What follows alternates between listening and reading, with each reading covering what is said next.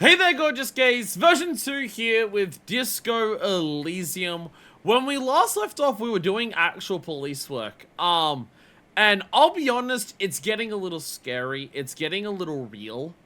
Um, this whole actually investigating the murder and, like, solving shit about it. It's getting a little scary. I don't know how to deal with it. Harry is Harry, seemingly from what we understand of his history, Harry is a very good police officer, well, a very good detective. He's very good at, like, solving cases and stuff like that. That seems to be something he's good at. He also seems to be an intensely self-sabotaging person. So we must also emulate that in the game. We're gonna do one quick thing just because we're here, and I don't want to forget that we have to do this. Of investigating this window to try and see if we can visually calculate the scene of the shooting. But then we're gonna go focus on some other shit. We need to get our dice that are made of space. This is very important. Also, we should be able to cross over the river now. That one still wasn't open when we got there, but, you know, there is that to do. So yeah, we're gonna start doing things that aren't solving a murder. So Harry doesn't start getting too freaked out about how good he is at everything. Also, you know how, like, my brain was yelling at me about copo types in terms of, like, boring cop and, like, art cop and shit like that, and everything like that. And I was wondering whether the game had yelled at me about being a superstar cop. Is that this? Did the game yell at me about being a superstar cop, like, so long ago that I didn't realize that it was a copo type? Because I didn't realize what copo type was until several things in my brain started yelling at me about copo type. Is some kind of superstar that? And I just forgot that that was where we got, like, this thought. That one you can, like, tell me if you know, because that's just, it would have unlocked and said, thought games, some kind of superstar, when my brain was yelling at me about being a superstar, but I can't remember. Let's make this absolutely clear. No one is saying you're an actual superstar and the groupies and cocaine, riddled with hepatitis C, strikes the lioness pose with a mic kind of way. You're not Guillaume de Million or David Dewis, no. You're a metaphorical superstar. You bring that rock and roll authenticity and passion to a line of work where people don't expect or want to see it. Where, some would say, it doesn't belong. Law enforcement. I believe it was. Yeah, we should unlock this. We should become some kind of superstar. We should become some kind of superstar. We should start internalizing in this. We must become a superstar cop. Because being a superstar cop and also a communist cop at the same time is really funny. Each of the cover types has a thought like we got Hopper Cop before. That is true. Yeah, we did. We're a superstar cop. We are also a hobo cop. You can be a superstar cop and a hobo cop at the same time. These are not counters to each other. If anything, they supplement each other. But also we're giving up we're a hobo cop and a superstar cop, but also we're giving up the drink. And also, we're a raging communist.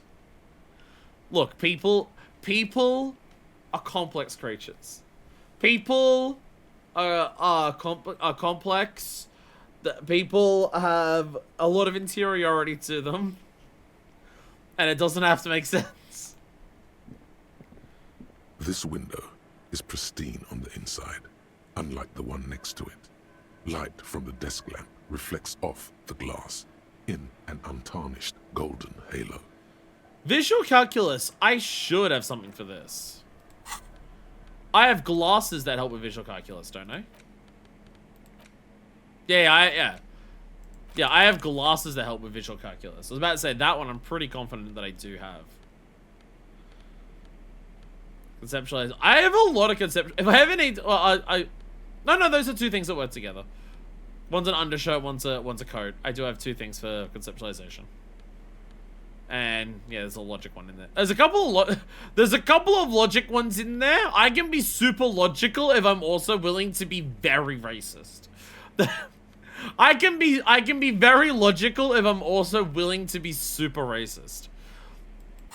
I don't know what Disco Elysium's about trying to say this there. Window is pristine on the inside, unlike the one next to it. Light from the desk lamp reflects off the glass in an untarnished golden halo. Golden light melts away into the blue, glassy darkness of your mind. In it are two neon-lit shapes, a man and a woman on the single bed. Oh shit, yeah, we're visually calculating the fuck out of this.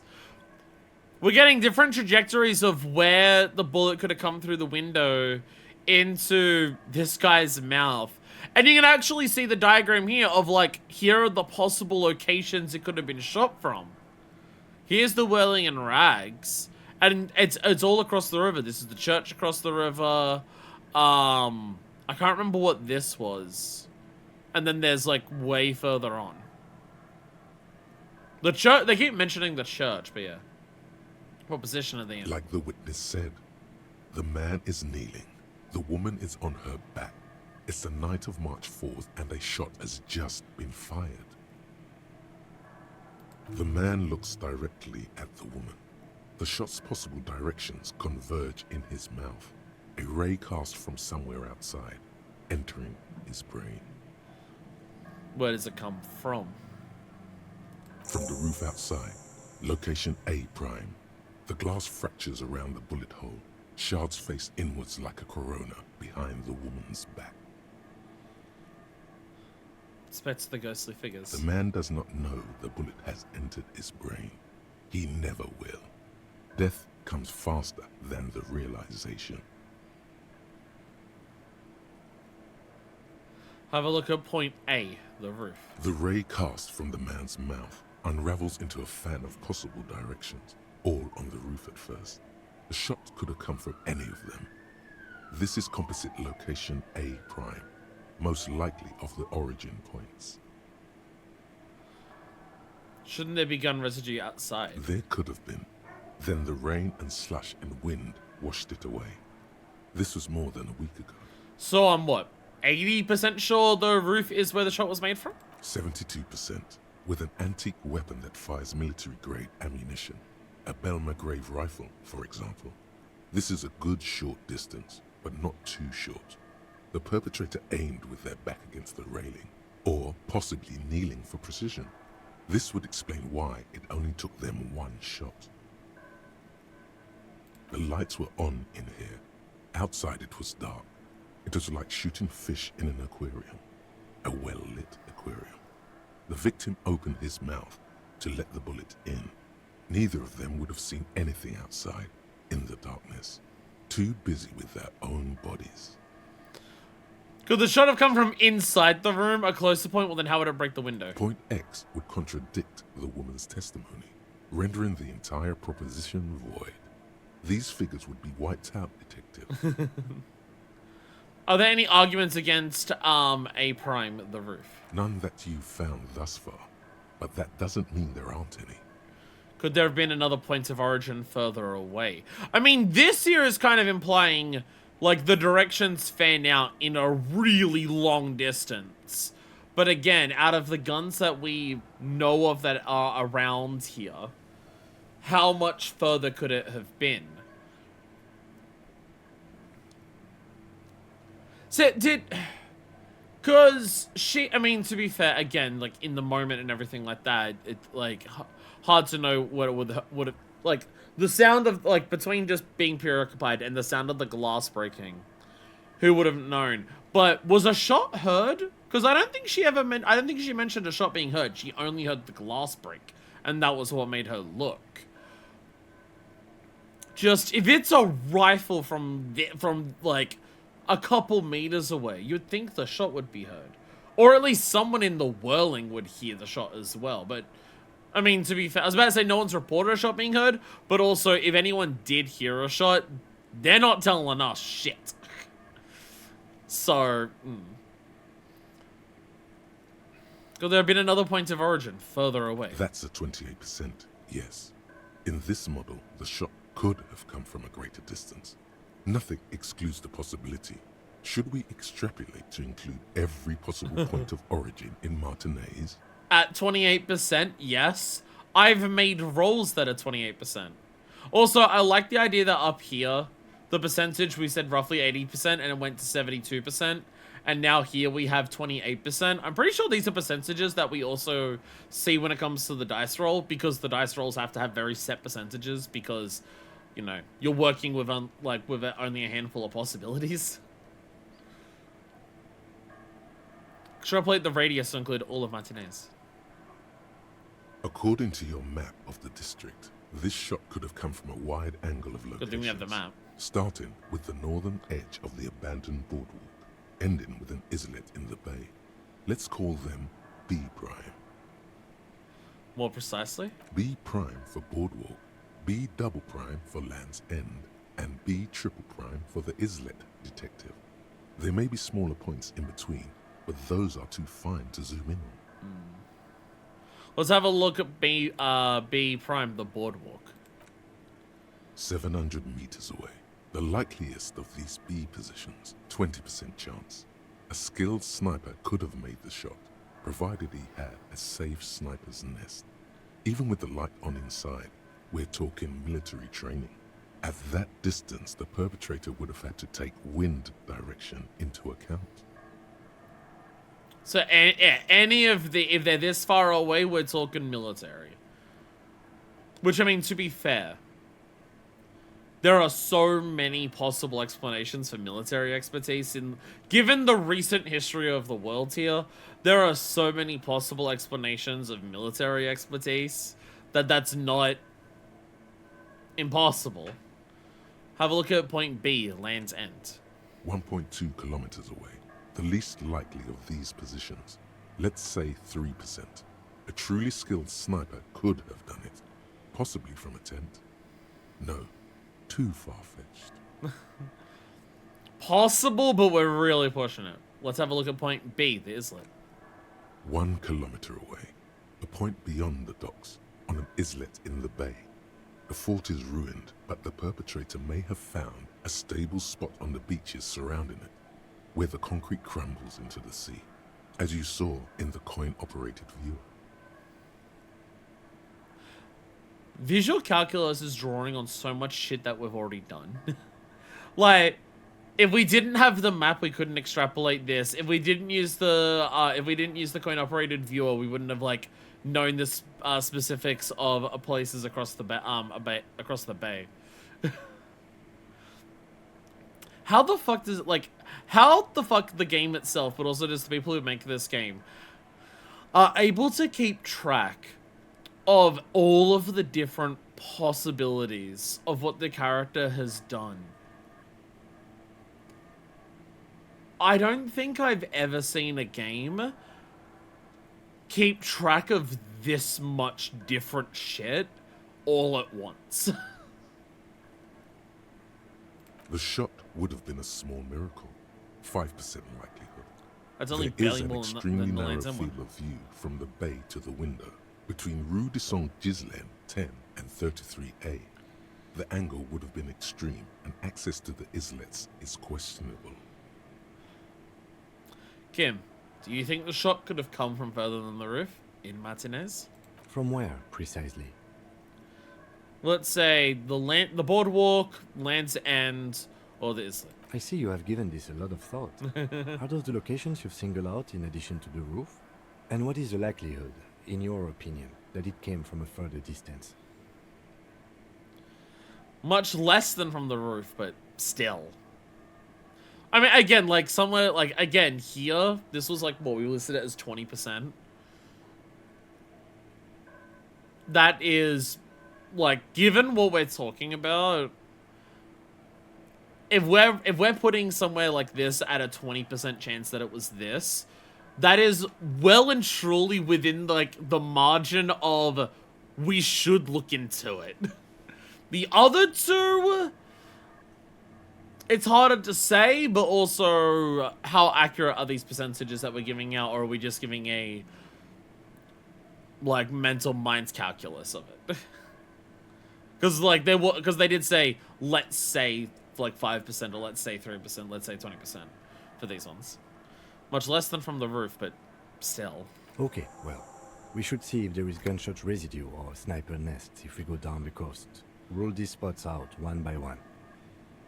It would be the diligent thing to do. Until then, personally, I'm going with the roof version. A simple hypothesis can be wrong, but it's something to build on. No, that's also fair. That's also fair. Get the simple thing, work on it.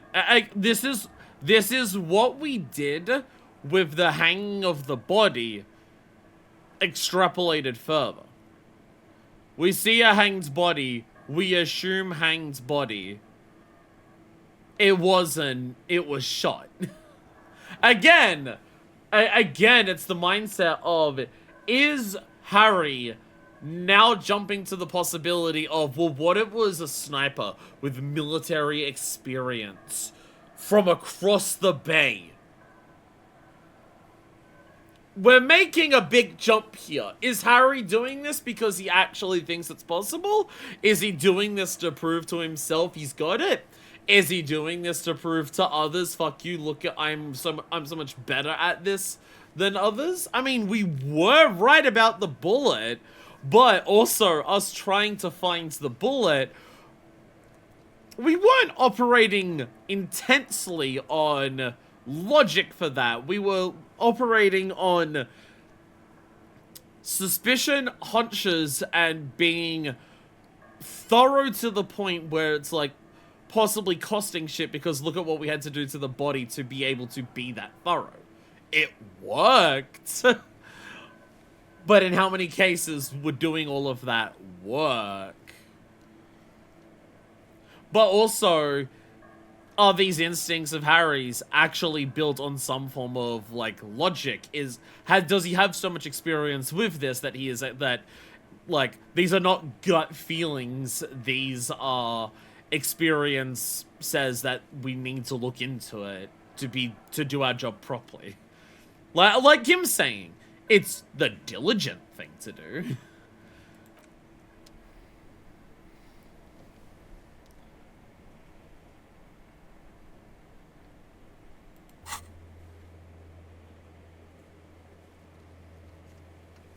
Determine where the shot came from.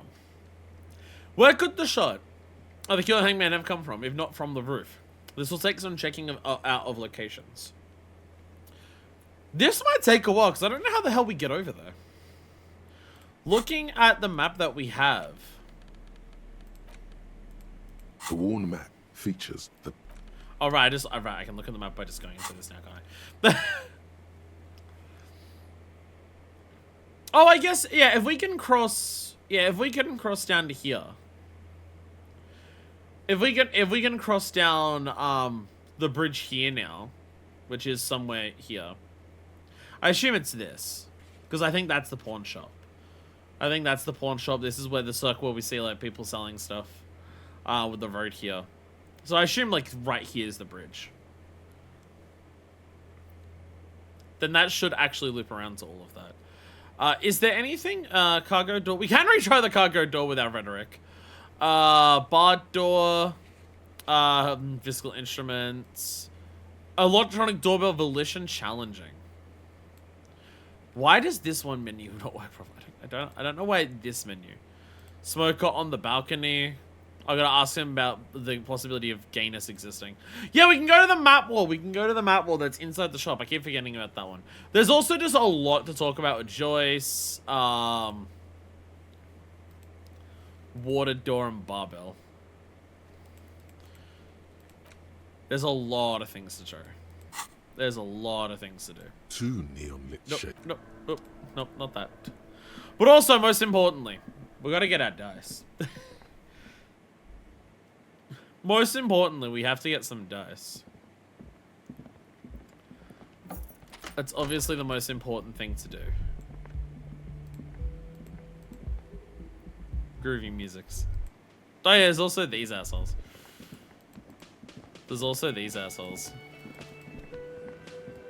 I like how she just fucking left. After realizing how much we just ruined their plan. I like that she just fucking left.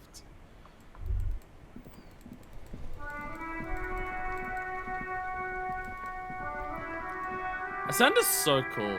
The sound of the horns as you walk through here. I love it. I love it. Ooh. Everyone knows the most interesting about fascists was their magic. Several maps have been attached to a bulletin board hidden inside the alcove. They're held up by small pins. The board has come loose from one corner. The maps look old and faded. Your eye catches a map of Insulinda, a map of Revachol, and a map of Martinez. Look at the map of The Revachol. north coast of a verdant island is shattered by the delta of a river. To the east, Huron. It's so no, Coal City is worse. A charred limb. Rain falls on its slick black streets. And then there's the burnt-out quarter in the heart of Jamrock.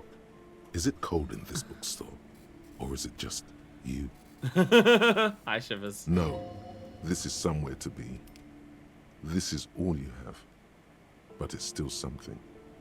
Streets and sodium lights, the sky, the world. You're still alive.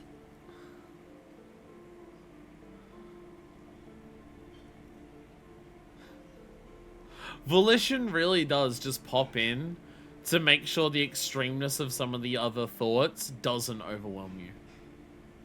I'm sorry, officer. The map of Martinez is the only one available. They're quite valuable, though they might not look it. The map of that old thing from when some... The place does not look... They didn't get that far. What would... Several maps. The maps look old and this large map Insulindo? Ozon disintegrating. In the northeast, a dust mite stands on the north coast of Caillou in a bookstore. It's I'm not a dust mite! radiating outwards from you. The suzerain Revachol. With a radius of 80 kilometers, still, the crown jewel of this Isola would be barely visible. Squint first, can you see cities on You the can, islands? on Caillou, Revachol, lost little pearls of light. 800 of the ocean. What was the connections check to other here? You have little, perhaps they are gods. Gods of distance and outer dust. There's a lot happening here. There's a lot happening here. What was the check here? What was the check here for? Several maps. The maps look old and this large map, Ozon, disintegrating in the northeast, radiating. The ocean breaks apart. Connections. You have little. Perhaps they are gods. I don't know what the check was there. I don't know what the check was there. I know I'm skipping dialogue, but it's because it's dialogue that we've read before. It's just I'm trying to find what the check was. But I don't know. That map, the map of things is going to confuse me forever. Kim? Kim? Kim? Kim? Don't walk into the void, Kim! Come back! Kim! Please! You don't have to do this! Oh my god. Oh my god, she was right. She was right about the 7Es and their magics! Oh my god! That's the map we'll check to see if you can phase through it.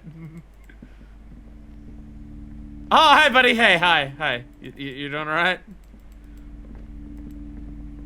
Okay, I have no idea what that is. I'm just gonna go get my dice. And I'm gonna go across the river. I wanna see new things. I wanna see new things. So we're just gonna get dice and then move on. Hey Bethridge, how you? Oh, no, we're checking. I think it's gone because you bought the map and can no longer steal it. Oh. Oh, it's just that. Oh, okay.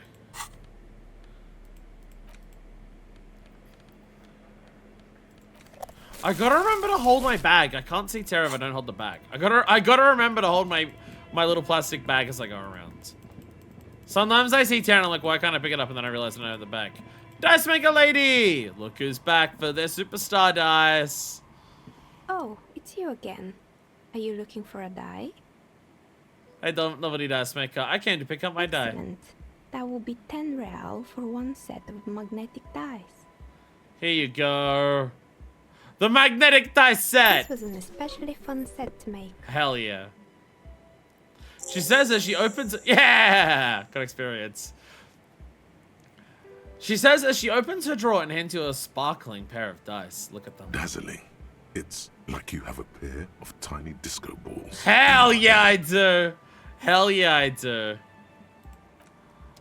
Hell yeah, I do. Oh, hell yeah.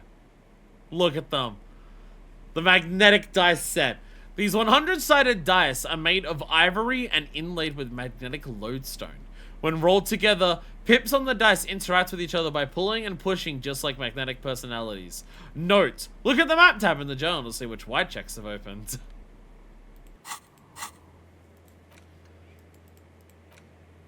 Oh my god. That's all the things that were open before. I think... I don't think anything new actually appeared. I don't think anything new actually appeared. But I already have so many white checks that I can go back and try anyways.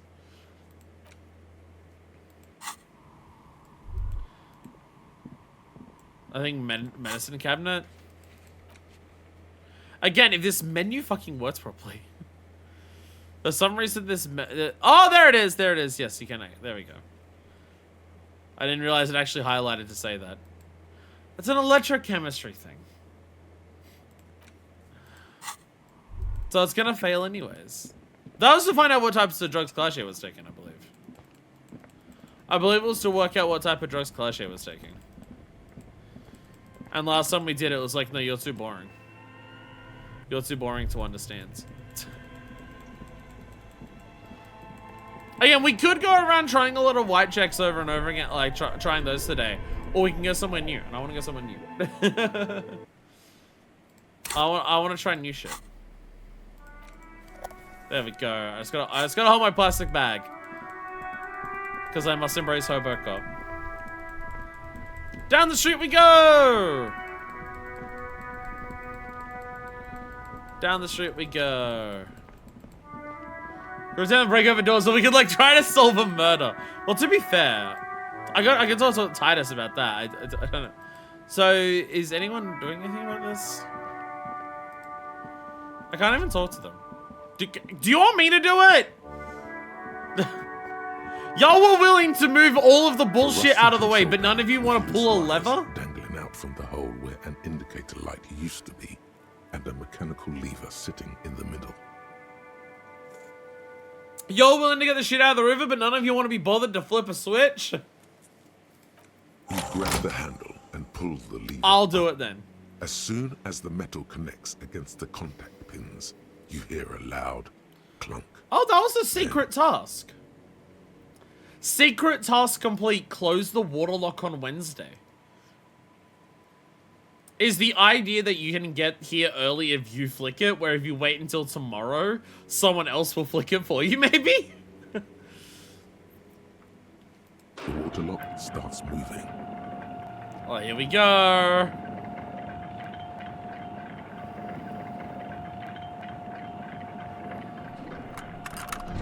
Yay! Oh, look at it all go. All right, we can go to the coast now. Expect rugged terrain and drugs. And if you wanted to forge that document for Everard, now you can. Do we forge it, or do we want to find a forger? Am I just crossing the waterlock? Yeah, I'm just gonna run over the waterlock, aren't I? Fixing the world one waterlock at a time. Yeah, the actual bridge isn't gonna come down. We're just gonna run over the waterlock, aren't we?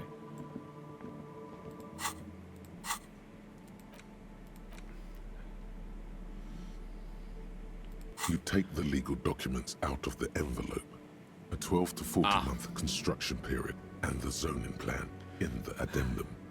Everard's people could be watching you here. That's also a red check. So we need to really make sure we don't fuck that one up. So when's the next broken waterlock? Yeah, let's go! We crossed! The radio hums with the relay hums with electricity. Hey, union workers, want to see me forge these documents? So is that because I was next to them? How many of the world's problems can even be solved by waterlocks? Probably problems that the waterlock isn't working. Take the legal documents out. Yeah.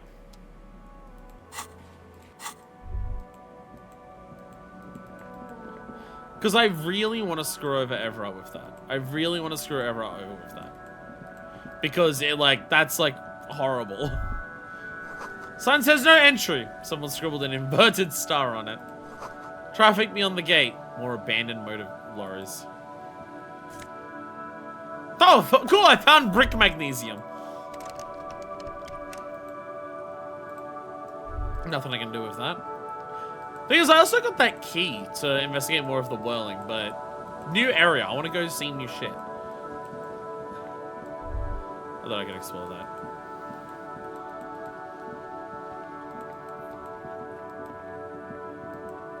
Very rugged terrain, Jesus. Very rugged. Scared I'm gonna trip and fall. A breaker box to power the radio pylons above you. Maybe there's something inside. Oh, hell yeah, there's 90 real inside. Let's go. Ahead, decades-old concrete defenses. Children play on them now. Well, we got footprints. I want to see, like, on the other side of the bridge. Someone's broken down the fence and the barbed wire. These seem like tire tracks, I'm not gonna lie. Do these give off the vibes of tire tracks to anyone else? I feel like these might be tire tracks. I'm getting that impression.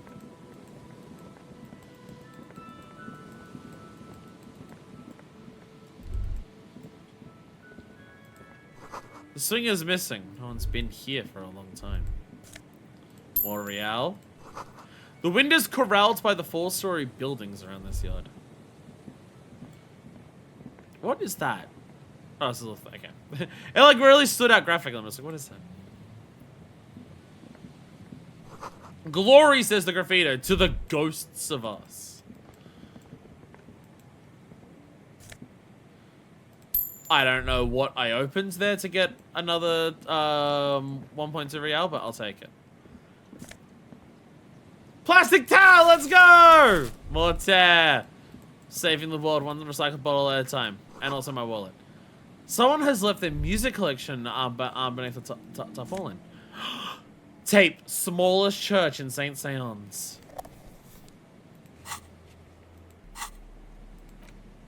The tape you found from a shack on the coast. The A-side has smallest church in St. Seance written on it, while the B-side is supposed to contain the instrumental version. Requires a boombox to play. I have a boombox. I have a boombox. There's also Dog on Mega Mix.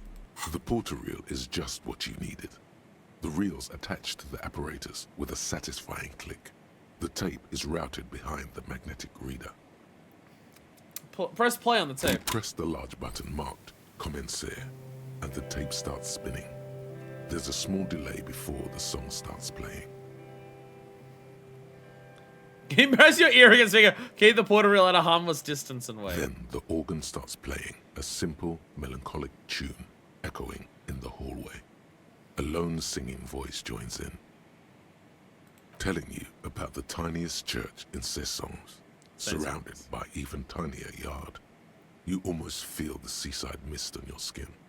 It's mega sad. Mega sad. Within seconds, you know this is the one.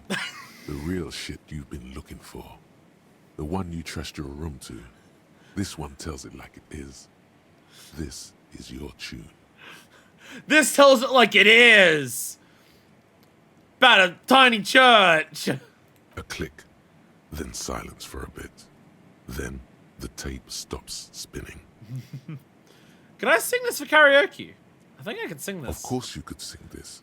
You could take sad to a whole new level with this. And you already know the lyrics since you've listened to it like 1,000,000 times. Yeah, they're all here. all 3 verses. I like how Encyclopedia had to jump in with the backup of just being like, Inland Empire's not talking shit to you about just being like, you know this song because you spiritually connect with it. No, I'm checking. You do actually know all of the lyrics. There might have been some things you're able to blast out of your brain with a shitload of alcohol. Music lyrics are not one of those things. And the B-side of the tape contains the instrumental version. It's like the world itself is telling you to do it. Only one obstacle stands on your way. What? Gart. You have to convince Gart to let you sing karaoke in the whirling. After you've won him over, you can express yourself. Let the pain out. Make everyone understand. The lieutenant looks at you as you remove the tape from the boombox. He doesn't say anything. We've worked it out. We've worked out what the plan is. I didn't think sing karaoke would be one of those ones that would actually be like filling in, but here we go. Convince Gart to let us sing karaoke. Oh, fuck yeah. Let's fucking go. Now we're solving the murder. Rust peels off the bent iron posts of the swing. The wind whistles through the skeleton of the small house behind you. There's desolation everywhere. Well, Martinez already doesn't look like a great place and already looks like it's falling apart, but there's no one here. What happened here? In this yard?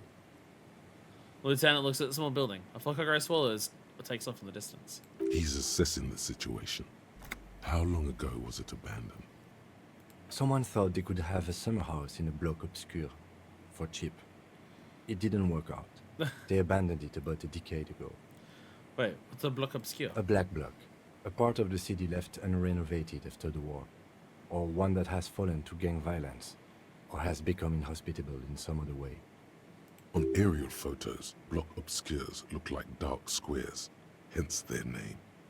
So this part of the coast is a block obscure? Practically, it's not an official term in any way, but look around. No sewage, broken power lines, crime, drunks. Life is tough in the blocks. It's no place to build a summer house. Well, they left behind some old music. Yes, and you picked it up as part of the Jamrock show. He gives you a weary smile. It's not meant as nagging, just an observation. We should move. I don't think we will solve the murder with forays into the urban hinterland, at least in this phase of the investigation. Kim, I assure you, picking up music to sing sad karaoke songs to pertains to the case in ways you cannot imagine. Birds in the birch tree. Barely audible coos from above. Which is ironic because Martinez and Revachol are much more used to very loud, very audible, and very destructive coos. It's like a pun. A terrible one. A creaking ahead. A broken axle grinding. It's like a joke. Hey, that looks like a car.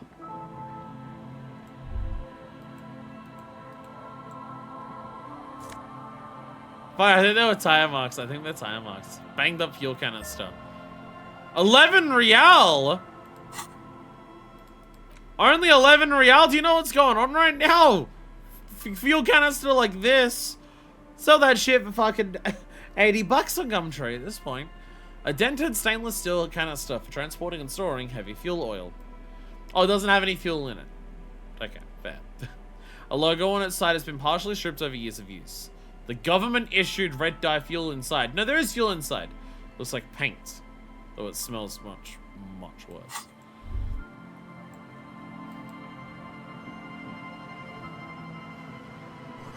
A bottle drained of all its booze is frozen to the ice. Shitloads of cigarettes. Booze drained. Grabbing a bunch of real.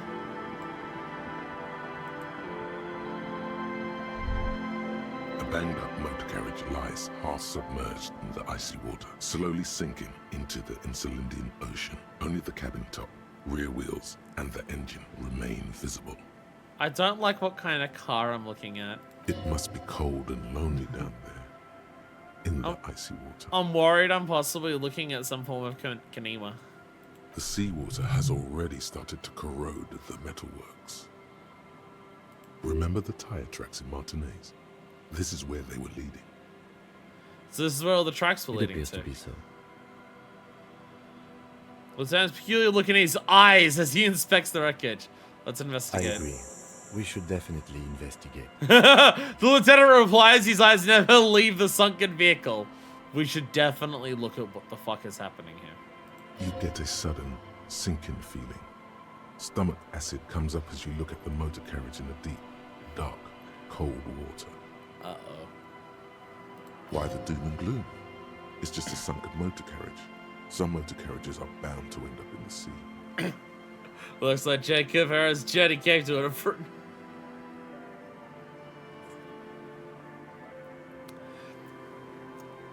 Run your hand over the cold The metal. motor carriage is properly stuck in the ice. Getting it out would require a team of specialists. A single day in the salty seawater would ruin most vehicles, but this one looks worn even in places the salt water hasn't touched it. What's the make of this MC? Can I see a logo? The logo is too deep in the murky water. You can't make it out, but you do see a monkfish float by. Hi, monkfish. How long's it been here? The ice hasn't closed around the vehicle yet. My guess is it's been here since last Saturday or Sunday. That is oddly suspicious in terms of the days. Does it have to start raining now? Does atmospheric rain have to begin now? The estimate is correct. The incident probably occurred on Sunday evening. Looks like Jacob Harris jetty came to Your an mocking abrupt tone end. finds no response, but the motion of the waves.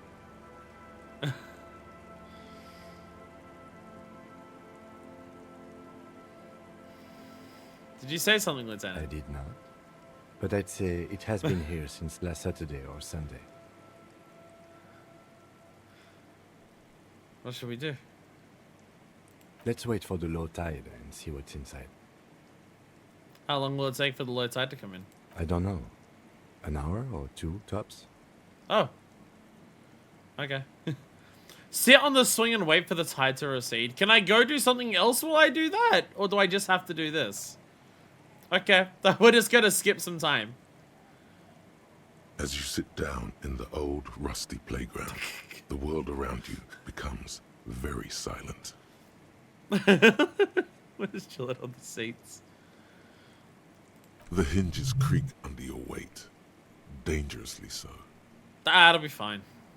Nothing but the sound of seagulls high above in the sky, echoing like distant laughter. Ice cracks around the blue motor carriage in the sea. It looks very blue. Whistle it soon. Go drama, go.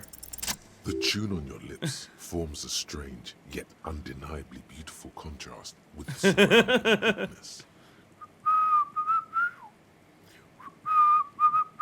The lieutenant gives you a quick glance. Then, still looking straight ahead, he joins you with a higher pitched and slightly more melodic trill. Aww. Two homies whistling together. Two birds on a wire, whistling by the seaside, looking at the water and the sunken car. Trying to distract ourselves from the horrible, awful reality we're in for here. The wind blows.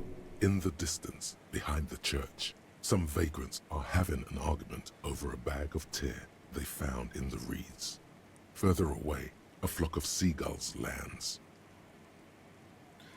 When I meet these vagrants, that argument about tear is going to become a lot more intense.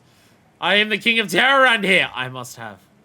The clouds pass in the sky, and the shadow of the swing moves like the hour hand on a timepiece.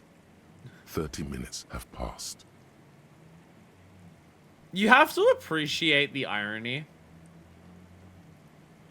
of getting the thought internalized some kind of superstar getting the some kind of superstar thought internalized as we are sitting here waiting to reveal what is inevitably my fucking car crashed into the river after I stunted off a pawn shop, knocked over a billboard, and broke a water canal. Damn fucking right I'm some kind of superstar. Hell yeah. Looks like this might take a while. Time to present a good topic for discussion. A good topic for conversation. Why not be racist?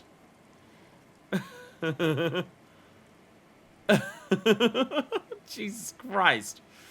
Would you rather sit on an anthill for an hour or stand in a river of leeches?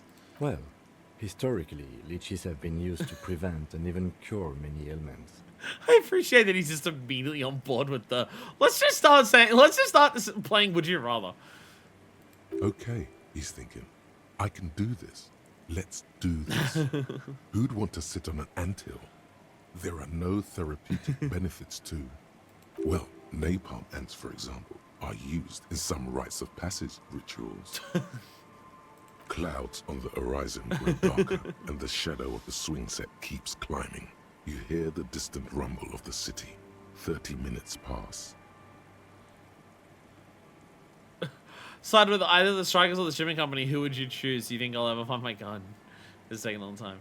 I'll ask him about this. If you had to side with either the strikers or the shipping company, who would you choose? Luckily, I am already a member of an independent organization, and therefore do not have to choose between a rock and a hot place. But if someone puts a gun to your head? Your voice echoes underwater, strange and out of place in the environment. 30 more minutes pass. That might be coming across as me being centrist, but I'm trying to get Kim to not be. That's not me saying a centrist answer of because I'm not going to put words in Kim's mouth. That's me trying to get him to not be.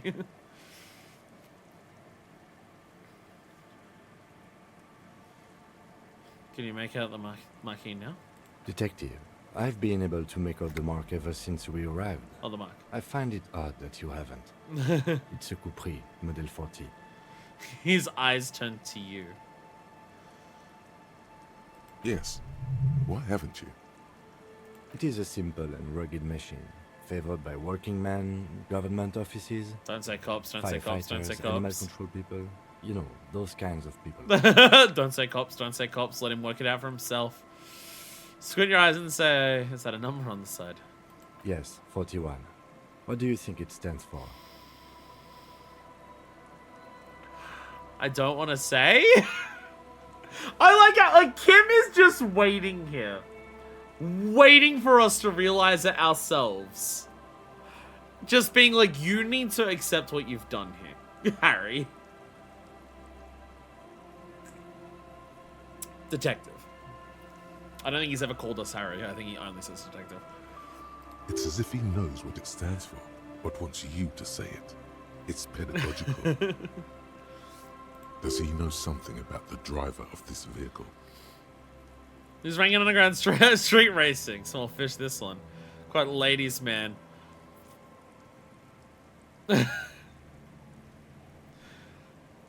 District something, a priest did something municipal. Rub your head temple, rub your temples. You're getting a horrible headache. A precinct, yes. A police precinct. Precinct 41. Your precinct. A massive pit opens up in your stomach, and the most terrible feeling comes over you. Harry, you've been avoiding this so much by coming up with this Jacob Iroha shit. Come on. No. Just no. Say no to this, Harry. I like how Volition's just like, you know what you should do, Harry? Like, Volition at this point is just like, Harry, do you know what the best thing to do is right now? Just fucking start ignoring reality. I can't help you anymore. You know what you need to start doing, Harry? Ignoring reality. This is too much. No, no. Yes, your car is in the sea. Face it, so we can start dealing with this. Oh my god, it's mine! I drove my car into the sea! Ah! I'm afraid so, yes.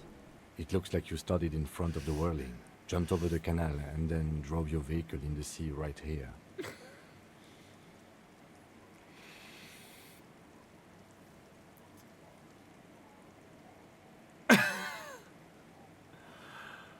They're not gonna take me back after this, are they? People are more valuable than machines. Training a police officer is even more costly. Badge, the gun, now The this! lieutenant adjusts his glasses and doesn't say anything. There is also a fourth thing you've lost. The memory? A fourth thing. More precious than the gun, the badge, and the motor carriage combined. Lost forever into the deepest of seas. The memory. Things are going so well. We were just whistling memory. You can still whistle. Besides, the night is always darkest before the dawn. Kim, why are you being so supportive? Kim, why are you supporting me so much? Where's the line for you? When is it too much? How do we get it out? Detective, we don't. A rescue operation really isn't viable at this point. So it's just gonna be like I'm that? afraid it will have to be there like that for many years. Look at it. Parts of it might be salvageable, but overall, this machine is a write-off.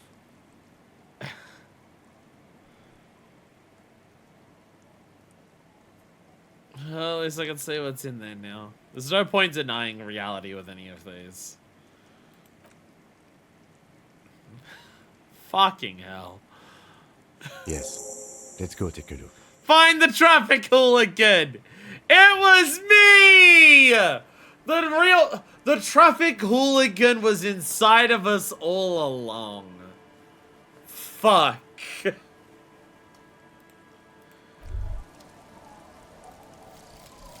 Some kind of superstar. Damn fucking right I am! Damn They say the fucking world straight I is am! for a rock and roll cop. No one wants their state monopoly on violence to be mixed with celebrity worship. They claim to know it would be dangerous for detectives to rise to the ranks of demigods and have sexual encounters with barely legal other girls. It would be insane, they say. To all this, you say, fuck off and die, in a cool voice. You people have no idea how good these cops are gonna get. They're gonna crack 20 cases a day. In the future, cops will be like astrophysicists, or prime ministers, or prophets. And you're the first one.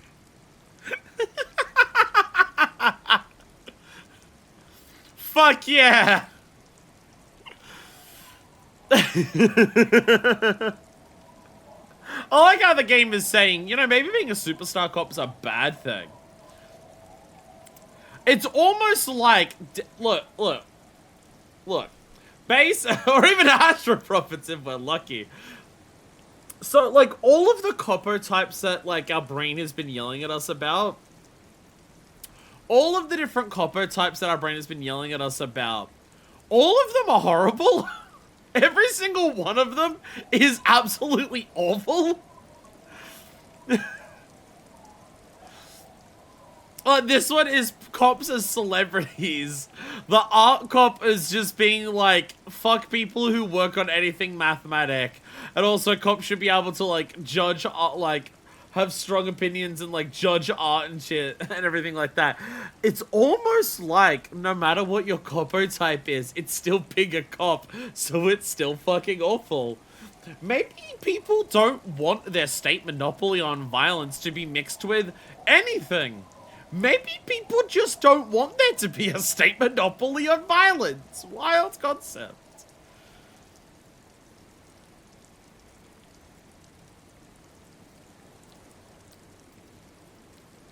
There really isn't games like this, huh? There's not many games that even would mention the phrase state monopoly on violence.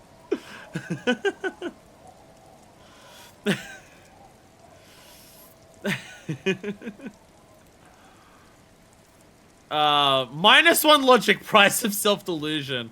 Learning cap for visual calculus, suggestion, electrochemistry, and composure all raised to 6. Okay, so we've had a lot of stuff raised. Our visual calculus is already awesome, and we can raise it even further. But again, we have to be wary of any of our parts of our brain becoming too strong, because that also causes issues. I also love how, for the most part, most of the brain shit that I've been taking has some form of negative impact. Like, we're losing visual calculus with Masovian socioeconomics and authority. We're losing electrochemistry for being a feminist. And we're losing logic for being a superstar cop.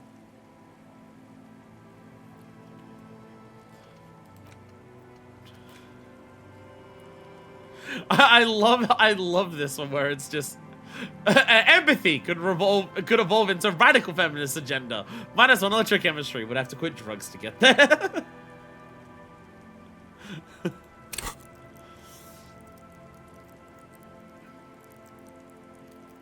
All the thing is, at this point, outside of electrochemistry, because I don't want to level that up too much, a lot of the stuff that I can level up a lot is stuff that's like already pretty strong. Like, I can level up visual calculus so much that it's got another dot on the higher line above it.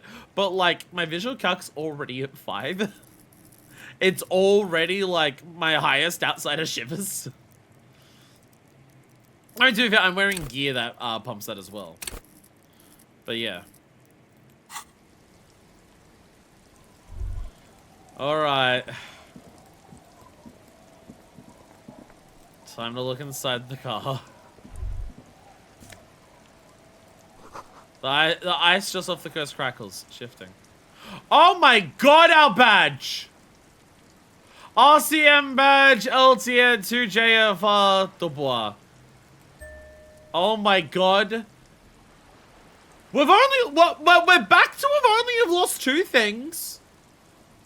We now haven't lost our badge and our gun. We've now only lost the car and the gun.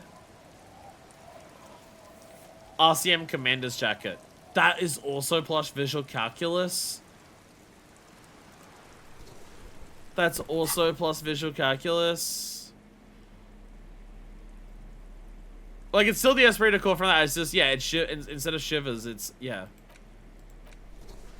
Oh, that looks... Oh, it's okay, actually, you know what? I'll be honest, it's kind of weird to see Harry in something that's so formal. It's kind of weird to see Harry in something so formal like that. And now my visual calculus is already at 6.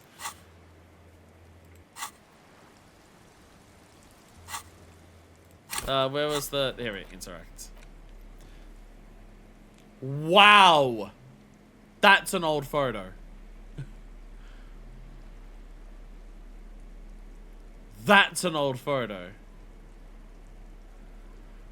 Thick piece of acrylic covering a thin leaf on paper with the officer's name and rank on it. Next to the writing, you see a man stare back at you. A younger version of you, already disintegrating inside, but still presentable on the outside. A police badge on which you see the photo of a man. You. Some seaweed is stuck to the badge. Found my At badge! least something good came out of all this.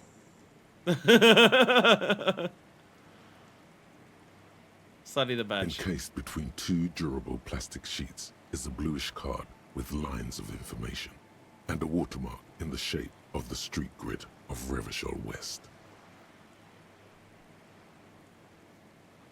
You see a photo, a name, a rank, a document number, the date of issue, and, in the lower right corner, your precinct. Look at the photo. The man keeps winking at you with his green-grey eyes. The photo is old, no doubt about that. But the badge is new. You used an old photo for a new badge. Do they just not take a new photo? Or was that a decision we made? Or how old? 8, maybe 10 years. The guy in the picture is rather good looking. He's got a nice haircut and is distinctly lacking in massive sideburns. And he's winking. Why? What do you think? His face is already contorted, by the expression, although it looks less grotesque on him than it does on you now. The badge in your hand shines as you rotate it, catching light. You see lines of information on it, and a shining watermark. Name Harrier Dubois. Not Harry. Harrier Dubois. Harrier. That's long for Harry. So you are Harry. My heart was half right. Probably not a lot of people know your full name. Whoever told him you're Harry Dubois didn't. Well, there we go. Harrier. So you are Harry. What kind of name is Harrier? It's a wartime name. Revolutionary. The kind mothers give their sons during troubled times. Like Undying or Boxer or Ironhide. Oh. A name like armor. Oh. Okay. Harrier Dubois it is then. Pleased to make your acquaintance, Harrier Dubois. He's not going to call you Harrier. He'll keep calling you officer when he's angry with you, and detective when he's not. That is true. That is true. He does not call us by our name. The badge in your hands shines as you rotate it, catching light. You see lines of information. Rank LTN to JFR. LTN would imply lieutenant, but I don't think that would be... Right? Lieutenant W. Freighter. Like, I know it is lieutenant. It's just like, Kim's also lieutenant rank, but he's always said that way, like, he always refers to us like where he's superior. But what's W. Freighter? The lieutenant is a rank above sergeant and below captain. It's the highest rank in the RCM that still does field work. I am a lieutenant. Then, okay, so does the W. Freighter mean that, like, again, because he always acts like where he's superior. W. Freighter? The title of Freighter is added to your rank when you decline a promotion to a higher rank. In your case, captain. You have declined twice, thus you're W. Freighter. So we've prestiged lieutenant twice over now is what I'm hearing. What I'm hearing is that we've prestiged that shit twice. Okay. Declined. Is this self-sabotage? Or is this... Again, he said that this is the highest rank that does field work. Is this self-sabotage because he doesn't believe he deserves to go higher? Or is this... I still want to feel like I'm doing work. The field is where I belong. I don't want to take up captain and no longer do field work. Decline. There are many reasons one would do this. The rank above you in your precinct's decomptage might be taken, or sometimes promoted officers do not want to replace their superiors out of respect. And sometimes they just prefer the type of police work available to their current rank. In your case, lieutenant. Again, if a past lieutenant, you no longer do field work. Like, I have that mindset when it comes to retail. Of just, like... You know, it's a conversation with a couple of people of, like... You know, if I... Like, because like, every retail job that I've worked has been for a small business. Where it's like, you know, I just work directly under the boss. Maybe there's a manager. I mean, that's me at this point. But also, not really. I'm a store manager, not like a staff manager, which is also what I'd take. But like, people ask us, like, why don't you get a job at like one of the major chain retail places, so then you actually have like some form of progression? Like you could like work retail, like you could work the retail and then work your way up to being store manager or anything like that. And I'm just like, because I'll be honest, in most jobs that I hear about, the idea of, like, progressing further in the company sounds fucking miserable. Like, progressing further in most businesses and just jobs in general that I hear about, like, you go up to a certain point where you get more responsibilities for what the actual job that you're doing is, and then at some point you pass a threshold where you're now just dealing with nothing but business bullshit. You don't do any of the stuff below it. honestly, like, look at video games at the moment. How many high up talents at different video game companies where, like, their work that they did for a very long time was known as stuff that was very critical and very core to the actual game development process. Either they're like a lead writer, or they're like a director, or a lead programmer, like lead environment designer, anything like that. Like, they get to the highest point where they're still, like, directly working on making the game itself. And then they get some form of promotion that pushes them into the ranks of, you are now dealing with managing the company, like, you are now involved in the management of the company as a business. And then how many of them end up leaving that? I mean, like, in terms of, like, the ones I can think of off the top of my head, I wouldn't be surprised if Nagoshi from Revachol left Sega because of that, because, you know, he was head of RGG Studios for a while, working on the games. I believe he got promoted to some higher stuff at Sega. Itsuno at Capcom, I believe, also was in a similar position where he was like directing games, got elevated to some higher position. Kamiya at Platinum was directing games for most of his career. Like, the second game he ever worked on, he was the director of, and that's Resident Evil 2. And then the last game that actually released that he directed was The Wonderful 101 in 2013. Director of Scalebound, it never came out. And then spent like another 10 years at Platinum, where he was constantly either executive director or something like that, and like working on management roles. And then he left Platinum. Like, I mean, like, even outside, like, I can even think of, like, YouTube stuff. Like, Rooster Teeth had a lot of fucking issues, right? Like, there's so much to go into about, like, the problems that plagued Rooster Teeth and everything like that. But, one of the people that I can think of, that, I mean, like, even just, like, the people who started Rooster Teeth, people like Bernie Burns and Jeff Ramsey. Bernie got into a position where he was, like, you know, businessman in a lot of ways pretty early on. But, like, Jeff was for a long time just, like, working with Achievement Hunter and doing, like, their video stuff. And then he got promoted into higher positions within Rooster Teeth as a company, and then started appearing in videos less frequently. It's just...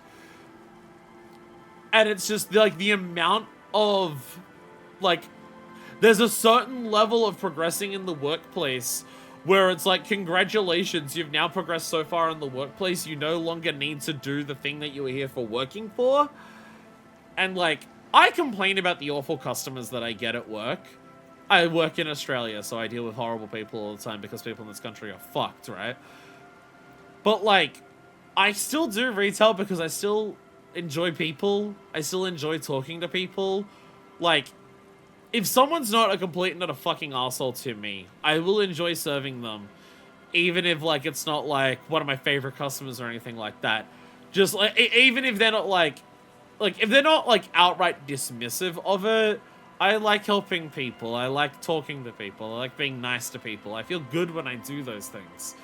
So, the idea of, like, oh, go work at some, like, major chain department store for retail, and then you can work your way up to where you'll be, like, a store manager, where you're, like, working behind the scenes on managing the business all the time, and you're no longer talking with the public, and I'm just like... So, like, the main reason that I still would want to do the job is gone, then? That sounds awful. That sounds so horrible. Why?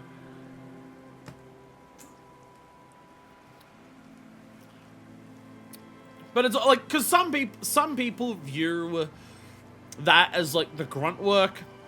It's the stuff you've got to push through so you can do the higher stuff. But I don't know, for me, a lot of the quote-unquote grunt work, a lot of the stuff that's done at the lower levels, for me, is the stuff where you feel more connected to your labor. You are working at the end point, or depending on the structure of the company, the start point of something. And I feel, and, like, those are the points where you like, it can feel like you have, like, the most connection to what your labor actually is. Like, there's, like, I can see very directly, like, working my job, what the result of what my input to the job is in terms of like, these people get these things, the store looks like this, stuff like that. Where so many of the higher up things, it's so much more nebulous, disconnected from what it is, that it's just like, no thank you. Just as an example that I can pull out of my head, I don't know how much this would happen, but like say something like architecture. Say you get to the highest point of architecture where you're still like designing the projects that you're working on, whether it be like a building or a bridge or a house or some like installation or anything like that. You're working on like the highest level where you still make that. You can still have the connection to the labor of, by the end of the project, there. That was built with like the people I worked with, and I designed the fucking thing. And then you advance, and now you're working on the business side of things. Your job is to balance the spreadsheets, to like work out like long-term business deals and everything like that. And it's just like, other than the continued existence of the company, it's harder to feel any connection of just my work has resulted in this to it. I mean, like that, like it's an entire topic you can go into about just like the way that our labor is done in the real world leads to a lot of people feeling alienated from their labor and everything like that. Just a lot of jobs based around that, and that is something that like humans aren't great with, because for most of our existence, for most of humanity's existence, alienation from your labor wasn't that much of a thing. Because it'd be very direct for most things, most jobs that most people could do in history until now. Heavy-duty case-solving machine. What's décomptage? Décomptage is the hierarchical system employed by the Revachol citizens' militia. It means counting down to twos. The countdown is modeled after the dual leadership system employed by the left during the revolution, which in turn was developed by last century experimental psychologists in the University of Königstein. Something, centrist neoliberal capitalism using revolutionary systems in their structure and absorbing it into them. The lowest rank is junior officer, usually teenagers.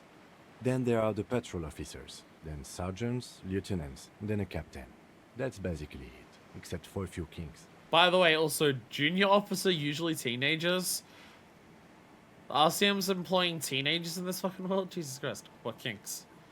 I was about to say it'd be faster to list the ones that I don't have than I do have, but that's not true. That's not true.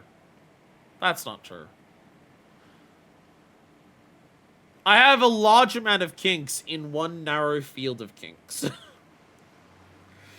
There's all different branches of like kinks that have like one starting bow that branch off into all different areas and everything like that. And I don't go to a lot of the different branches in general, but the one branch that I'm on, it extends out into a lot of different ways in that, more so.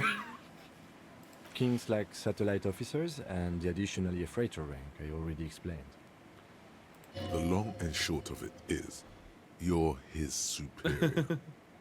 So you're putting up with all my bullshit because I'm your superior? You're putting up with me because we're of the same rank?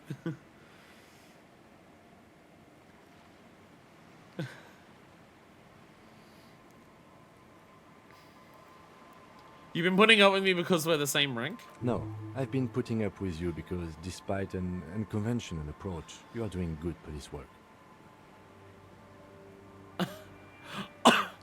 Unconventional approach is doing a lot of heavy lifting there. It's doing a lot of heavy lifting there. It matters more than driving your motor carriage into the sea. And now we've even found your badge. He trusts you for now. Try not to spoil it. What if you got to this point and you weren't doing good police work? Like, we're at a point where we have been doing, like, we found the bullet. We actually, like, know where the shooting happens and everything like that. Like we've uncovered quite a bit at this point. What if we've been like what if like we hadn't even gotten the body down by this point? Such a small yet precious thing. Expensive paper caught between thick plastic, like a fly in amber. It reads. Serial, Rev 126205 Jam 41. That's just the serial number. Revachol, Jamrock, Precinct 41, with some numbers thrown in there for good measure. Date of issue, 7th of November 50. 4 months ago. I'm guessing that's when you were promoted to the rank of Lieutenant W. Freighter. So we rejected a promotion again, very recently. Are we going through something in particularly bad now that like leads us to rejecting this and then also everything that happened before this? A new badge usually comes with a new rank. You seem to have been doing well then. You're pretty sure you weren't doing well, but better? Probably yes. Probably better. A lot can happen in 4 months, especially in winter. The winters are never easy on you. Of that you are sure. Precinct 41. Yes, it's the designation of your precinct. 41, like mine says 57. The 57th is mostly industrial harbor, a lot of asphalt. The 41st is... He stops. What? It's a tough station to work in. You have all of Jamrock to cover. That district should have 3 precincts, but money is what it is. That's okay. Okay. It's no wonder you are like you are, he thinks. But then again, it's a legendary district, and a hell of a station too. It must be an honor and a curse to work with people like Price, McCoy, Berdiaeva. So which ones back at the Whirling are these ones? Roberts, Feuerbach, Dimitri. Suddenly, names from your decomptage flash in your forebrain. Hey, we're remembering the names of the people we work with. The badge in your hand shines as you rotate it, catching light. You see lines of information on it, and a shining watermark. Put the badge away. Oh my god. Oh, look at all the shit we're getting done. Oh, we're getting so much shit done. We're getting so much shit done. Hell yeah. Well, now we just have to deal with this being here. Now we just deal with that being there. Footprints in the snow. They lead away from the accident. If we crash our car here, how do we get back across? Or did they open the waterlock after we ruined it, everything? There's a boat tied to one underneath the tarpaulin cover.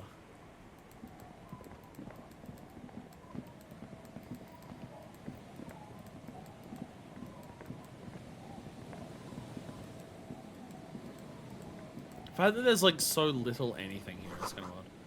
Through the broken glass, dusty shelves, and a forgotten chair. Plastic towel, let's go!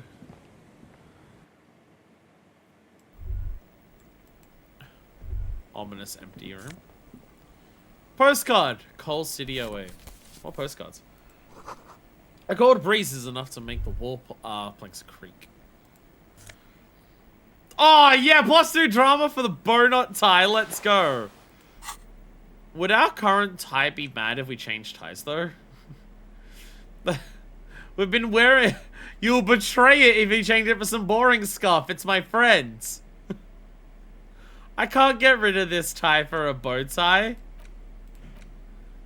You're sure that wearing this tie is a statement? You're not sure what kind of statement, though. I can't... It's my friend. I'd betray it if I took it off. I can't do that. You see a dark red chair in a dim light of the room. Changing tires is how we get the bad ending. Great news. The boat is big enough for a grown man like you to fit underneath it in a supine position. Why, what are I doing under there? Sleeping. Was it not decided that you're a hobo cop? More hobo than cop. Or was that fine irony that your visual cortex somehow misunderstood? Oh no, he's pretty much a bum now. Oh, but I want to pay 20 real a night. Great news, I found somewhere near to sleep. Huh? I said great news, I found somewhere to sleep. Oh, under this boat, it'll be free. Sarcastic self-pity is not what we need at this moment, officer. I understand the situation looks grim, but we must continue with our investigation. Think of it as a salvation. You have a home somewhere. All cops do. When this is done, you can return. I'm still gonna sleep under the I'm still gonna sleep under the boat. Fuck paying guard anymore. Seems the walker was either very confused or drunk out of his mind. Can't possibly imagine why. The underside of the boat has been recently tarred, but not like the good kind of tar that we can sell for money. Oh my god, there's actually people here. Excuse me, what?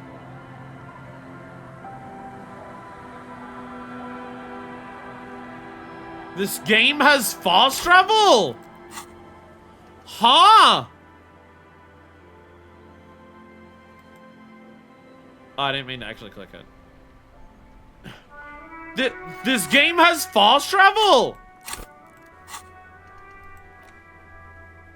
Oh my god! I've been playing for like 30 hours! Wow, the snow picked up a lot. the snow really picked up while I was fast traveling. Holy shit. Holy shit. Wait. Sure couldn't have come from here. Trees blocked the way.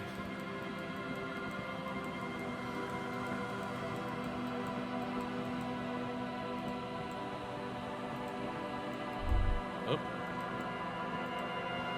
Sounds of life in the north.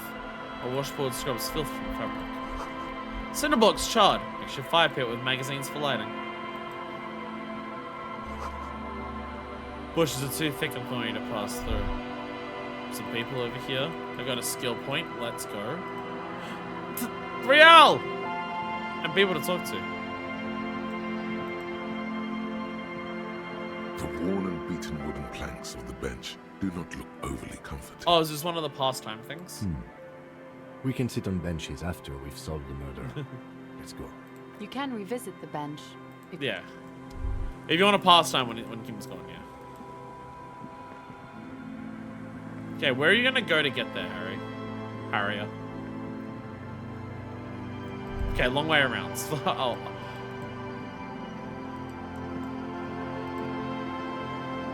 Gotta zoom in a little bit. Intersolary charges +1 to Kingdom of Conscience? Moralist Pants.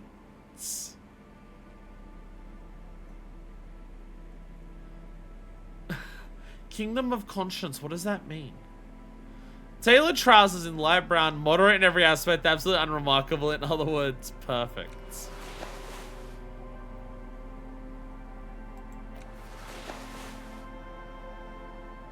No, I must keep the green pants. I've not found many pants.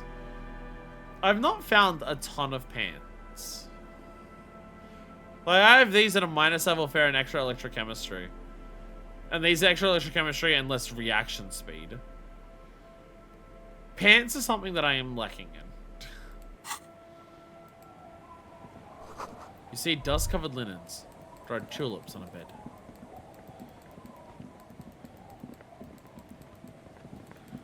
It does seem like most of this side here and like over there does block you from going into this little area outside of this like main entrance here. Because there's apparently like a fence there that I'm really or just like the trees are too thick to get through there. White curtains have been drawn shut. Looking in. A wedding stone. Well worn and covered in rust.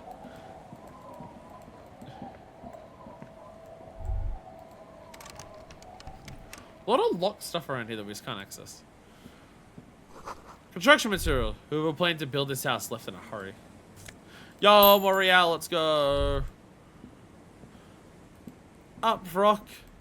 They've got Rial in between them. If I stole it. Doctors are idiots, buddy boy. Abby, don't call Abigail.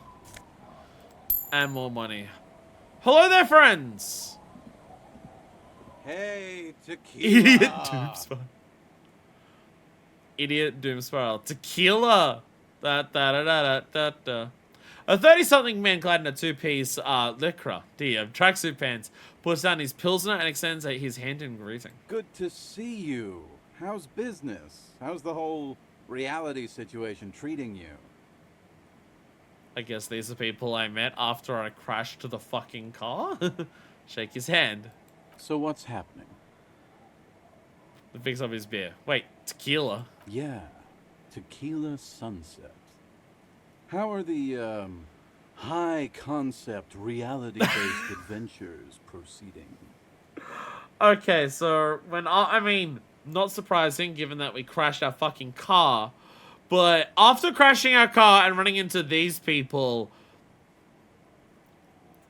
we were zooted out of our fucking mind, weren't we? Calling ourselves Tequila Sunset. Incredible name for a cocktail.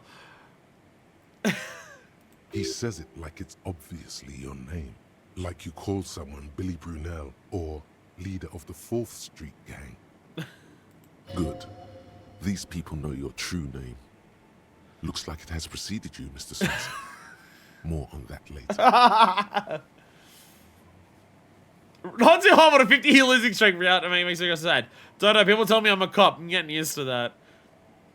Full leader of a gang, Yakuza reference. Branded reality to conquer it, defend it to my will, I will. Don't know, people tell me I'm a cop. I'm getting used to that. It's good to hear that you're on top of things. Talking about used to, did you know that I used to be a real mover and shaker? He thoughtfully picks at his shit-stained liquor jacket. Sadly, things aren't going that well in Idiot Doom Spiral Land. Haven't found those keys yet, haven't won that great piece of ass back. No word from my business buddies. What do you guys do around here? We are saving the world. He looks at his comrades. Please don't go. Don't go. Begs the man in the pipe. So everyone here just has high concept names like Idiot Doom Spiral, Don't Call Abigail, and Tequila Sunset. Okay, we're drinking. We're drinking alcohol. That's what we're doing. I tried to save the world once, a long time ago, with enterprise, creativity, and willpower. But that didn't work out. By the way, shout out to this game's use of portraits. They're so awesome, and there's probably a lot of visual language in them that I am not art cop enough to understand. So now, it's a pirate's life for me. Yo-ho. What is it? Tequila Sunset, you keep saying it. It's you. You're Tequila Sunset. How do you know this? We've met before. Don't you remember? No. No, you sure don't. No. Aha. Do you want to know how Tequila Sunset came to be? Tequila. Tequila Sunset. Something ominous there. Yeah, but Inland Empire is saying that, so it's fine. Go ahead. Mm-hmm. Let me take a sip to moisten up my cords. Tequila Sunset rolled into Martinez last Friday. And by Tequila Sunset, I mean you. The man, the myth. Did we meet on Friday? Hey, let's not jump ahead of ourselves. This is your story. Stop interrupting. Oh, sorry, my bad. You got here on Friday to solve a case, hoping to be the early bird who gets the worm. And by the worm, I mean the buzz. Because as far as I know, all you did was get piss drunk. So yes, I did get here early to try and be a hotshot to solve the case. Word on the street is you went around the local hostel telling people that you're a police officer, and that it would be really fucked up if you shot yourself in the head right in front of them. That's pretty high concept, if you ask me.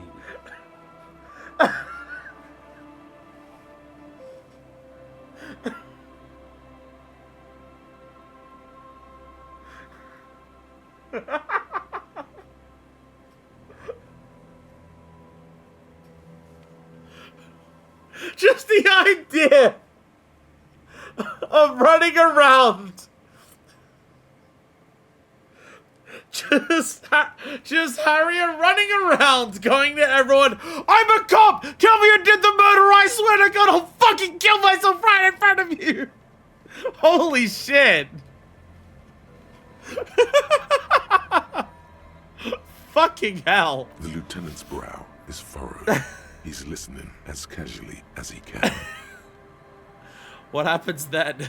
It was a late Saturday night when we, the Union of Moribund Alcoholics, were getting our drink on. Nothing remarkable about this. We get our drink on 24/7. Makes everything warm and glowing. I trust you know the feeling. One moment we hear the sound of a motor carriage revving up somewhere on the plaza, followed by a series of dings and bangs. I wonder what that could have been. Do you remember the sound of wood cracking? The billboard. Naturally, loud noises pique the interest of anybody owning a pair of ears. That's just the reality we're in. Naturally. Anyway, there was a brief silence, a gasp of silence, if you will, followed by a real commotion. We heard the carriage careening towards the coast at top speed. So is it a result of crashing the Kanema that Kupri? So fucking bad. Is that what led to you trying to drink yourself to death, Harry? Sounded like someone jumped the canal. We grabbed our brewskis and rushed to the jetty. Never underestimate the speed of an alcoholic. Oh, of course. What we saw was a sight to behold. A beat-up police carriage containing you. Right there on the beach. You revved the engine and screamed at the top of your lungs. The time hath come!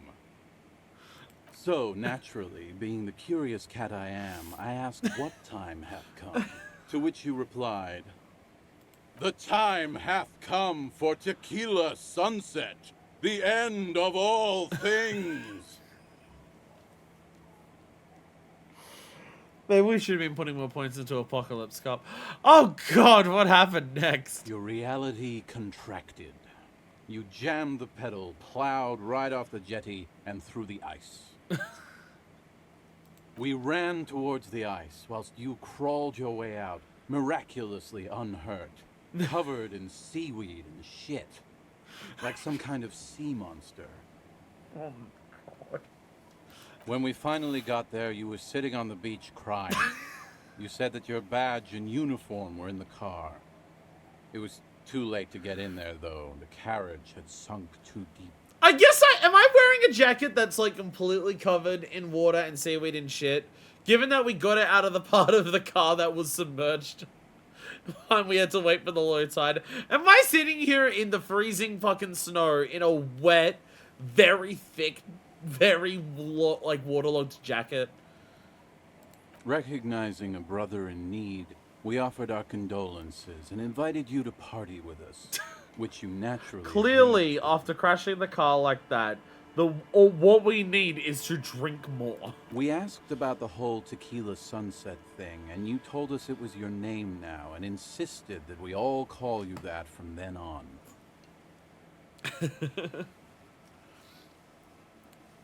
So tequila sunset an event or a name? I'm not sure. I think you were the event. Tequila sunset. You know, as opposed to a tequila sunrise, which is long gone.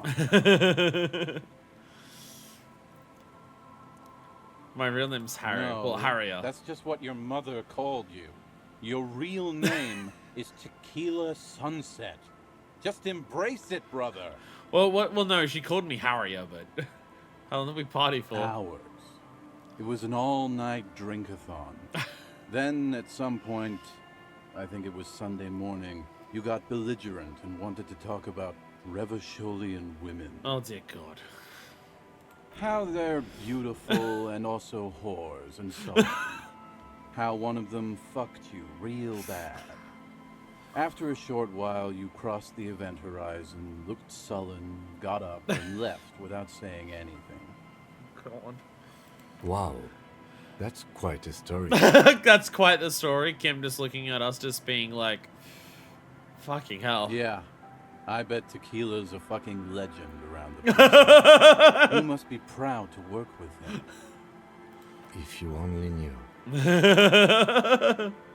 Did I tell you anything specific about this person that fucked me? You were pretty vague about it, but you kept saying you got fucked real hard, and that we've all been fucked too. Please, don't open that door. No one's fucked me. I do the fucking around here. Thank you for chiming in, Rosemary. Abigail. Abigail! It seemed pretty painful, to be honest with you. If I had to guess, I'd say you're still working through some shit. Did I mention losing anything else? Beside your gun and your badge, you said something about your hope or heart or something. To be honest, the details are a little hazy. In retrospect, I guess you lost your motor carriage too. Did I say anything about my colleagues? You told us that they were a bunch of fucking losers whose main interest was cramping your style. It's more like you were cramping theirs. Thanks for chiming in, empathy. No specifics, though. It was more about you that night. You were the star of the show. Maybe I shouldn't be a superstar cop. Maybe superstar cop's bad. No, I'll just be a good kind of superstar now. I'll just be a superstar that doesn't, like, drink drive their car into a frozen lake. I can be a superstar that doesn't do that. It's fine. Did I say anything about the case? Yeah, you said it was no biggie and that you'd solve it in no time. And that you didn't need anyone to do it. You're doing it solo now. A lot of cops go solo and hermit once they reach that level of alcoholism. It's not meant as a joke. He's sorry for the hermit cop. Well, I don't have... At the very least so far, I haven't got hermit copo type. Did we talk about politics? Yeah, you kept talking about how the coal mine owners were fucking us all over, just like that woman fucked you. Oh, okay. Okay, so we had... okay, so before everything started, before our memory wipe, we did have some capacity of hating business owners. The communism is not newly developed in our minds after the alcohol. It was a little bit there before it, at least. I didn't agree with you, by the way. The spectral hand of the market makes sure everyone gets exactly what they deserve. How the fuck is this man who spends his entire days drinking and calls himself Idiot Doom Spiral a free market fundamentalist? Actually, he did say earlier that he was trying to save the world with entrepreneurism, so that's actually... that part actually checks out, never mind. Did you get a read on what kind of cop I was? You kept calling yourself a goddamn superstar who'd cleared 501 cases. So my Harry is just being true to his roots. My Harry is just mad at business owners, mad at the wealthy, and a goddamn superstar. My Harry is just actually remembering what he used to be like. Unless this dialogue changes based on where your Harry is currently leaning.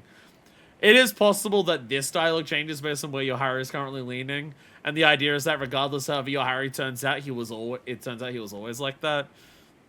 But I don't know. As you've already determined, the actual number is just over 200. But what's a little embellishment between friends? Exactly. Tequila Sunset doesn't solve 200 cases. He solves 501. No thanks to the squares at the precinct, as you put it. Of course. I don't need to hear anymore. It's a hard thing for a man to confront his past. That's why I avoid mine at all costs. Well, at least you're self-aware. Well, at least you're self-aware. Would sorry cop ramp over a waterway and call themselves Tequila Sunset? Sorry cop ramps over a waterway, shows up to the people, and is like, I'm so fucking sorry. I didn't mean to crash. I'm such a total fuck up. I was just trying to drive. Like, maybe. Maybe. Maybe.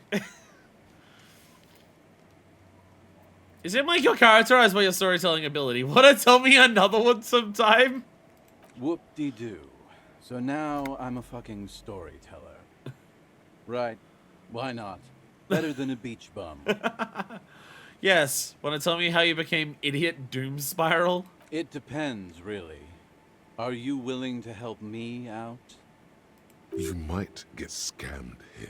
I have a feeling this is gonna cost me a lot. No, the reality of the situation requires a rather modest contribution. A little motivational package. If you're gonna ask me to invest in your startup, I'm going to say no. Booze. Did you already forget our party? The thing I relayed to you earlier. Yeah, I forgot everything! Literally everything! You had to regale the entire night to me, and I asked you what kind of cop I was and what my politics were and about the women in my life. I don't remember anything.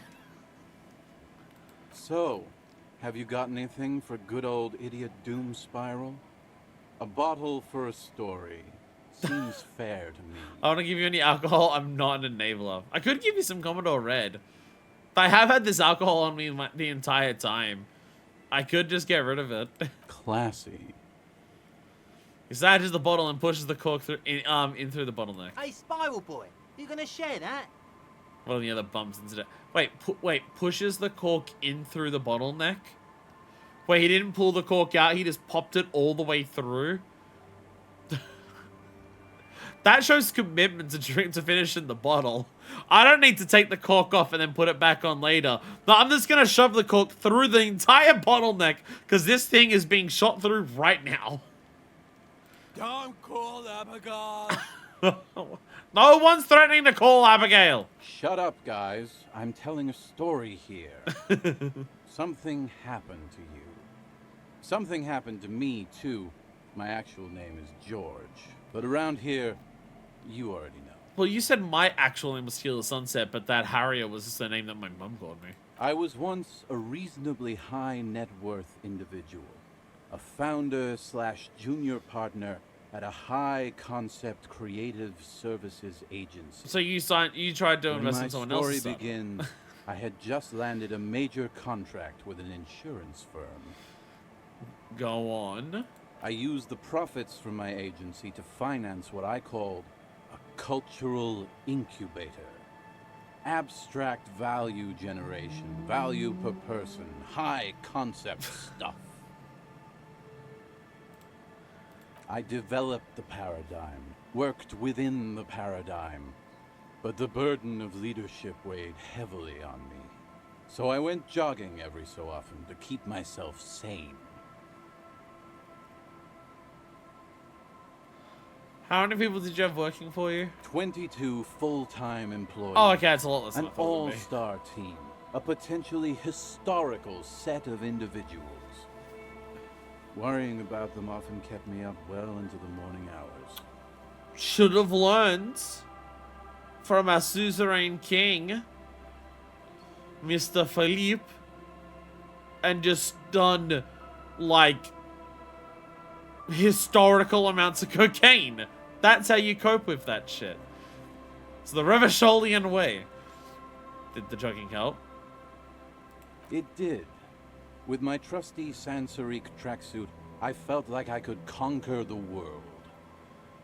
But now dreams are worn thin, much like my tracksuit. He says thoughtfully, brushing off his shit-stained pants. What happened? One day I left on my evening run. As you may know, it's impossible to clear your head when you're distracted by the sound of keys jangling in your pockets. He makes the bottle. He shakes the bottle and makes the ringing sounds. His eyes are clouded. his dilated blood vessels encircling his irises like stinging brambles. His eyes are your eyes. So I removed the key ring and put the keys for the front gate and the apartment into different pockets to stop the jangling, you see? At least, that was the plan. I was halfway done with my usual lap when it started to rain.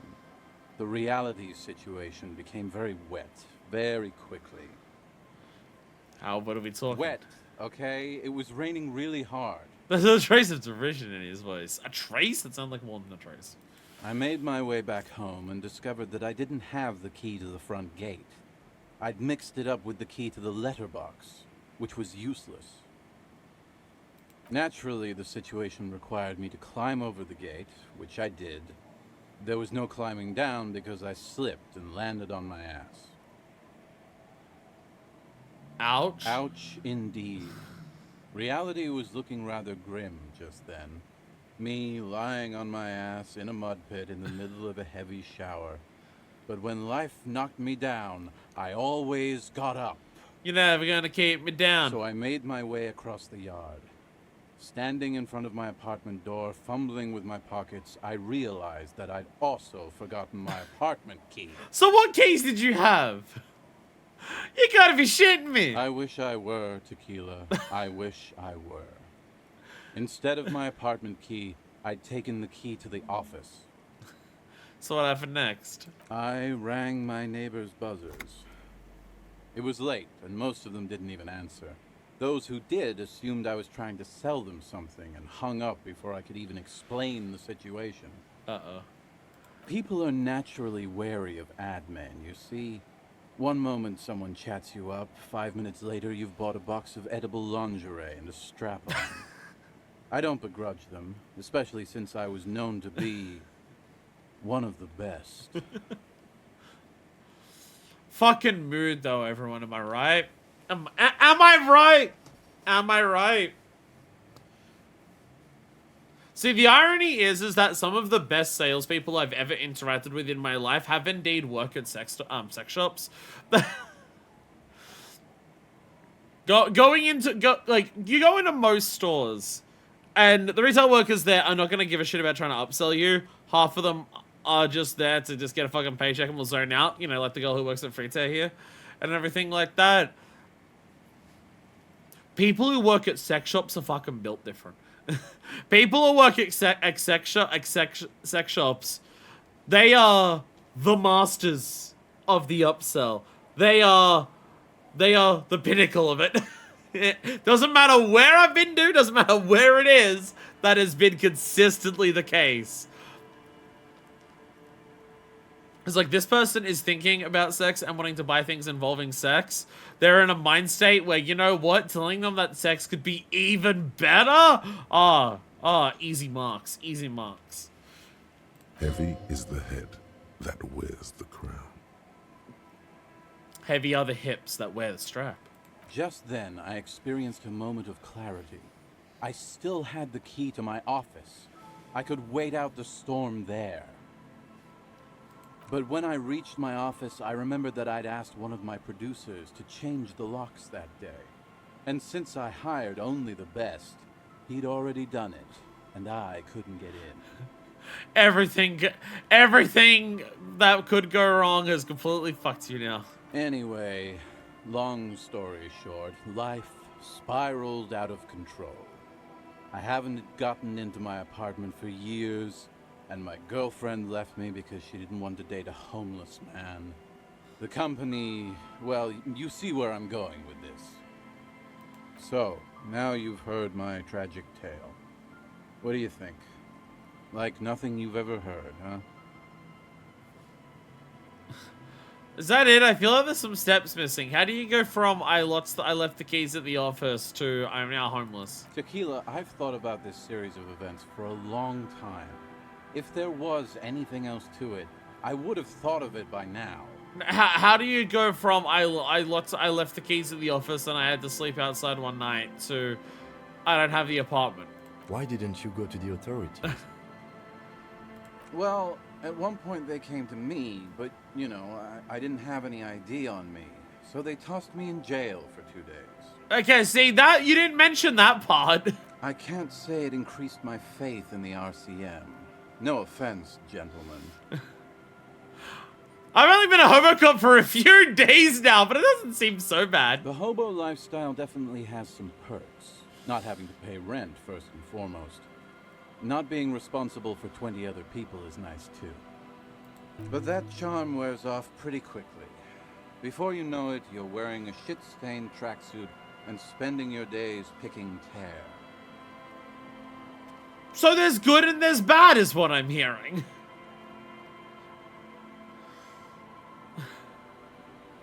Why do you keep losing all your stuff? Good fucking question, Tequila. If I knew the answer, you think I'd be hanging out on a beach in this formerly premium but now extremely dirty two-piece lycra tracksuit? I Damn. used to own my reality situation. My business buddies and I had our own creative services agency. I had a nice apartment, an even nicer piece of ass. But somehow it all got away from me. Now I can't hang on to anything. Just last week I stole this nice new jacket, but then I lost it too. The only things I haven't lost are these two drunks. Is that happen to be one of the many jackets I've randomly found around town? You of all people should empathize with this. Perhaps this lost jacket is something you could help with? What's this about a lost jacket? Tequila, it's a verifiable tragedy. It was practically brand new. Sure, it didn't really go with my lycra threads, but it did itch a lot less. Oh, there's some guy going around stealing people's clothing. Is it this one? This one? This one? This one? Open up's jacket. Is it any of these fine pieces in here? No, stuck on that. Say, you're a detective, right? Maybe you can help old Doom Spiral out.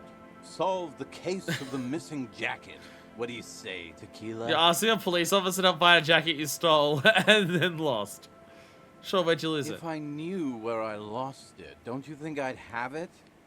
I mean, maybe I was up by the boardwalk, or walking along the beach, or checking out the abandoned fish market. That's a lot of places. Somewhere north of here, that's for sure. You could ask around, see if anyone's seen it. Sure, I'll have a look. What was the name of your agency? My agency. Man. The Boom Boom Room. Yeah, that sounds Our like a startup. concept was combining high art with the lowest forms of marketing. The color red, breasts, and oil painting. I convinced my partners to reinvest some of our profits in an even more high-concept cultural incubator called Thin Air.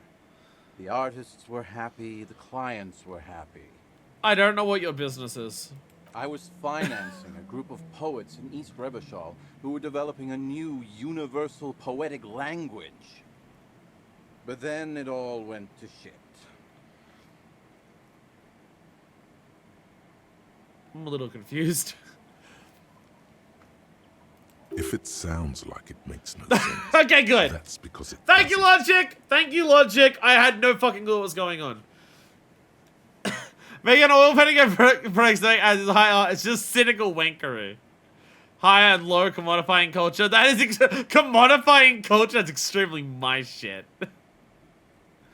Mixing oil painting and breast make ads isn't high art. It's just cynical Well, wankery. you know, sex sells. Hey! the Art rule cop of lines. advertising. I got art cop lines. Maybe, but it's still tired. Maybe you're right. Who knows? Maybe we were behind the curve? We were fucking rich, though. That much I know. That doesn't mean anything when it comes to art, though. What's up with the tracksuit? What? You've never seen 100% lycra before? TM. Go on. Feel that primo material. I guess I have to touch it. Pretty nice, huh? This might be one of the last of its kind. Should probably be in a museum, honestly. He takes it. Feel it. Avoid the shit stain. Good God. It's nearly impossible to describe how dirty this texture is. It's like rubbing two jellyfish skins together. You feel about 15% less human for having touched it. Fucking disgusting. Randomized trials have also found Lycra, TM, to be associated with a number of exotic, highly malignant cancers. So you also have that to look forward to. Encyclopedia! Hop in earlier!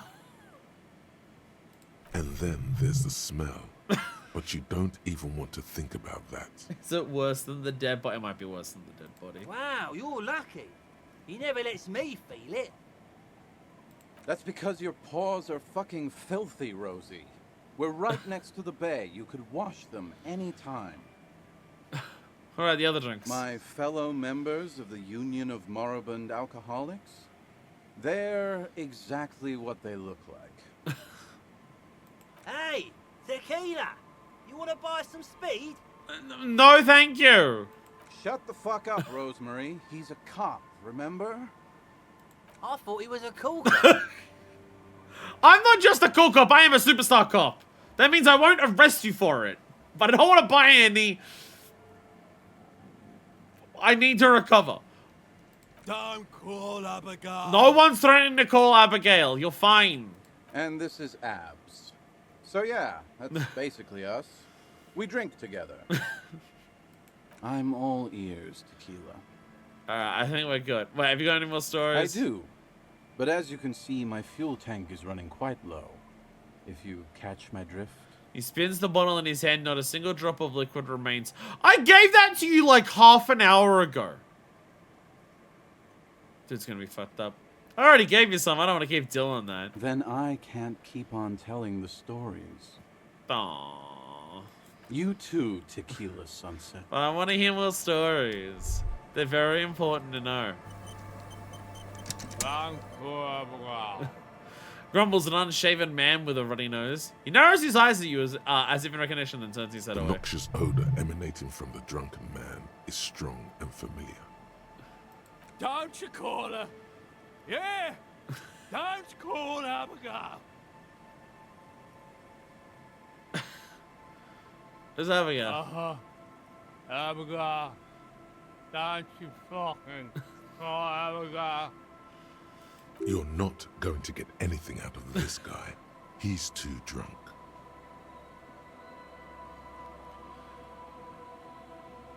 Tell me about your friends. Don't you fucking call her. Hear me. Abigail. Alright. Don't call Abigail. Alright, I won't try.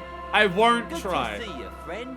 Do I have deals set up for you, buddy boy? What are you buying? What are you talking about? So what do you want? I got smokes. They're cheap. Very cheap.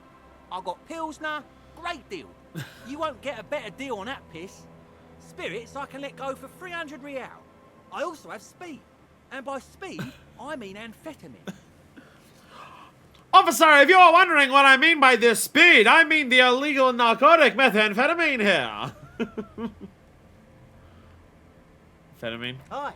By amphetamine, I mean speed.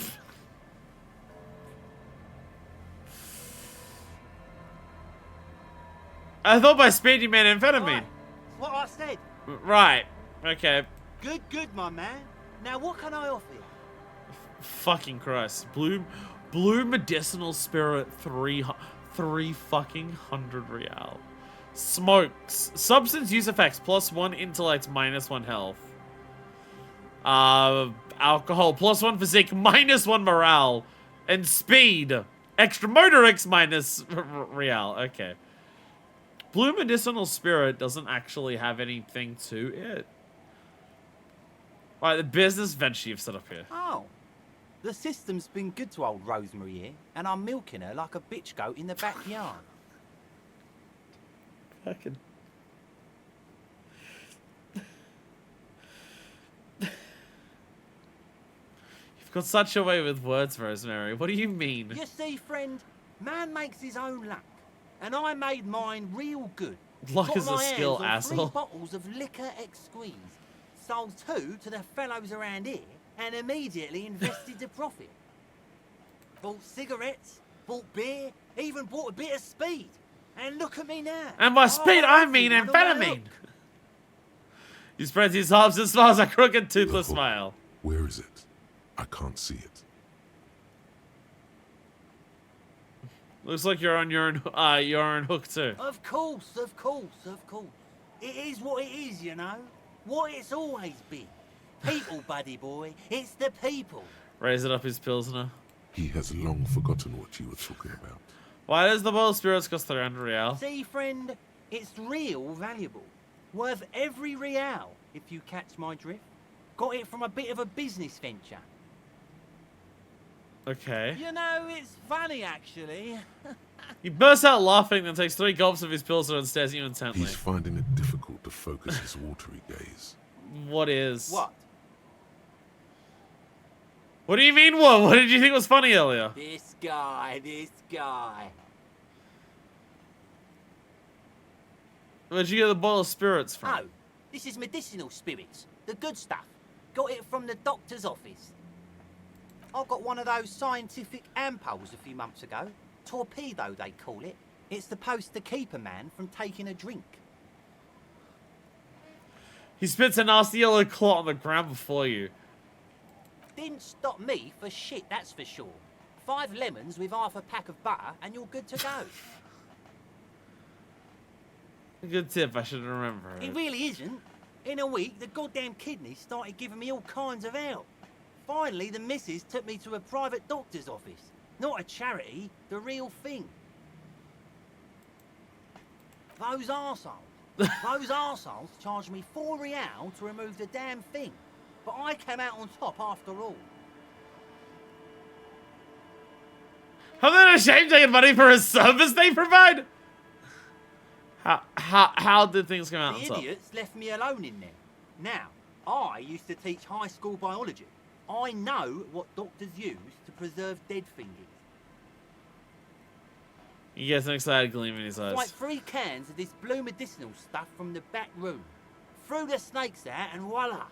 What's left is this beautiful blue stuff. 98.7% almost pure alcohol.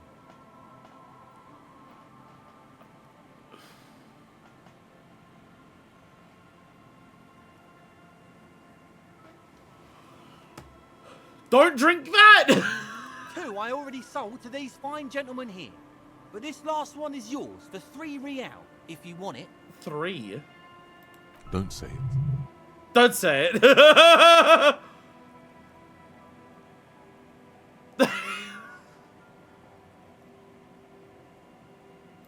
3 real and it's yours, friend. The deal of a lifetime. Well done. You got it. That's a much more reasonable price right there. Makes sense now.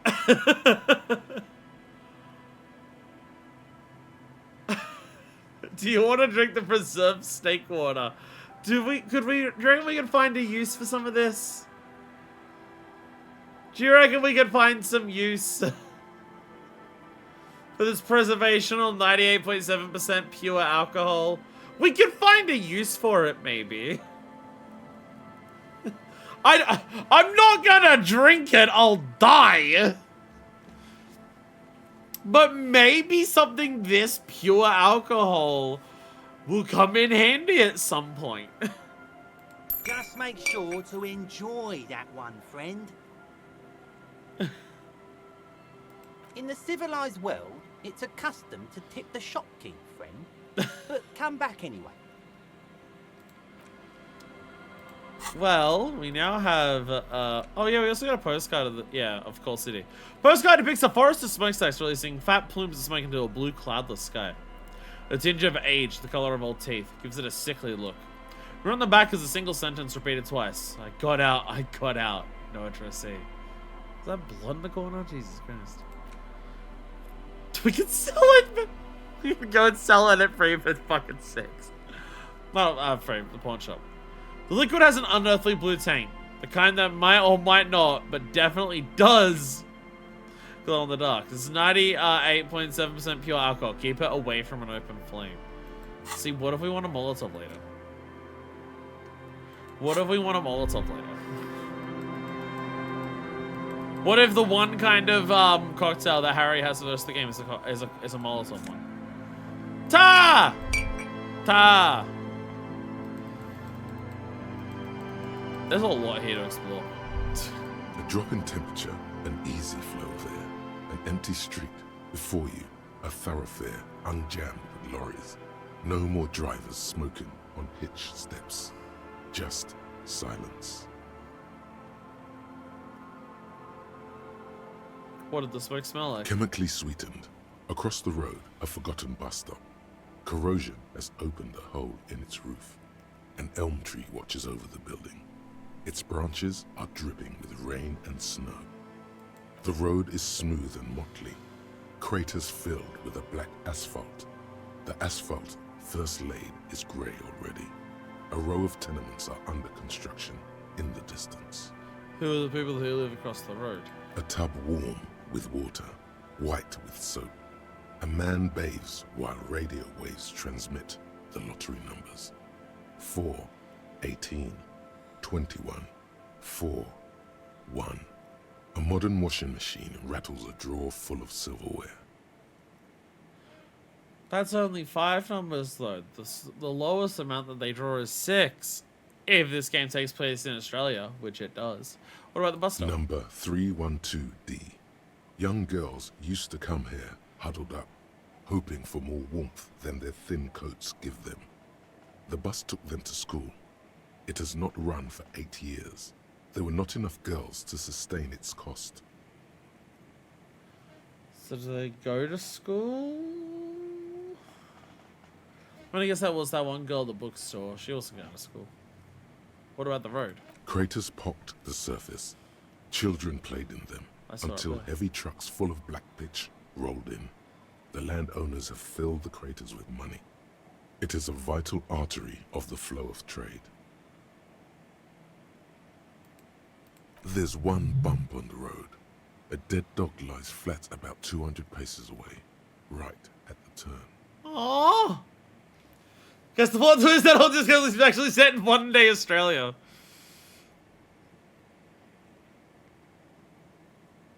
You go out to I could name so many places. You go out to insert one of like 50 suburbs, I could easily say in Sydney, and Martinez is just that. Just Martinez has less alcoholics. A dead dog. Tragedy comes from the wheels of a fast RCM vehicle, hurrying to work. The cold washes over you. The sound of the sea has grown distant. Did I kill a dog? Did I kill a dog? The wind moves the aerosol. A detective stands behind the boom barrier. A breeze moves a curl of his hair. I don't think I did. I don't think that's where I am, but... Oh, there's a gate here.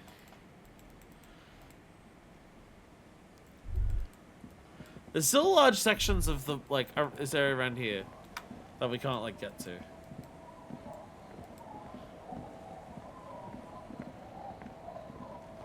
The scruffy-haired little boy kicks a stone. He can't be more than 5 years old. Lillian's twin. The other one Lillian's looks other twin. indistinguishable from him. He watches his brother kick the stone with his tongue lolling out of his mouth. The kids don't reply, absorbed in their little game. You guys look identical. The stone-kicking one becomes frantic all of a sudden, as if that's something to be scared of. The obvious fact that you just stated. He looks just like me. The other one says, yeah, I said that. The boy doesn't answer. His brother throws another rock. Both of their hair is covered in some kind of dirt.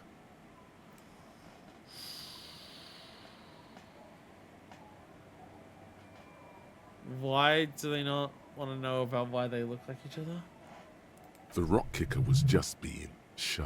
But now Oh, okay. he's enthusiastic again. You're bad with kids. Hey! How can they have you covered in dirt? They're wearing hats! Little bits that you see poking through. I am, yes. Don't worry, everyone is. How about we do some police work now? We're not getting anything here.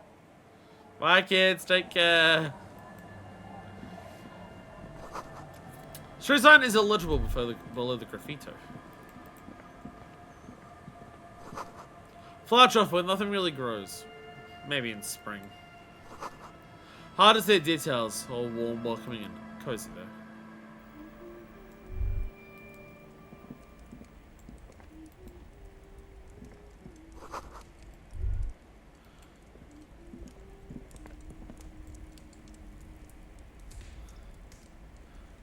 Oh, I thought that was like a... I thought you were also holding a baby. I don't know, I think it's a toy. I can just take the taxidermy? Why can't I just grab the taxidermy crow? Why is it not a look? Why is it immediately a take thing? Why? The dead body of a grouse stuffed with some unknown material. For distance might just pass the real thing. The bird itself looks extremely ruffled and slightly grumpy. Why can't I just take that? I shouldn't. This is Lillian. Hello, Then, mister. Little Lily. Barely 4 or 5 years old, sits on a sofa, currently looking at a frank curiosity. She clutches a small stuffed animal. Occasionally, she twirls it around. Oh, the twins outside your brothers. Yes. They don't want to play with me. They're older and play outside. They look the same. Sometimes I can't tell them apart. Look at Enigo, right? I said the same thing. They look identical.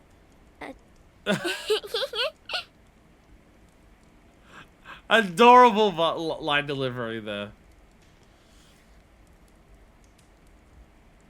Where are your parents? My mom's outside, and I don't really know about my dad. She gives you a bright smile like it's a good thing.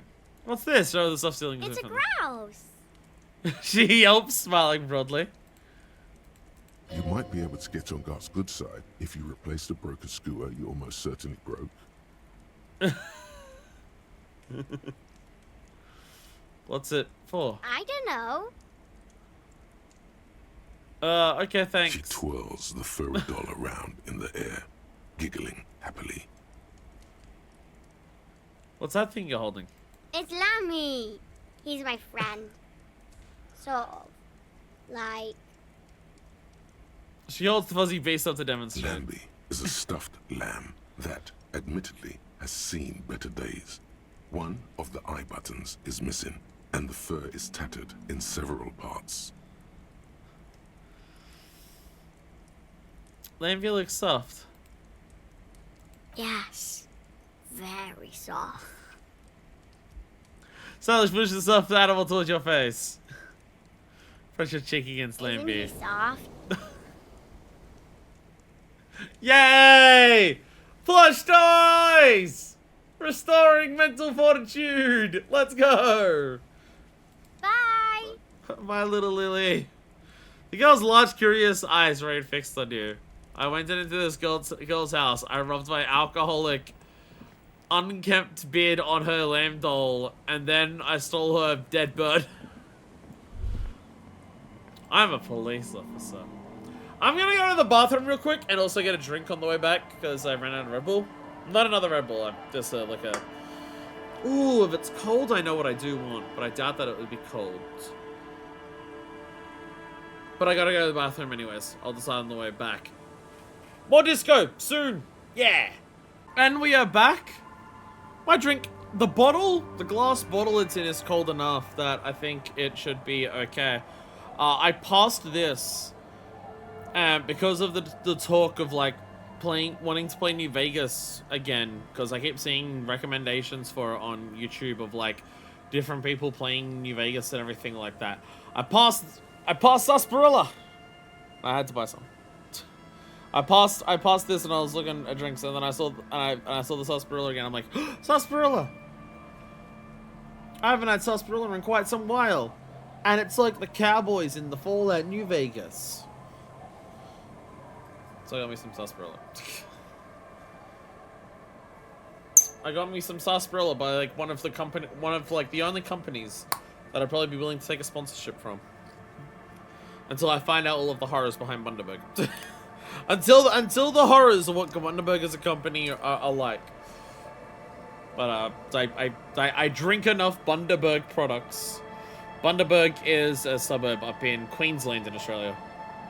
They make my favorite ginger beer. They make one of my favorite rums. They also just do a lot of craft brew drinks. They're one of the few companies where you, one of the companies where you can buy soft drinks from them, carbonated drinks, where they're brewed to be natural, to just naturally carbonate as they brew it, and age it, as opposed to just putting in like a soda stream-esque, where it's put in the carbonation as part of the manufacturing bottling process. This is a natural brew age carbonation company, and just a lot of the drinks are a lot better for it. I'm gonna make a damn fine sarsaparilla. Because there's sarsaparilla, sarsaparilla is not very common in Australia. But there's one other sarsaparilla that I can find in supermarkets sometimes. It's Schweppes brand. And Schweppes do okay. Schweppes are they've got some of the odd flavors of soft drinks that other companies don't make here. They make brown cream soda as well, and they do lemon and bitters. But all of them are noticeable notch down from the really good quality versions of those. But their sarsaparilla, I don't know, it just doesn't. It tastes like sarsaparilla cordial, if that makes sense. It tastes like you've got potent sarsaparilla thing, and then you just mix water into it, and that's what theirs tastes like. Where this tastes like a sarsaparilla sarsaparilla brewed drink. Which they also have a ginger ale Schweppes, which has the exact comparison with Bundaberg's ginger beer as well, where their ginger ale fields taste more like strong ginger flavoring put into carbonated water rather than an actual drink. I have intense opinions when it comes to soft drinks because I drink so many of them. That was the house I just went into. Right, I stole the girl's bird. So if I give God the bird, maybe he'll let me sing the song about the little church. So do we want to explore the fields, or should we explore the town with the people? Because there's still people along here. There's this lady here. The woman next to the bucket of clothes hums an odd melody. Her eyes are closed. Oh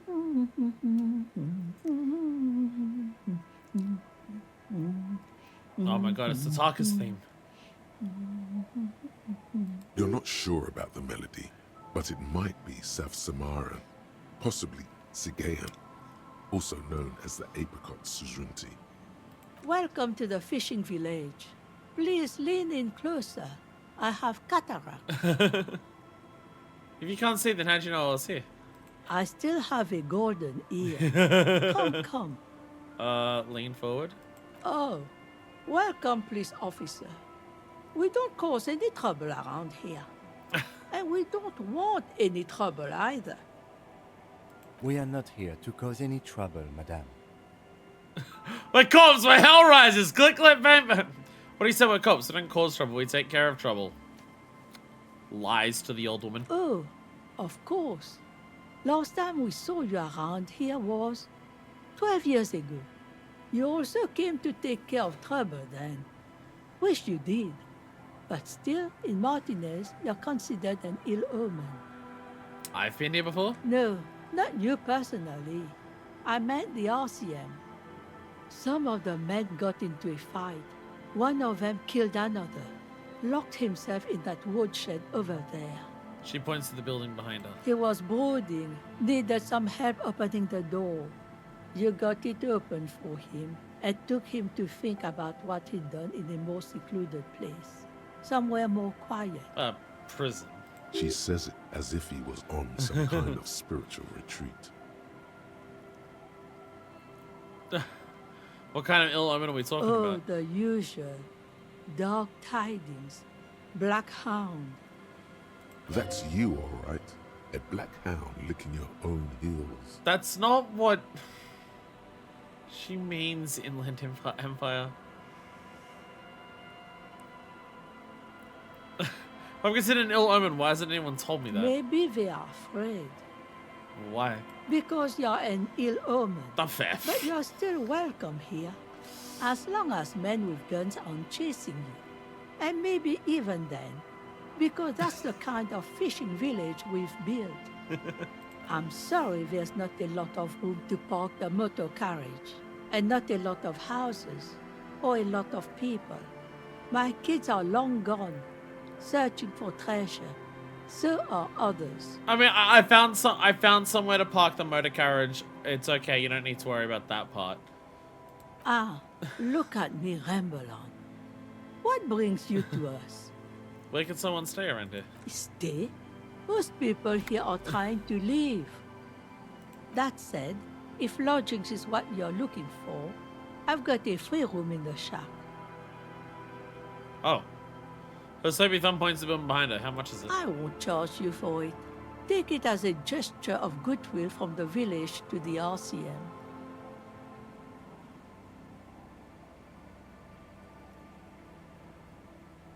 You're just giving it to me? No one is using it, and God knows it's not much anyway. You can stay there.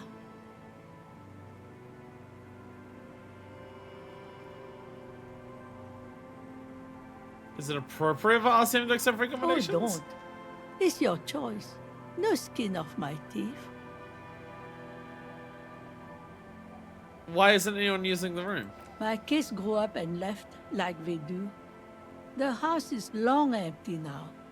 I live in the small side attachment. It's easier and cheaper to keep warm. I can just have the room? Aye. The room is pretty bare bones, but it's got a bed and roof over it. That's more than some folks have around here. When Varson communist revolutionary Ignas Nielsen was in hiding, he stayed in a hut on the Boreal Plateau for 10 months. Are you trying to make me more on board with this by just being like, don't worry, all the commie kids are doing it? Happy grandma room or boat? Don't get me wrong, my bare bones isn't usually my style. It would help me to stay in touch with the proletariat.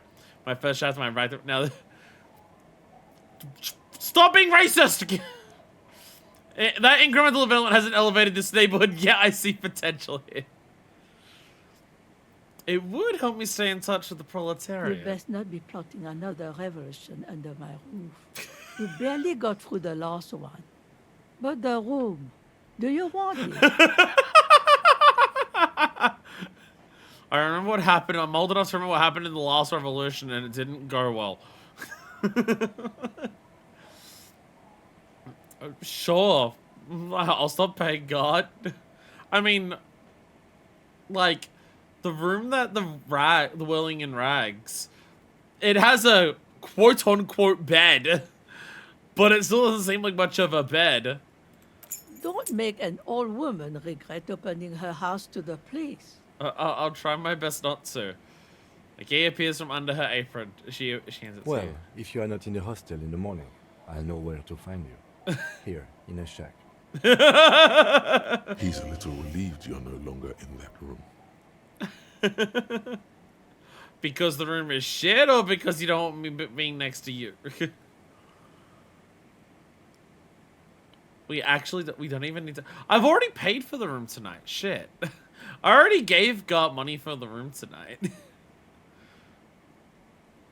What's in this fishing village? Just us. It's barely a village anymore. We almost don't exist. What do you mean? This is pretty much a non-place. A gap. A blank spot on the map. Just a cluster of nameless shacks on a nameless street. The place is so pornographically poor, it's not even funny. Is that the word you need? This place is pornographically poor. Who else lives in this village? Well, there's Lillian and her kids. A few new folks live in the house to the east, but they're away right now. And then there's the drunks. Not a pretty sight, but there's little we can do about it. I met a Home is couple. home, even for them. I met a couple of drunks here. I'm sure you did. Nature keeps them in rotation. A new face Nature. pops up every now and then an old one disappears and is forgotten. This is who we are. Just having to like live with that reality, Jesus. Why is this woman so nice? Gotta be something here, tell me. Over there, you can find more of the same. Shacks and trees growing wild. That's the pox. Between here and Jamrock, a dusty sea of old trees, all covered in industrial soot. Small houses under them, an overgrown park. The pox. What is that? An old military hospital and its surroundings. Or it used to be, during the time of the suzerain. After the war, it was turned into a goodwill hospital for shell-shock veterans and folks looking for some quiet in the old sanatorium gardens. Now the area is crisscrossed with nameless streets and makeshift cinder block houses, shacks as far as the eye can see. What happened to the hospital? The goodwill ran out. The staff left and the place was shut down. It's long gone by now. Is there a way to make a little money around here? Here, for you, no officer. The only money we have here is some coins the drunks tried hiding from their women and then forgot about. Alright, She fair. nods, rinsing another piece of cloth. What's further down the coast? Not much. There's the abandoned church, the Dolorian Church of Humanity. It's been there since before my time, even. Why is it abandoned? Some things just don't fly, officer. Look around. Who'd go to church here? They built it 300 years ago. Must have been nicer then. Very different time. So, they don't hold services there anymore? The Ecclesiastes? No, we've tried, but things just keep happening. Crime, accidents, other things. The place never stays open. It's a pity. It used to be such a nice church. She's not telling you all she knows. Keep her talking. Feeling you're leaving stuff out. What else is going on? Well, there's that music. Music from across the sea. Huh. It started a few days ago, and now it's blasting, even through the night. From across the sea. And now, suspicious-looking people are sneaking around the church. I don't like that. Wait, do you mean music blasting from across the sea, or do you mean music that, like, the sound of it is brought over from across the sea? I think she means that part. If it's, like, possibly people playing music at the church. Interesting. You could look into this ruckus if you have the time. Does the music happen to sound like, dare I say it, disco music? Well, this is on Duncast. Before you get to the church, there's some ruins, an apartment complex, or some kind of electrical plant. Run-down bunch of houses, empty. Which is it then, apartments or electrical I plant? don't know exactly. A pre-war place. It used to be something. Before the war. I wasn't here then, you know. Was born in Samara. Ah. Anything else of note? Of note, the old fish market up on the boardwalk. But it's closed. We're gonna come to a fish market here. No one. That's why it's closed. Fair. It was once a bustling place, back when I was young. And so was everyone else. Now, Back when I was young, what catch and we everyone do else. bring in goes straight into a lorry for the Delta or somewhere else. That's it? Gotta be more along the coast. What? You're one of those real estate people with big plans? If you want a development opportunity, you can check out the abandoned building over at Land's End. Used to be a supply depot, we think, sending goods and ammo across the bay. It's jammed shut though. We tried to get in, see if there was anything to sell or scavenge, but it's impossible. Okay. Abandoned building that's hard to And now access. you know everything there is to know about this coast. She drops the bar soap into the bucket with a splash. Tell me about yourself. Who exactly are you here? Me? No one. Just an old washerwoman. Mother called me Isabel, if Hey, that's hey, what we you're got a name. asking. And my married name is Sadie.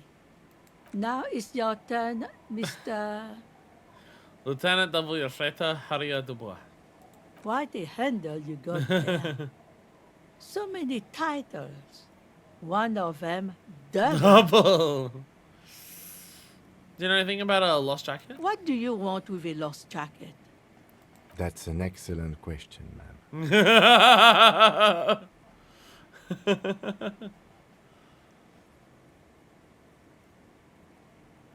For me to know and you to find out, wink at her. There's honor in retrieving lost things. Aye. Laundry fetchers are some of the most honorable people I know. Her smile gleams like a freshly honed Are you knife. getting a reward for it at least? No. What? You're fetching someone's missing laundry free of charge? Do you not have anything better to do? There's no murder to investigate, In no. fact, he does. The lieutenant gland. It pertains to the case, Kim. Maybe one of them saw someone who may have made a miraculous shot from atop of a crow's nest in the middle of the fishing village. You don't know. None of my business, either way. How you spend your hours is up to you. Anyhow, you might ask Lillian if she's seen anything lately. That girl's got a way of attracting lost and broken things. Is this referring to the men in her life? I'm off.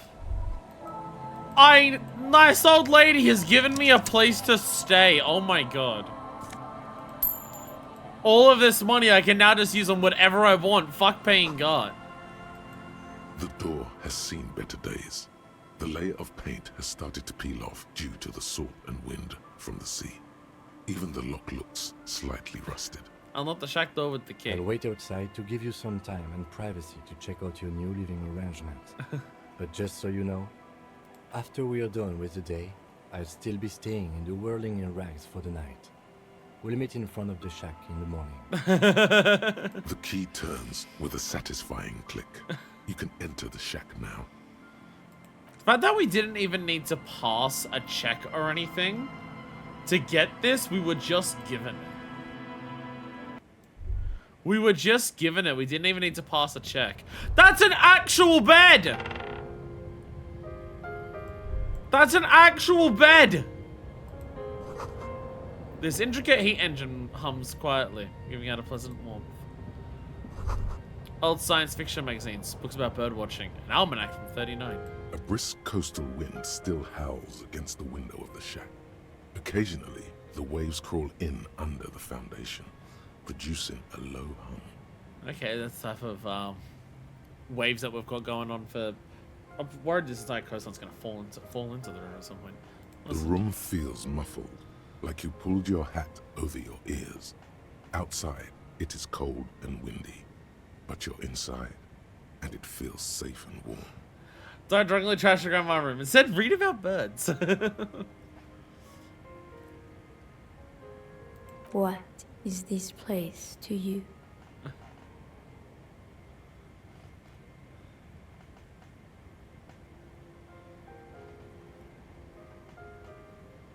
My forward base for the coastal part of the operation. It's free. That's good enough. I could live here. Waves crash onto the beach, drowning the reeds. Far to the south, a congregation gathers to a soup kitchen in a shelter for the homeless. An old woman gives out knitted scarves for free. This could have been you. This could still be you. A down on his luck nobody, trying to survive.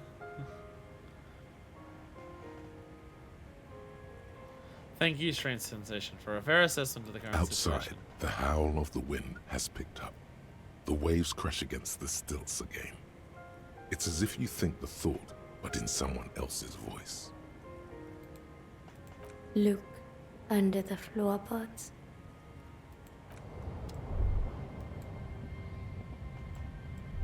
Under the floorboards?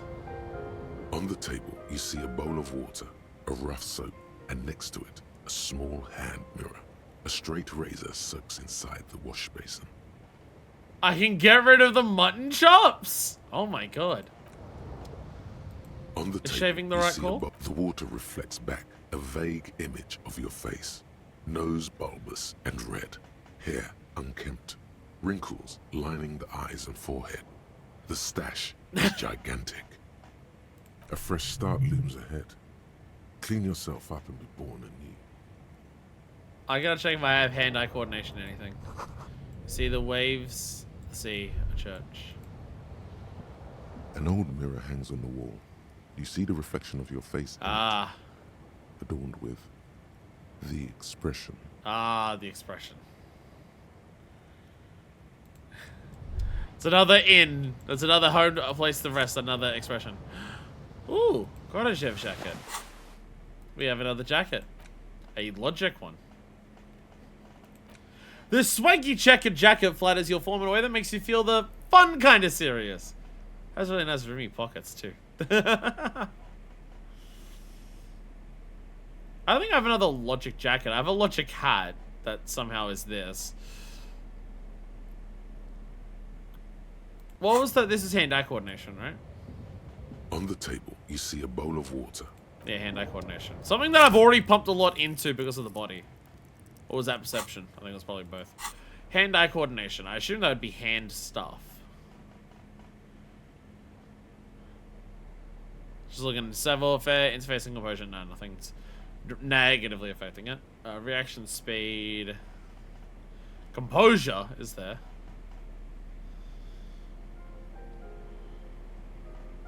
No, none of my clothes will make it easier.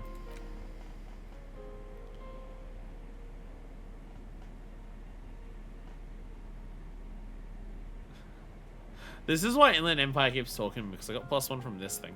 Inland Empire. On the table, you see a bowl of water, a rough soap, and next to it, I mean, it's a small white hand check. I mirror. can always try A it. straight razor soaks inside the wash basin.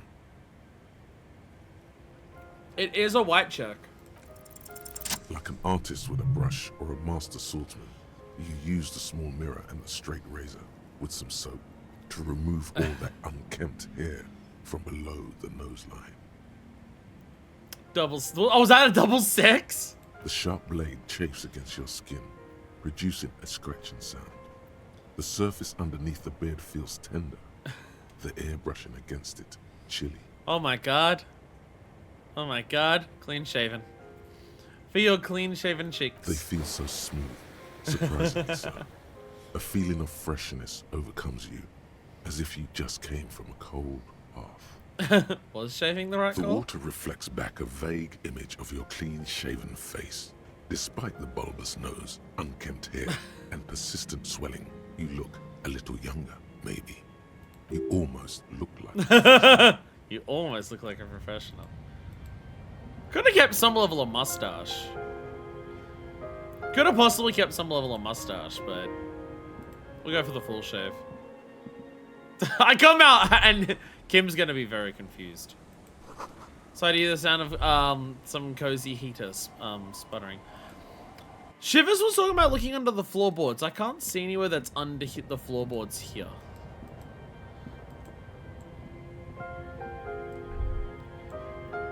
Shivers said look under the floorboards, and I can't see any prompts that's like open to that.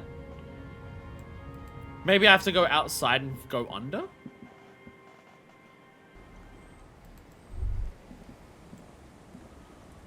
Hey Kim, notice anything different? Yes? So, point to your face, I shaved. Yes. I don't know what to say. Perhaps What is it? You can tell me, Kim. I'm not really sure about this turn of events. I think the mutton chops might have been a better idea.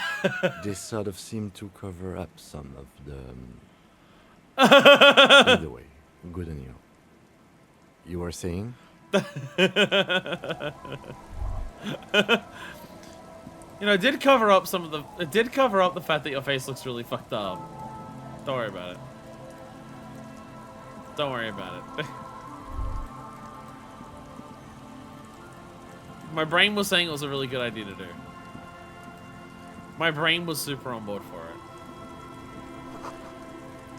What are these doing in fish? Frank and Nigerian cavalry boots? Got it. I'll talk to you in a second. I'm exploring the bucket. Can I go out here? From here? No.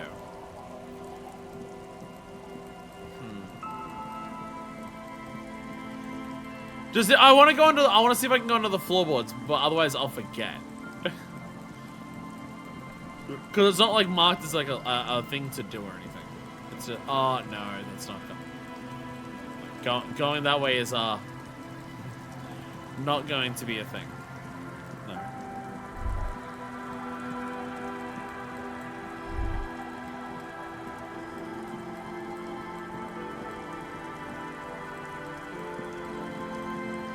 Can I go into this way?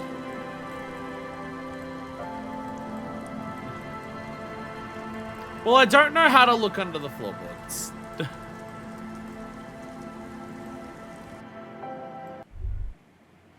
I'm not sure how to look under the floorboards. I don't see anything that suggests how to.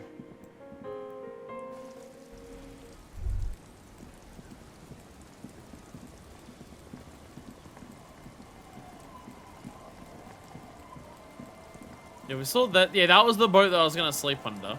I now no longer need to do that. Fuck yeah.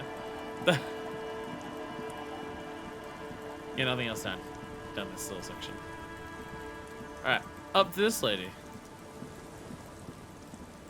Hello! Actually, this is Lillian. officer. Yeah. A woman in a raincoat stands in the quay. Considering an overturned boat. A sword and scabbard hangs from her hip. Anything I can help you with? That depends. Where are we exactly? A fishing village on the seashore. This place doesn't really have a name. It's sometimes called Elysium. Elysium. Why? The sign on the street leading here is illegible. Has been since they built this place. When rattles her earrings. I have questions. The first is, what's your name? The name is Lillian. People call me Netpicker. I think I have time for questions. And that was actually the second one. Indeed, you're always confused as to your whereabouts. Ask her about the cool sword. Helps to break the ice. You know what, suggestion? I'm down for that. Nice sword. Does it come with a story? Unfortunately, the factory sold this one with a 3-year warranty instead of a story. It's to intimidate folks, mostly. It is imposing. It's a regular mass-produced sword, like a shovel or an axe. Nothing fancy, just for intimidation. Why do you need intimidation tactics? From time to time, people need a lesson in respect. That's just the way it is. Back in the day, I caught the eyes of many men. And believe me, men need a lesson in manners from time to time. Figures, typical patriarchal nonsense. Masculine animosity. Hell yeah, feminist agenda, let's go. Sure. Venomosity. But boys will be boys. And God knows we don't have many around. So far, the sword has been enough to keep them in line. Sure, venomosity. We don't call it toxic masculinity or anything. Women with sword? Lesbian?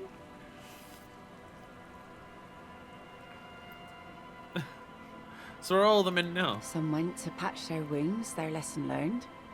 Others were more thick-headed. And one of them, I ended up marrying. Aw, sadly not.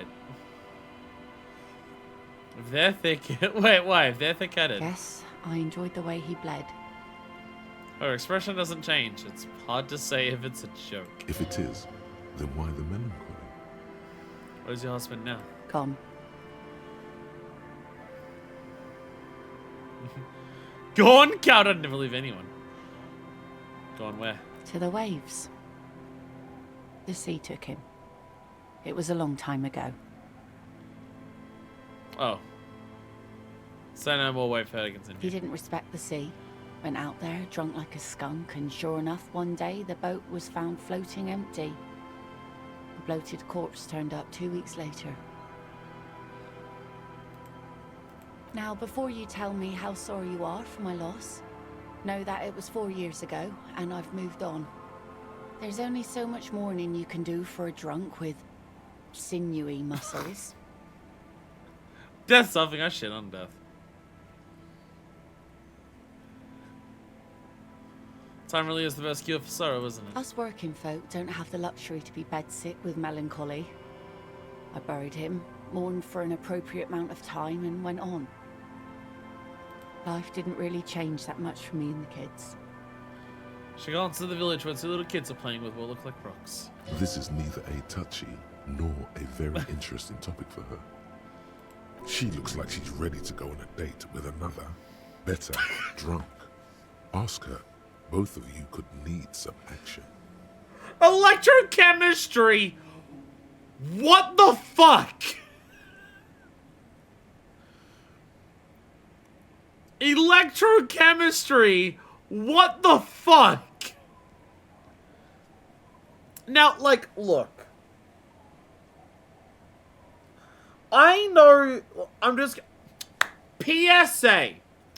PSA. I am aware that there is apparently a lot of people who think that hearing a story like this is the correct time to ask someone out. I am here to tell you no. If it needs be said, which for weirdly high amounts of people, it apparently does. No.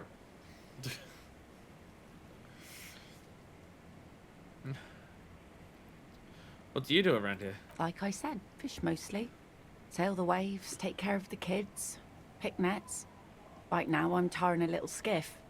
Said enough. Do we ask them out before they tell us about their dead husband? During? Is that enough to make a living? Sometimes I also walk to the beach to see what the sea has given up. The sea is full of surprises. Keep it professional, man. Don't make it sound like you're hitting on her. What the fuck?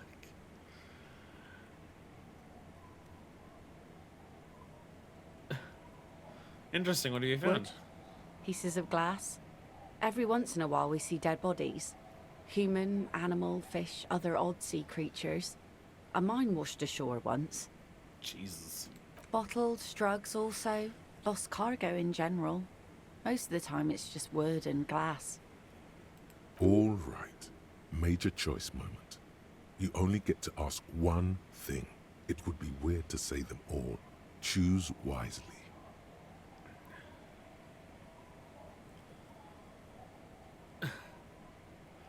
I need to know about this human bodies. A mine. RCM could use a mine. Where is it? Drugs. I need info on this. Major narc.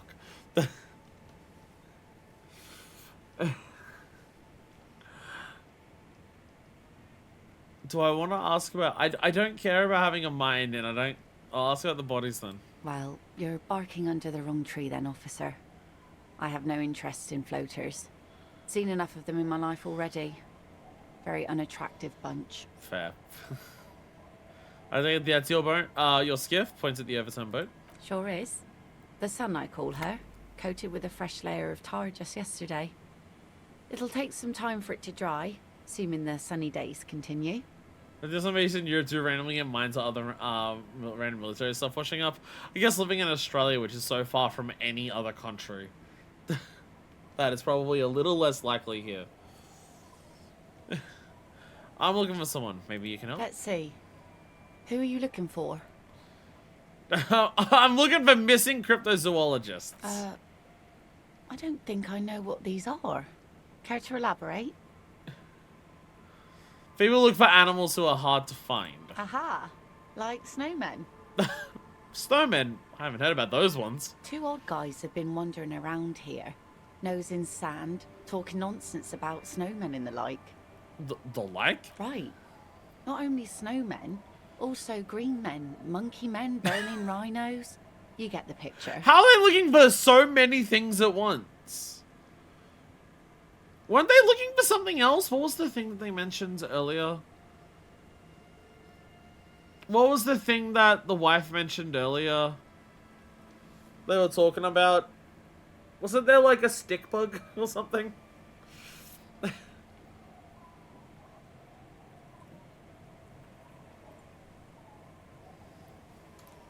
Oh, you're getting it.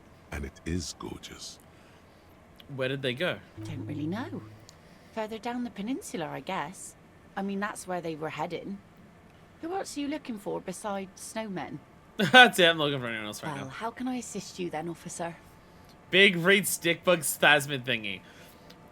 Yeah, like they're looking for burning rhinos. I don't know, the stickbug sounds... Well, not cooler, because a burning rhino does sound really badass. But like...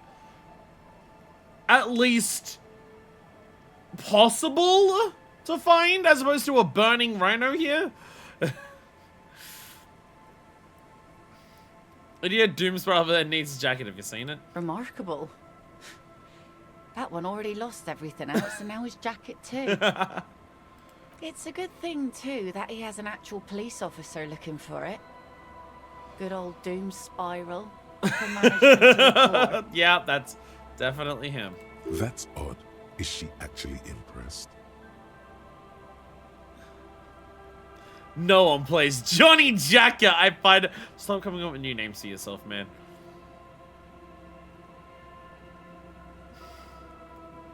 I'm just trying to help out a stranger in need. How sweet of you. It really is. I check around the abandoned fish market on the boardwalk. Drunks are inexplicably drawn to markets. Might be why they have such trouble staying in business. A phenomenon that the spectral hand theory of the market. If one of them lost something, that's as good a place to start looking as any. Does the invisible hand of the free market account for chronic alcoholism?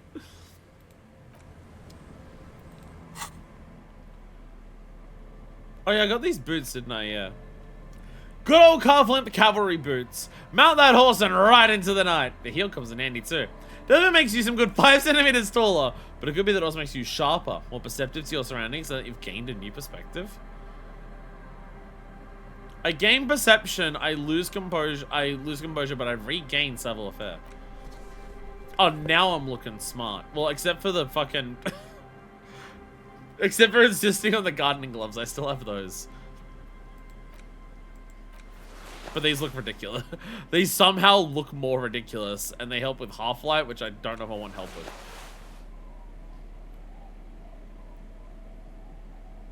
I still don't have a better hat than the cowboy hat. I still don't have a better hat than the cowboy hat. 7 real. Oh, all of this real, I can just spend on whatever I want now. The planks creak beneath your weight. The ladder leads to a fisher's school, swimming in the kelp. Oh, adorable.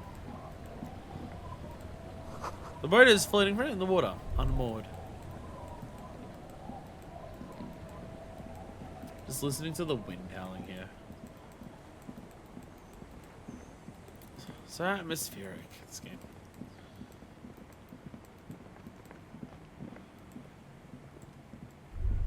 It really is hard for me to like... Oh yeah, I couldn't go because the gate was locked.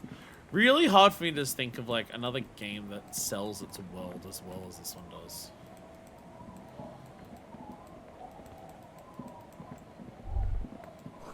A little black swallow circles above you.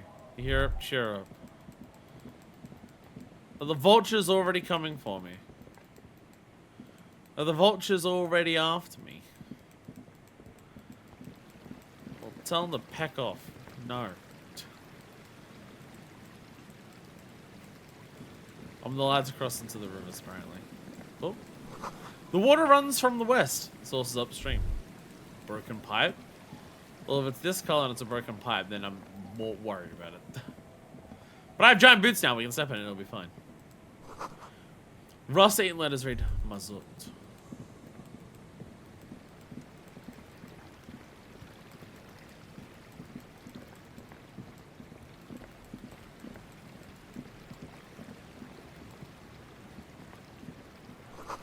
Looking back at you from the rust-colored water.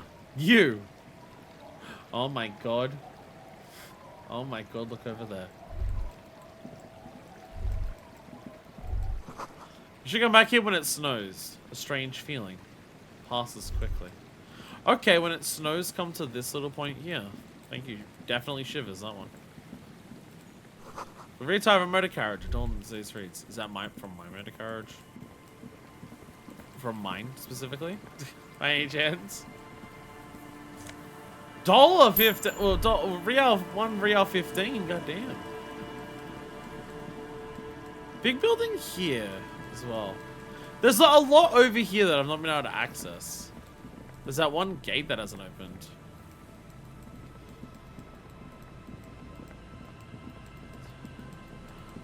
This area is so big. I feel like this area is way bigger than the starting area that we had. This area feels absolutely huge. No boat in the boathouse today. Section of the coast hasn't been used in decades. Oh my god, I got new glasses. Magnesium. Oversized superstar glasses. Less visual calculus, but more savoir-faire. Ooh. More savoir-faire. Savoir-faire, which one was this? I forget. Ah, stealth. Stealth, yeah. But it does lower my visual calculus, which is already a very impressive 6. Which is a very impressive 6 currently.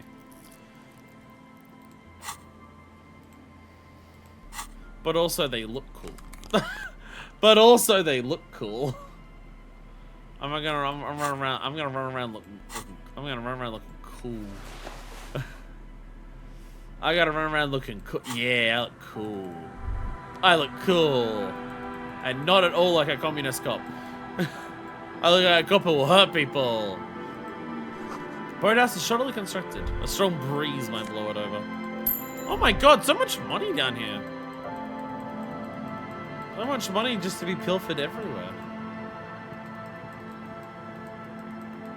Okay. Nowhere over there I can go. But I can go here. Ancient paint is peeling off the roof of the shaded bench, covered in rust.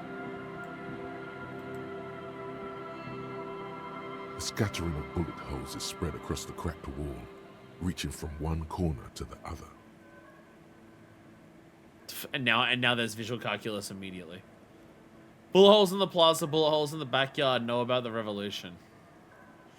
Look, even more bullet holes. Something's definitely gone down here.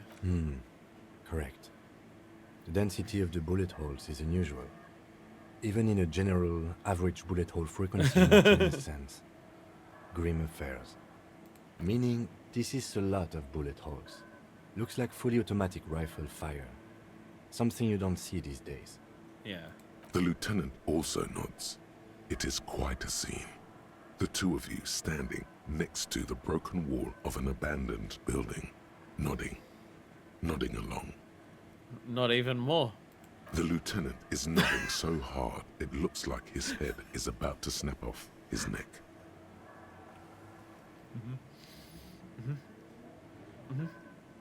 The lieutenant matches your nodding pace. He's a true professional at this. The nodding's reaching critical mass. You can't take this much longer, Captain. Keep nodding, goddammit! Stay the A course! small bead of sweat runs down the side of the lieutenant's face as he maintains his nodding. As the lieutenant takes out her handkerchief and softly taps the sweat off his temple, a faint crack echoes through the coast. Abort! Abort! Oh no! Shit, it's too late. That shit, fuck hell! Dusted the neck, did you? Glad I stopped when I did. My neck was really starting to hurt. Don't worry, little man. Now, we should get going. The fact that Kim is so willing to get caught up in our dumb, stupid bullshit sometimes. I feel like there's gotta be a part of Kim that likes being around us because we don't take everything seriously and some of the silliness he can let out. Now, we've talked about embarrassing deaths in this game before. Kim is not up to stuff before he gets hurt. That is true. We've talked about embarrassing deaths in this game before. I do think nodding your head to death might be the most impressive possible way of destroying yourself. These are actively minusing visual calculus, or these actively boost visual calculus. I've always got to check all my clothes because I never remember which things I'm good at for my clothes. So I just got to go through everything just to double check. I'm pretty sure nothing else does visual calculus. Yeah. So that went from a 42. What is it now? A scattering of bullet holes. 72. Fucking hell. Reaching from one corner. That went from a 42 to a 72. Dear God. A row of ghostly shades. We're doing well facing today. the wall. There are many of them. A dozen at least. Their heads lowered and eyes blindfolded. It's quiet. No sound. No movement. Yeah, I mean, you see this many bullet holes in a wall? It's a bunch of people put up against the wall. 10 meters away, other shades are lined up in an orderly manner. Automatic rifles prime. A gust of wind blows by. What's up, Wave? The coats of the firing squad flap slowly in the breeze. A single person stands on the side. So, the question is, who is putting who against the wall here? Who is putting who against the wall here? Because these outfits do look like Renee, but they may not be. Like, they look like the type of outfit that Renee wore, but they may not be. The sun blazes high up in the sky, baking the planks, the sand, your skin. The order was carried out in the afternoon. This shot here of just like showing all of their faces like as it happens. Jesus. Visual calculus is one of my favorite skills in this just because the payoff when something works with visual calculus is one of the coolest things in the game. Whenever visual calculus works and you get something from it, you get these awesome shots. A long time has passed since the moment of this fusillading. Rain and brine have since washed all the blood away. Not a trace remains. What is this? The abundance of bullet holes leads to two options. Either an inordinate amount of executions were performed here, or they did not use a conscience round, where only one soldier has the loaded rifle. Looks like this was a mass execution with everyone fully armed. My neck. I nodded too much. I nodded too much. Oh, God. Part of streaming disco specifically does also like do my neck in because of like the combined weight of the jacket, the shirt, and the tie does like push my head forward a bit. Like, it's very hard for me to keep my head in like the exact normal position I normally would because there's a lot of weight and like physical space occupied by everything that I'm wearing for it. So streaming this game does actually hurt my neck a bit more because of the way it pushes my head forward a little bit, but it's fine. It's fine. It's worth it for the bit. Look at the people against the wall. A host of men, probably in everyday clothes, ragged from the conflict and covered in dust. They were not sitting, a common practice for executions in some nations. as demonstrated by the height level of the bullet holes. Yeah, they're all much further. They stand, facing the wall. It's impossible to discern any details about their personality or background. Ordinary people, familiar, each and every one of them. Who were they? Comrades, the forsaken, the wretched, who tried to rise against the horrors of the world. Interesting for esprit de corps to come in for that. Esprit de corps is like the stuff that helps us communicate with fellow cops. Interesting that esprit de corps is popping in now. Because the idea would be esprit de corps like helps you get the sense for your fellow cops. For like, you know, your cop comrades. But this is now extending the idea to comrades of people who push back against what the world is.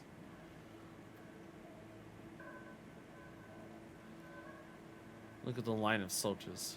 7 men in combat uniforms and dark coats, holding automatic rifles aimed at the people. Soldiers from some side, but from which one? Look at the person standing on the side. The commandant, the one who gives the order.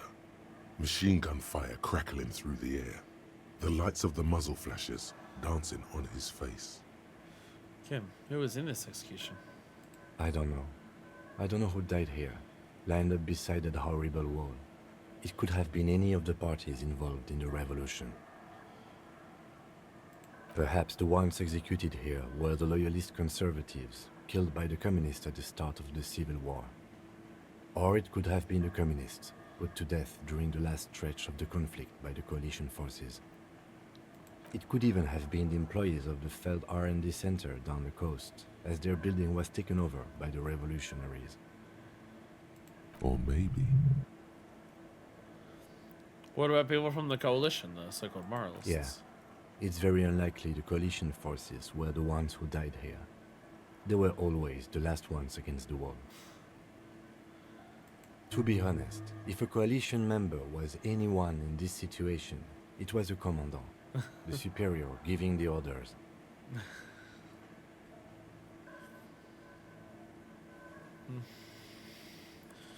Yeah.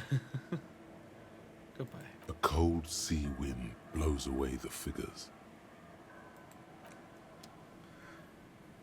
The ambiguity saying you can interpret who got killed either way. Yeah, the fact that, like... Because realistically, by bullet holes in a wall, how could you tell?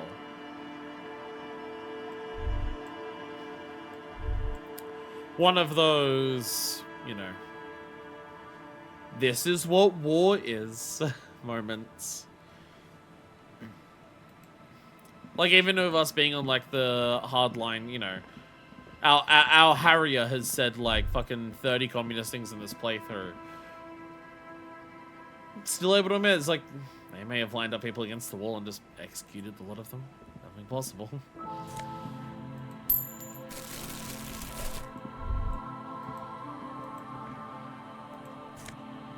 We're getting so much terror around here. I mean, even as real on the ground. I think visual calculus may be my favorite skill in the game. Volition's up there just because I love the way that Volition's primary purpose so far has been to come in to calm you down when one of your other skills succeeds at something that it probably shouldn't, because it's worse for you if it does. I really like how Volition pops in for that.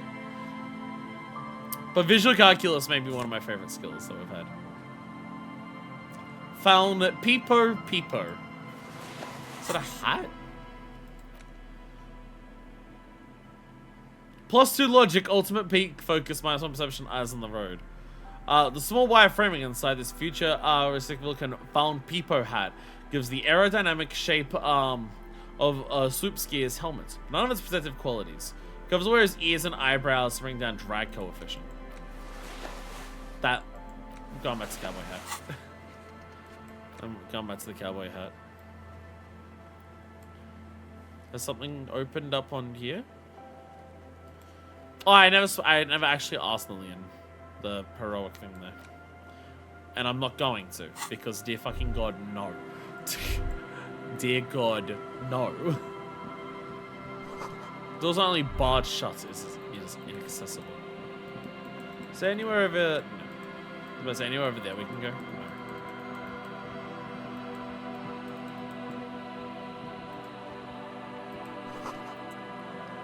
Sign says, Entree into the... An old ticket booth. No longer in operation. There's like this whole section of the, part like next to the fishing hammer we're not been able to access. Like even further down here.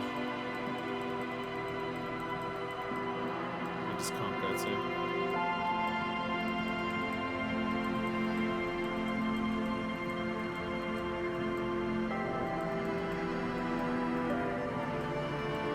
Oh.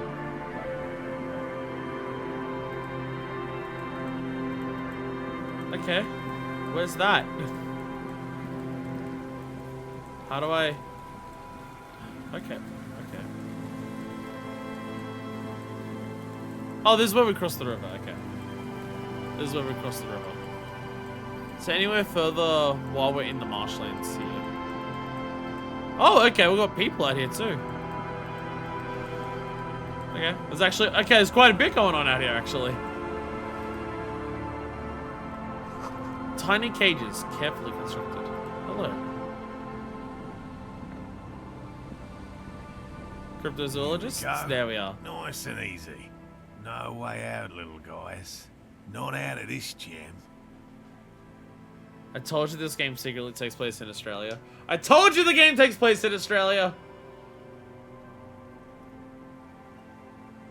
We got fucking Morrow over here. There's a cylinder on the ground in which the man is arranging some netting. It looks like some kind of trap. He notices you. You're gonna catch some snowmen. Who's there? Oh, the police. Hello, officers. His self-conscious enthusiasm renders his movements ungainly. He looks like your understanding of a scientist. Is that the police?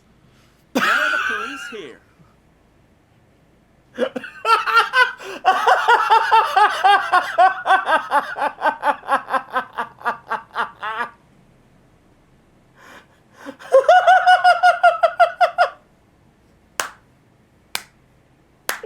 Oh!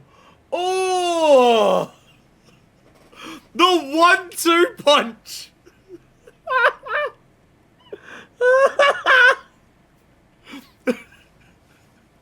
The 1-2 punch of, oh, we finally found the cryptozoologist! Hey! Here's the cryptozoologist!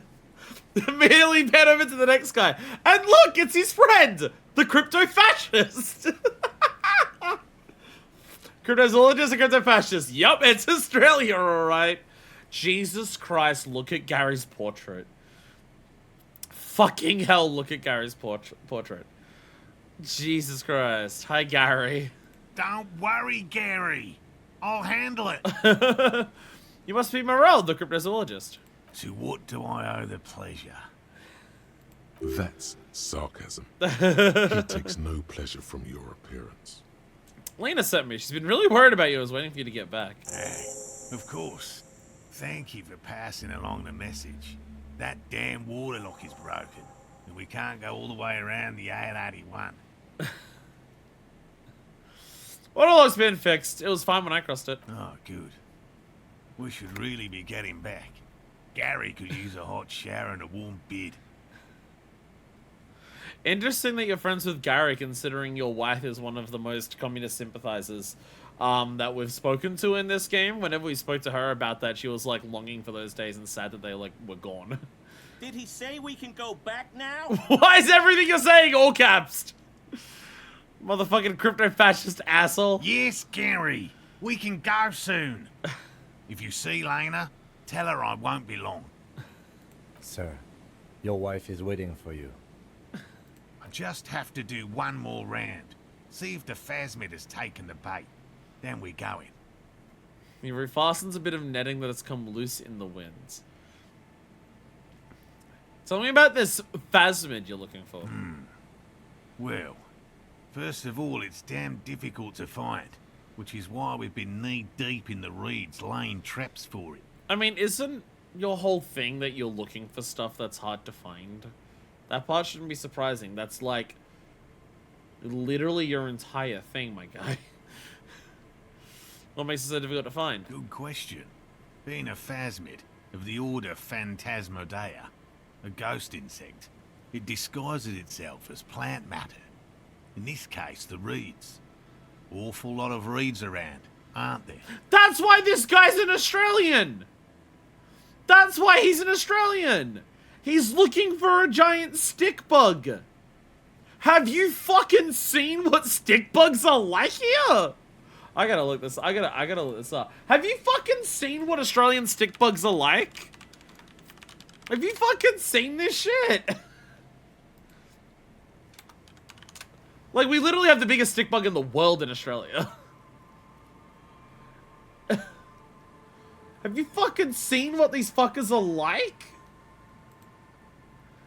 They're fucking ridiculous. Trying to find like a good photo, like it's... Most of the photos that I'm finding are like video thumbnails, so like the picture quality is garbage.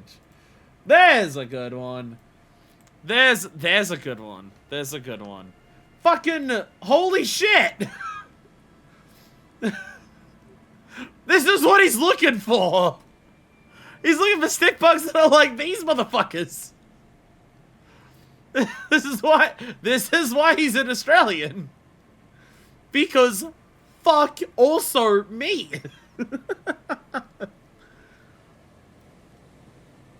Holy shit. I have... No, stop! I'm F11 OBS. Get out of here. With all due respect, I'm never going to Australia now. To be fair, those aren't anywhere in, like, those are, like, deep in the outback from my understanding for, those ones. They're not anywhere near the cities. In the cities, you only have to worry about snakes and spiders. You only have to worry about snakes and spiders in the cities. So it's one of those things where, like, well, like if you watch Moors, right? If you watch Moors on YouTube, the guy who has like the oh, these snakes and spiders are fine then. I can't remember the name of the hat. It's got the hat with all the corks hanging off of it. And he talks about how like everything in Australia is neurotoxin and shit like that. It's in like a bunch of like he does like I like his videos. They are obviously a little bit embellished for like Australia stuff. He plays it up, but like it's usually like playing up in terms of exaggerating how serious it is, but usually not like the actual literal facts of a lot of the things. But he talks about how like dangerous shit's here. If you watch him, you'll be familiar with like what we actually do worry about in Australia. But like, because people are always like, oh my god, you got to worry about like kangaroos and dingoes and everything like that in the city, and it's just like, I mean, if you go, like cities, like suburbs that are like close enough to wilderness. Yeah, sometimes kangaroos will hop down the street. Like, I've got an uncle who took a video of a kangaroo hopping down his street because, like, right next to the basically not gated but isolated community that he lives in is nothing but wilderness, and you know, kangaroo hops through every now and then. But like living where I do, I live in Sydney, and Sydney's massive, so like you know, it doesn't narrow it down. But it's everywhere in Sydney you got to worry about, even where I am, which is not in the city of Sydney.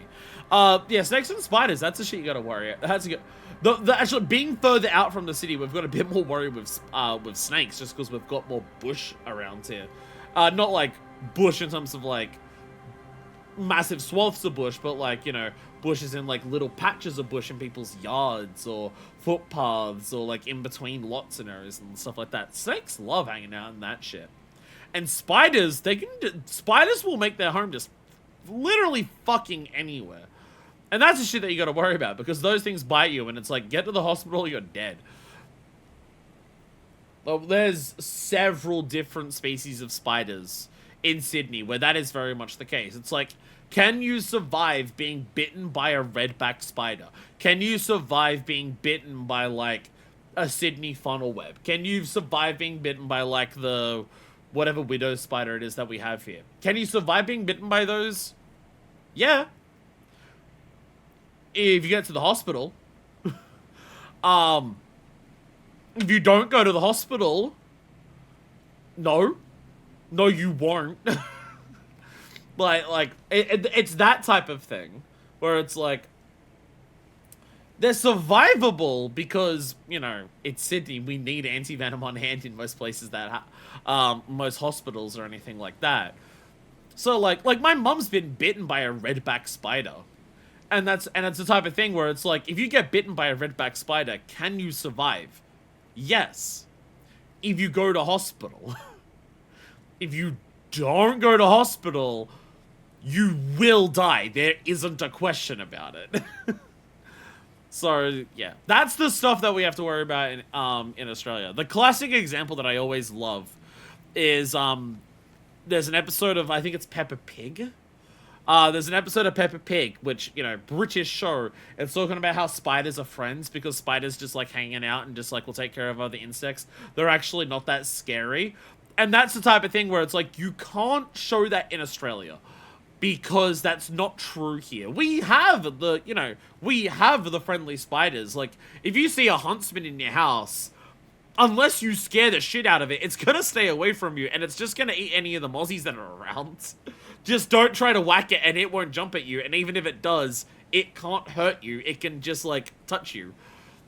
So we do have the non-venomous spiders, but you can't teach kids here that spiders are fine because you need to know what spiders are what and know which spiders to just be like, don't fuck with it.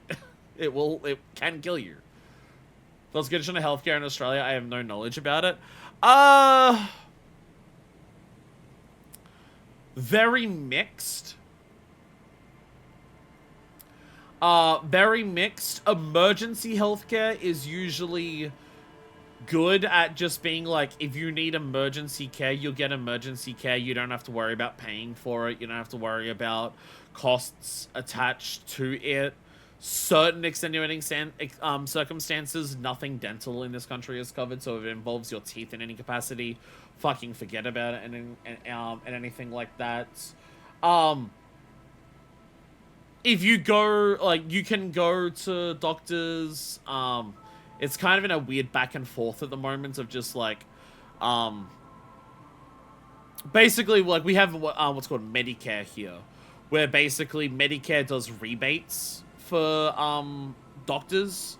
So whatever, like, you have a card that is your card, and so when you give that to a doctor, the government can go, oh yeah, this person's an Australian citizen, they're registered for Medicare, which you don't need, like, you just apply for Medicare by just telling the government, I want a Medicare card. That's, like, you don't need to prove, like, income or anything like that. You just apply for a Medicare card.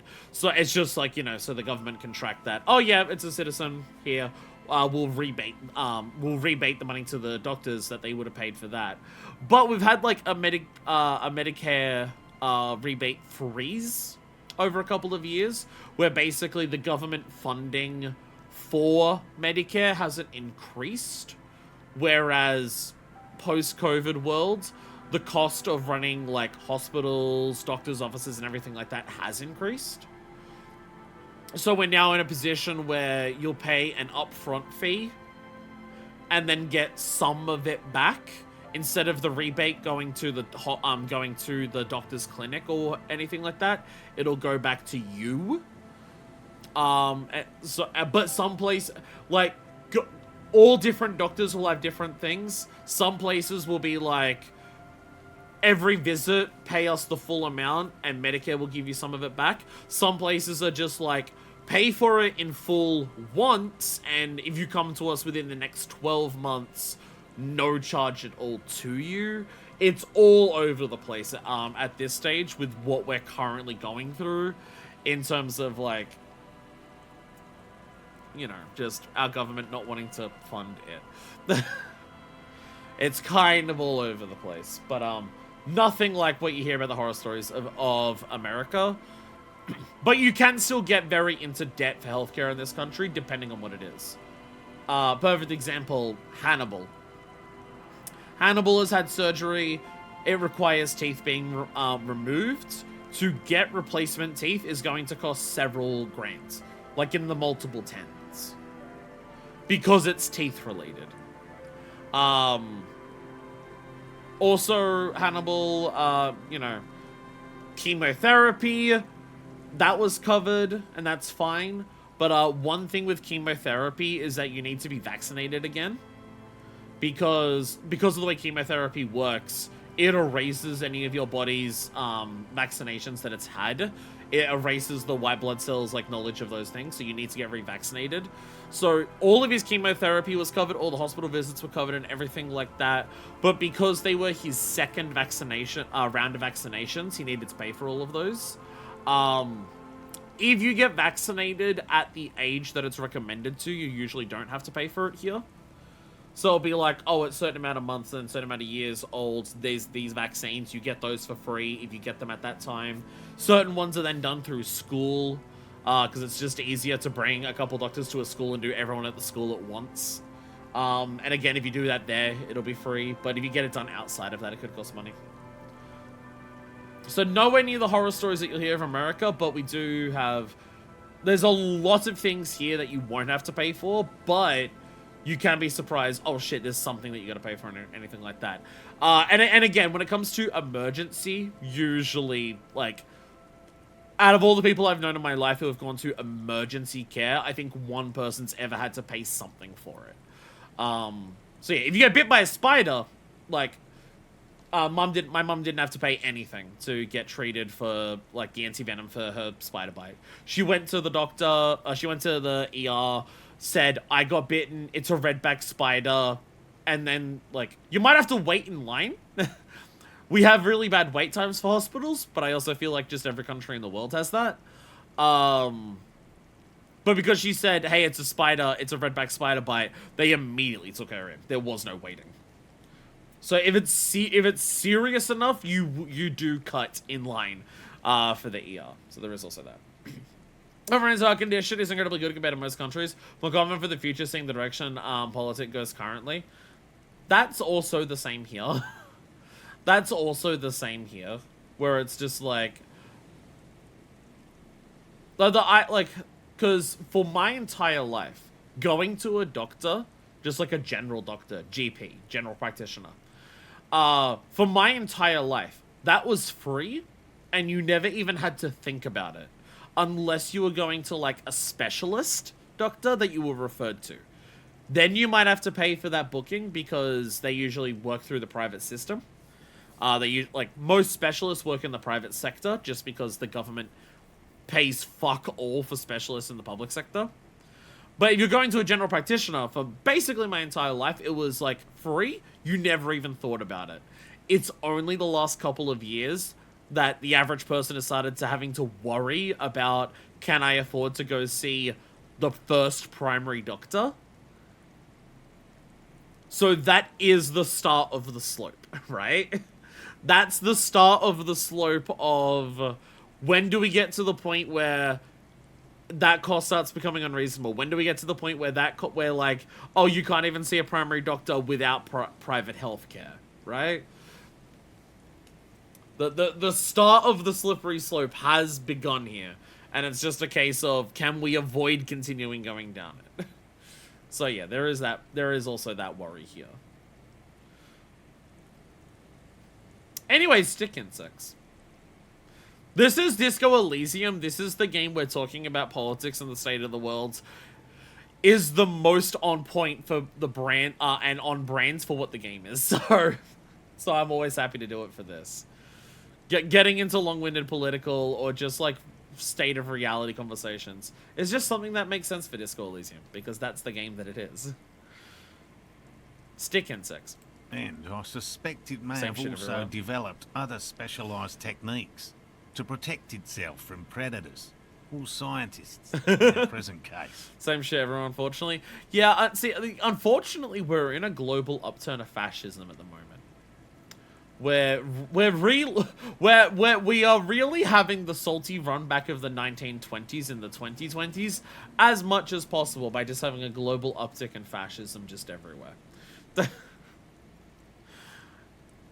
We also had a pandemic like at a similar time as the Spanish flu, which also should have like, I also don't even know if that's like, you know, people got mad that you call COVID the Chinese flu because that is a fucked up thing to do, and then we still call it the Spanish flu, but you know, I don't actually know what the Spanish, like, other than just influenza. I'm not sure exactly what it was, but yeah. Maybe humanity's just going to keep doing that from now on. Maybe we're just going to repeat every century, like decade for decade, just forever now. Maybe that's just what we do now. What sort of specialized techniques is the phasmid using to hide itself? It's my hypothesis that it has evolved certain electrochemical defenses that allow it to interfere with animal perception. See, now we're getting to the crypto part. Confusing the visual cortex. See, now we're getting to the crypto part of this stick insect. But all of the description of the phasmid that we have gotten so far is just that it's a stick insect. It didn't sound that cryptozoologist. Now we're getting the, and it fucks with your brain so you can't see it properly shit. Now we're getting there. But I cannot describe how these defenses work, much less how they evolve, without studying a live specimen. Yes, it makes perfect Of course, sense. Inland Empire's gonna start You're popping beginning in. to suspect there's something paranatural about this phasmid. How big is this phasmid? I'm expecting it to be quite giant. One known species of phasmid, called the Megaphasmodea zoensis, is about the size of a grown man's forearm. Yeah, it's the picture I showed before. That's the picture I showed before. Spanish flu was just a type of influenza. Can we call it something that doesn't put one country to blame for it? Again, people rightfully got annoyed at people calling COVID the Chinese flu. So, why is Spanish flu still called Spanish flu?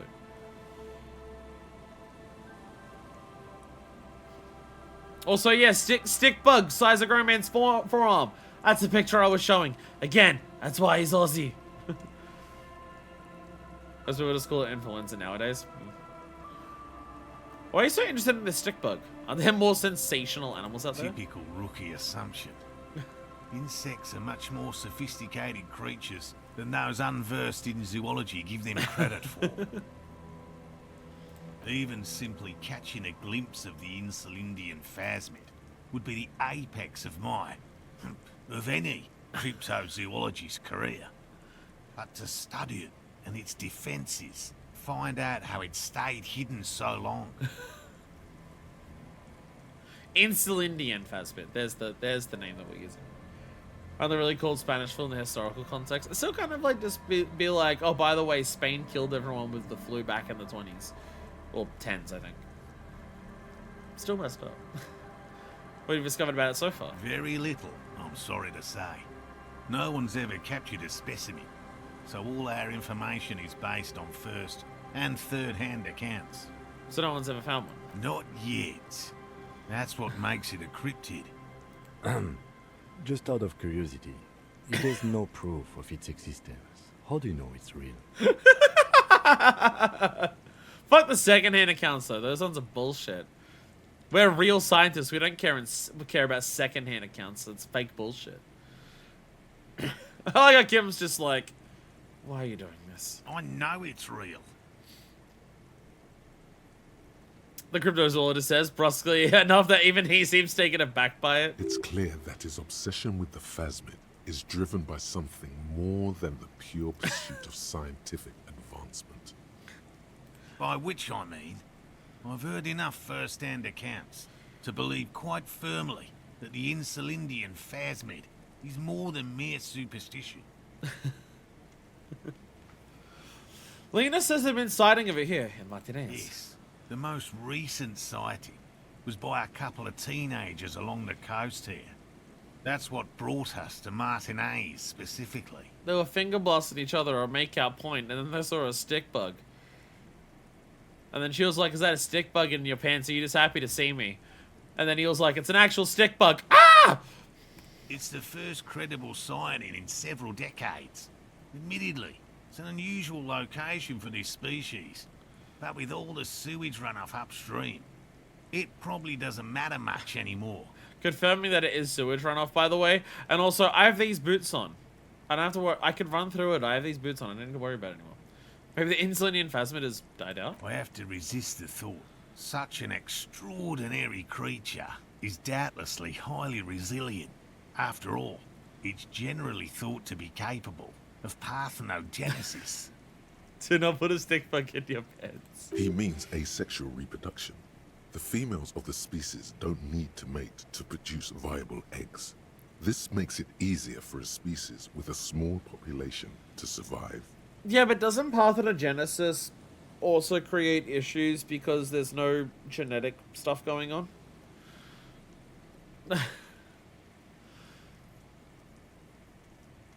Isn't there something with parthenogenesis where that's like, again, the genetic, like... I guess if like the genetics aren't an issue at the stage, then like it's fine, but also like if any mutation happens, then that's just like it forever.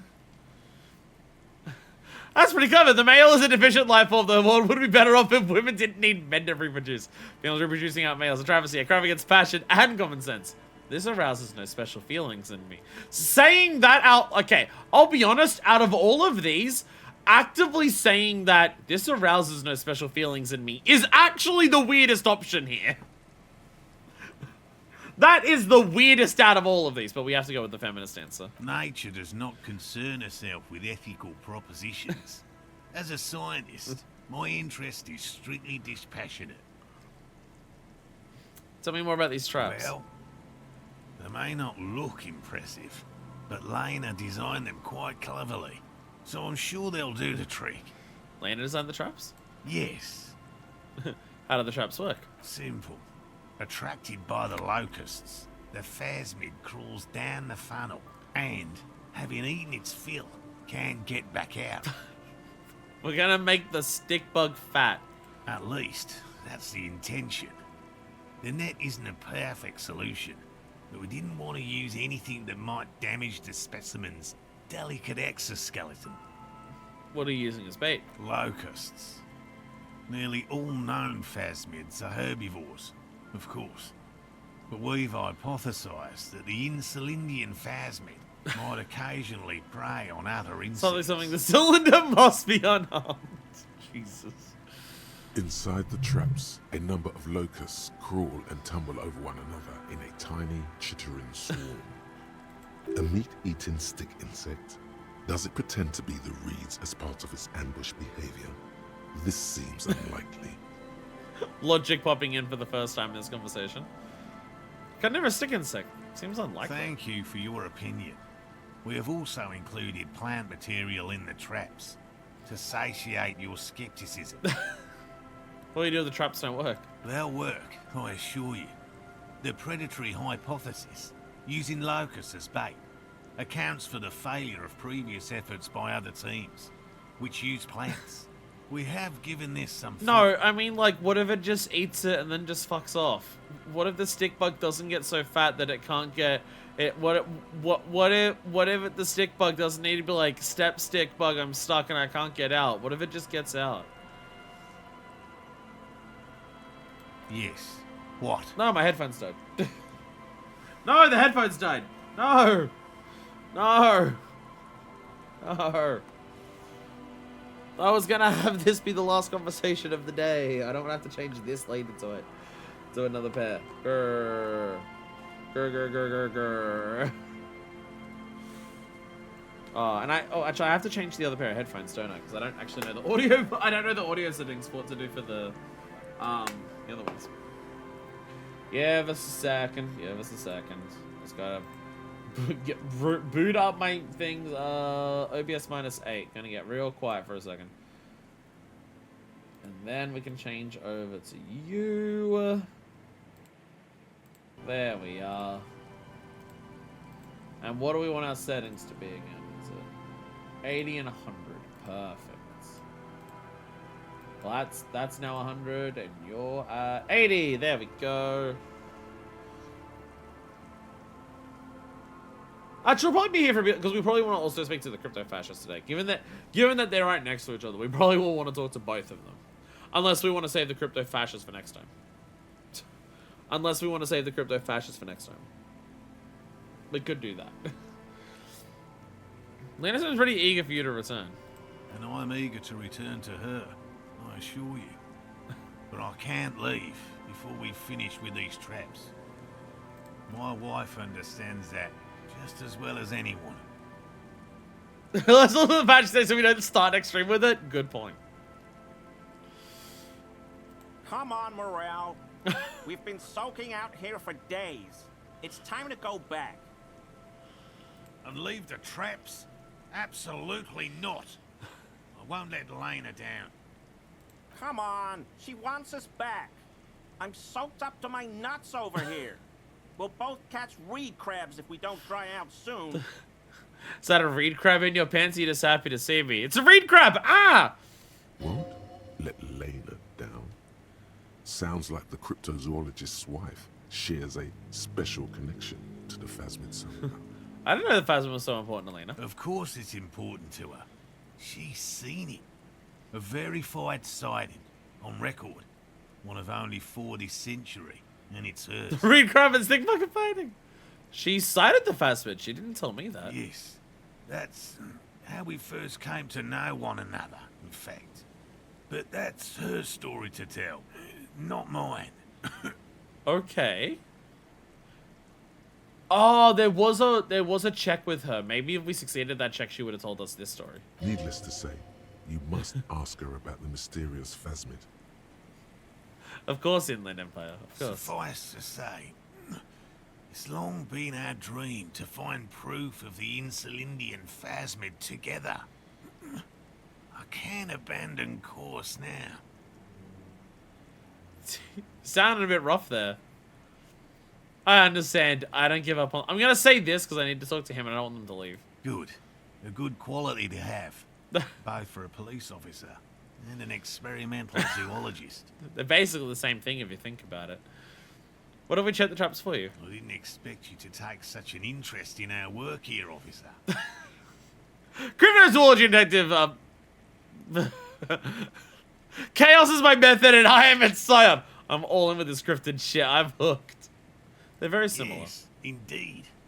Both require a great deal of research, attention to detail, and, above all, persistence. Where are these straps? There are 4 in total. One is to the south, on this little peninsula, by the boathouses there. It's very near. Another we set in Land's End, to the northeast. Okay, it's actually a bit away. Behind a small sand dune there, on your way to the old radio tower, after the church. The third is set near the canal, where you crossed, by a concrete slab. A big thicket of reeds going up the slope, and among them, you should check at least one of those before returning to this one, since I just said it. This one's more of a technicality, but still, better safe and stupid than sorry. That seems like a lot. Do we really have time for this extracurricular venture? What? Aren't you having fun? Even relative to examining a week-old corpse, I'm not sure mucking about in the reeds qualifies as fun. But have it your way, detective. If you think it's important, you have been right before. If you think it's important, you found the fucking bullet hole. Maybe the fucking phasmid's related to the case. I don't fucking know with you anymore. I don't know anymore with you, detective. Fucking sure, why not? What do I do if there's a phasmid in one of the traps? Bring it to me at once. Just make sure the trap is closed tight. He's not comfortable with the possibility that you'll claim the find, but he's lying about this even to himself. What if I encounter the phasmid in the wild? That's highly unlikely, officer. But in the event you do, I'll spray you with a pheromone mixture I developed. It's made of musk and research chemicals. The pheromone should attract the insect to you, or at least prevent it from bolting at the sight of you. It's quite potent. Will last you about a week. Chat, do we want to smell like stick bug for seemingly the rest of the game? Considering it lost a week. Do we want to smell like stick bug for the rest of the game? Maybe it'll cover up the smell of the dead body because we They said it was gonna take multiple washes to get that off. Maybe it'll cover the smell of the dead body. Lay it on me thick, buddy.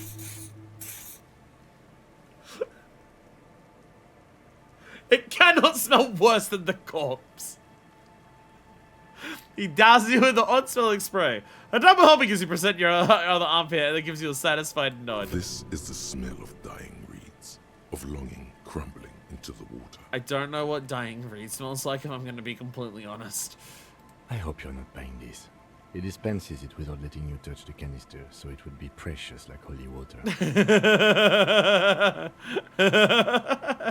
It is precious. A single dose cost me 50 real to develop. Not that I expect you to understand self-financing one's own research. Alrighty, let's get to it. Which means you two can pack up and go back to the whirling. Whatever he thinks about this detour, it's clear that these men are exhausted and in need of assistance. Oh, I guess they are going to be sent back. Finally, someone's talking sense. Never mind. They're going back because we offered to the traps anyways. Thank you for your help. Gary and I will start breaking down camp. If you have any more questions, now's the time to ask. We'll be gone once you get to it. If it's more cryptid-related business you want to discuss, you'll have time for that later too. But what if the information is vital? On the hunt. On the hunt. How'd you become a crypto? I'm gonna ask it now because I can. How'd you become a cryptozoologist? Just always liked animals and puzzles.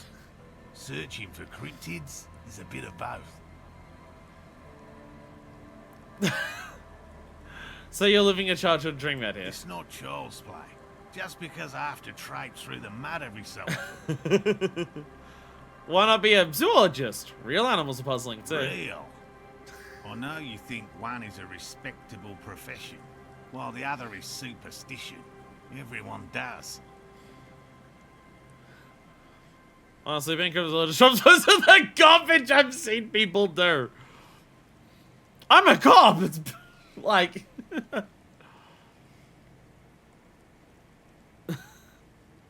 better than most of the garbage I've seen people do. My methods do not differ from other scientists. I simply draw upon a wider variety of evidence. And I have more hope that something truly surprising might happen. Again, I have to assume I have to feel like the cryptozoologists are in this game as a counterpart to Harry in some aspects. Again, it comes back to the idea of the absurd circumstances that we're looking for the case. Like, Harry happened to stumble upon a case of a hanged man in the back of a building and managed to work out that actually what happened is that he wasn't hanged, despite us finding the body hanged and all of the blood though of the body indicating that it was hanged. But actually what happened is that he was shot in the mouth while having sex in the building. Like, I feel like the cryptozoologists are here as a counter to that, of just like, how different is Harry to the cryptozoologist outside the fact that this time he got lucky and right, but also how much of that, again, like, it's a big aspect of the game that I feel like the game is just intentionally trying to make you feel vague about without giving you an answer. Has anything truly surprising ever happened to you? No. As I said, I have yet to catch a cryptid. Although I have come close. Close enough to keep trying. Interesting. Something for later. This close call. So what kind of evidence do you use? Everything from forgotten regional lore to newspaper accounts. Like the one that brought us here. To look for the phasmid. I keep a very open mind. Forgotten regional lore. Ah, I see you're using your scripts to buy the folklore tomes for your Fisher log as well. He's interested in things that people believe that scientists don't. You think other scientists don't listen to ordinary people enough? Most establishment scientists only care about reputation and remuneration, not real research. Of course. And certainly not the truth. They're a cowardly lot. And both the field And basement archives can be dangerous places. Of course, the scientists researching all of this climate change, they only say it's real because they care about getting paid. Unlike all of those scientists who work for the multi-billion-dollar petrochemical corporations. They aren't in it for the money, they're in it for the truth. So you've never discovered a cryptid? No. Very few cryptids are ever discovered, and not for a lack of trying. To stay hidden is a cryptid's primary quality. It's even in the name, cryptid. So how many cryptids have been found? Of the list of cryptids kept by the Cryptozoological Society of Chemnee, which is 4,082 items long, about 2,000 have been confirmed as hoaxes. How do you keep track of that many? 2,000 are hoaxes. 2 are categorized as confirmed discoveries. The rest are in differing stages of discovery, refutation, and data collection. So, you know, we're batting 1 at 1,000 here. We're batting 1 at 1,000. Only 2 have been proven to be real. Yes, the Chateau Quan forest pygmy, who turned out to be an extinct species of primate, and a cave salamander from Hugo Grad, who is, honestly, quite unremarkable. It's in a zoo somewhere. We cryptozoologists are brutally honest with ourselves, more so even than the public. With cryptids, most cryptids are hoaxes or they are never found. That does not mean we should stop searching. 2 out of 4,000, so not even 1%. Then the Insulindian phase will be the... I don't know what to say. That's a small number of discoveries. Do you know what the success rate in pharmacological research is? 0.00003% of bioreactive agents have reproducibly beneficial effects. Yet science persists in the search for medicine, as we persist in our search for new species. I'm curious how accurate that percent would be. I mean, like, that is one thing when it comes to a lot of medicine. Some medicines are just being, are discovered by, like, we know this works, let's try this. There are some medicines that have been discovered throughout human history that have been a case of, fuck me, I guess that works.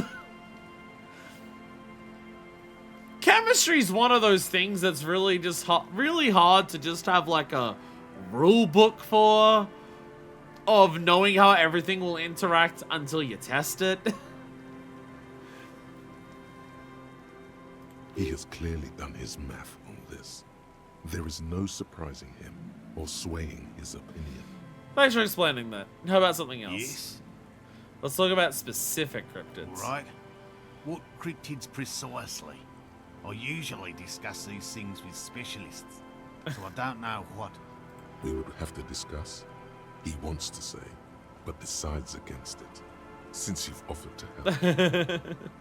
You need to ask him about specific cryptids. Cryptids you've heard about from Lena or his friend Gary. He won't just talk. Yeah, so we didn't get Lena to tell us about a cool one. Which cryptid did you almost catch? You said before you almost caught A one. willow person. It's a long story. One non-specialist would find rather dull. Willow person? Willow people? Not at all. What are willow people? They're not people, really.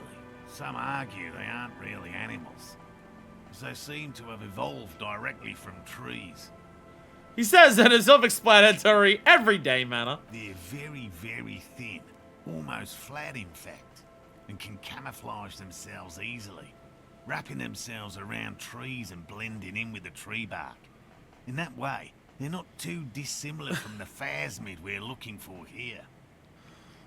So I may have seen these willow people without knowing You it? probably have.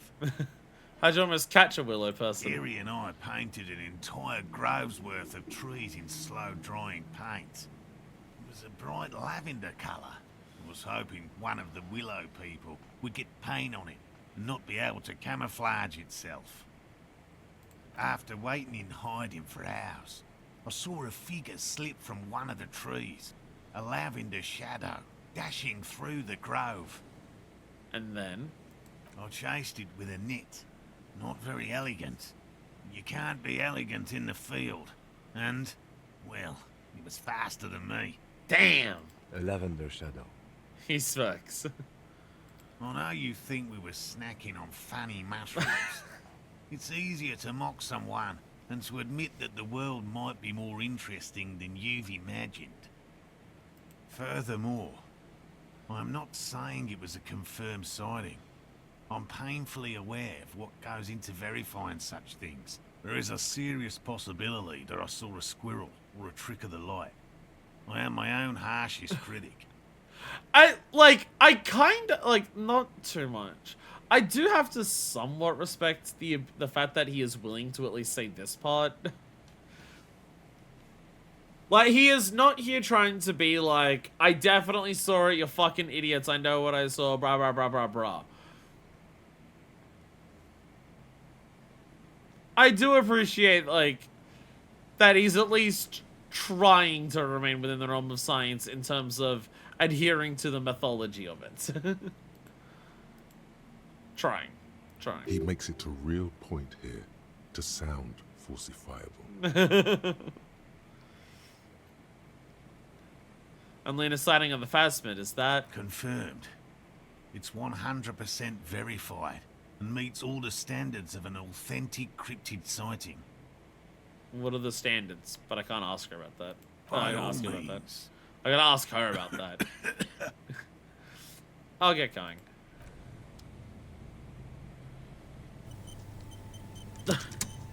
They didn't leave. They didn't leave. They're still just hanging out. Your soggy looks full of ignition fluid. Still they won't light up. Hey, crypto-fascist Gary! Hello, I'm Gary. Very generous of you to help us out, officer. Yellow man. I mean, officer.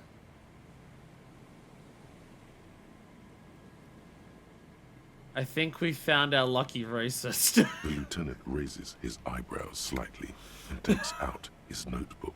I think we found our lucky racist. Yellow man. Interesting. This is something to ask him about. After a little probing first. I'm just waiting for my friend Morel to finish up with his insect traps so we can return to civilization. A lover of the great outdoors. I like nature, just not this bloody coast.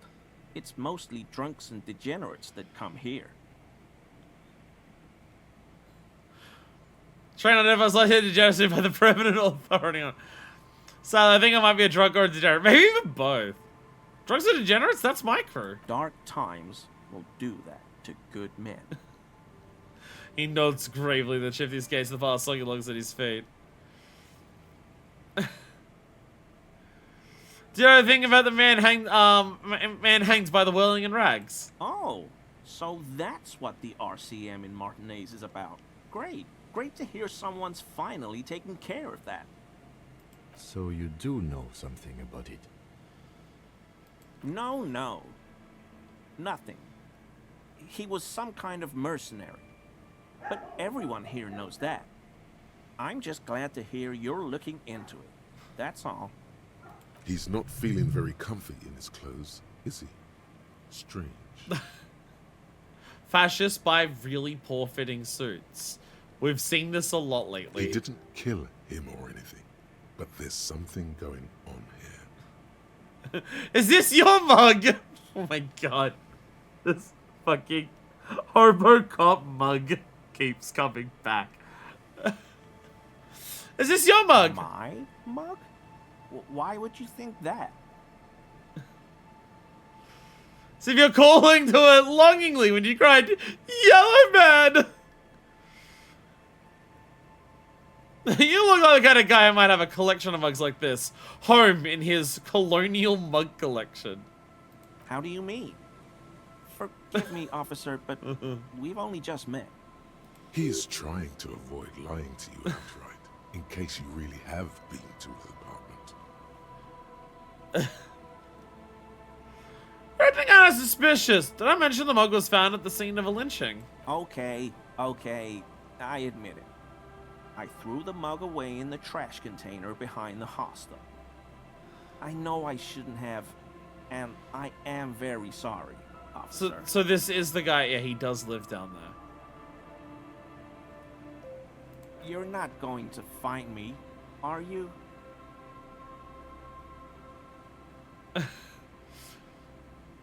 He's a crypto-fascist. Fuck this guy. 100 real. Okay, I deserve that. And I won't do it again.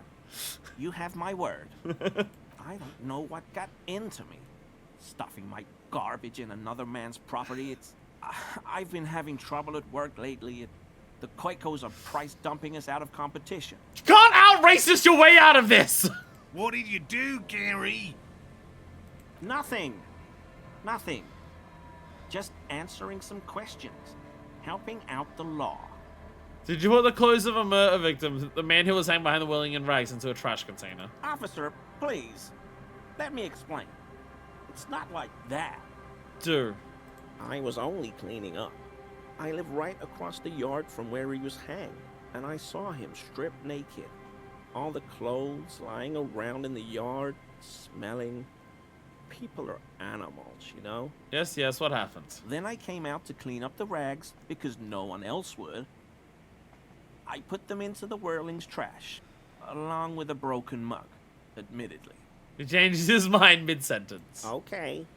I was coming to throw the mug away, and, well, I threw the mug there and the clothes too. Right. It was just civic duty. The lieutenant remarks drolling. Exactly. That's exactly what it was. Civic duty. As he shifts uncomfortably, a series of clicks, like the clinking of glass beads against one another as they roll across a hardwood floor.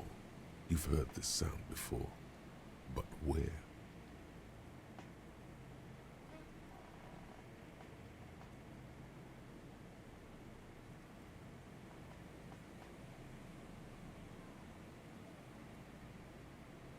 That's the sound of the armor. What's that strange sound? What sound? Clicking I heard when you moved. Really? He fancies on that slowly. This time his motions are soundless. There's lots of weird stuff out here in the reeds, though. Insects, trash. Could be the wind shifting some garbage nearby. Every day, the wind shifts the reeds and whatever was left in them. Tambourines and condom wrappers, plastic and glass bottles.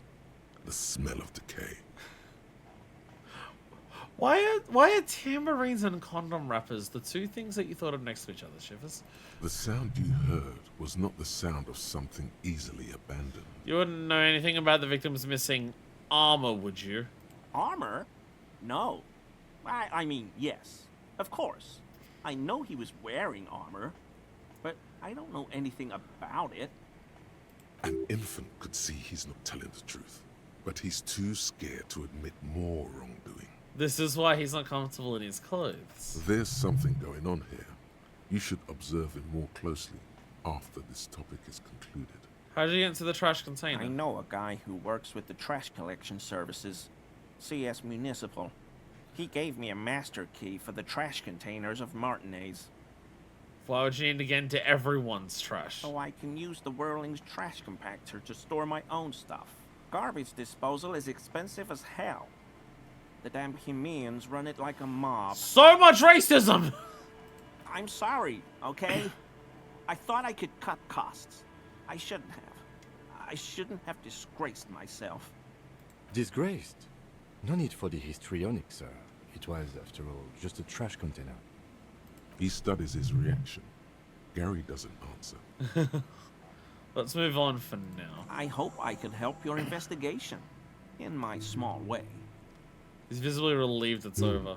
Does this mean you were in his apartment, admiring his colonial mug collection? Perhaps it would be interesting to tell him. Composure high.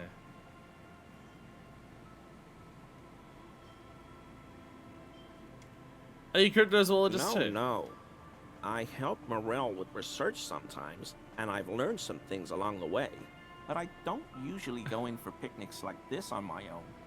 So, Gary, you live nearby, in an apartment in Martinez? Points in his direction. Sure do, officer. His eyes narrow slightly. He's wondering where this is going. Mr. Clare must be very... have you found your door open lately? In my home. Yes. When I was going to... How did you know? Nothing. I just wanted to ask you if your door's been unlocked lately. No, I have. Is this about the Union? Did the big man open the door? Don't worry, I didn't go in. So you work for Everard Clare? Officer, please tell him we're good. No, tell him I'll make it up to him. What have I done? He'll send the muscle after me. Man looks around whispering, make sure no one hears you talk. As he lowers his tone, he hunches his back.